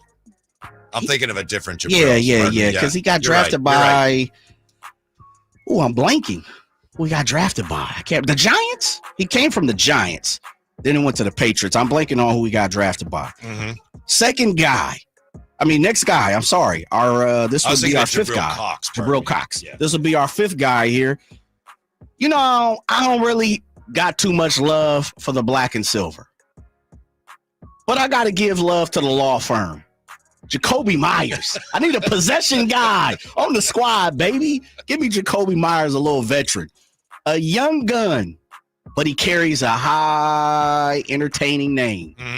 Maybe not the Sanders that you're thinking of, but how about Mr. Shiloh Sanders? Wow. Play a little defense. He could, as TC said, kind of be that linebacker out there. And he's played both sides of the ball. Shiloh Sanders, shouts out the rookie of Tampa. I smell a gold medal, Jay. Yeah, I know you do. We got to put a 49er on the roster, don't we? Thank you. We're talking about the man, Mr. Rolex man himself. Tricky Ricky P. Ricky Pearsall, baby. My God. Come on now. You know he's on the squad. My captain, a veteran. He has been a superstar. At one point in time, been the highest paid corner in the league. A little longer in the tooth, but he's highly entertaining. Somebody that everybody would love, especially being a captain. Gonna do it all. I got Mr. Jalen Ramsey. Oh, yes. Jalen Ramsey is my captain. He would finish off my wide receiver DB. We move over to the quarterback. Here we go. Surprisingly, a rookie. I've heard in flag football, you got to be mobile. You got to be able to move it. Yes. You got to be able to sling it on the run. You got to be a big dog. Seattle Seahawk rookie, that'd be Jalen Milroe. Wow. Shouts out to Jalen Milroe. Probably my starter. And this one, I tussled here a little bit, but I'm going with former San Francisco 49er. Got 3 picks, so many draft picks. He was the heart and soul. He was supposed to be the future of the 49ers. Then he went to the Cowboys. Oh, no. Now he's a Charger. Really? If there's any time for Trey Lance to be great, it's on the flag football field. I'm going Trey Lance. Coach of my squad, the GOAT. Just like you see Team USA with Grant Hill, you got to have things like that. I'm going Tom Brady, and you got to bring a little entertainment to the game. That'll be Marshawn Lynch. Nice. My assistant captain. Wow. It's brilliant. It's controversial. It is. We'll talk about it tomorrow. We'll talk about it tomorrow. We got another team you're going to unveil tomorrow, too. Stick around. We got Infinity Sports Radio next on Sacktown Sports. Saving for retirement was tough enough for us. Yes, and navigating markets can be challenging.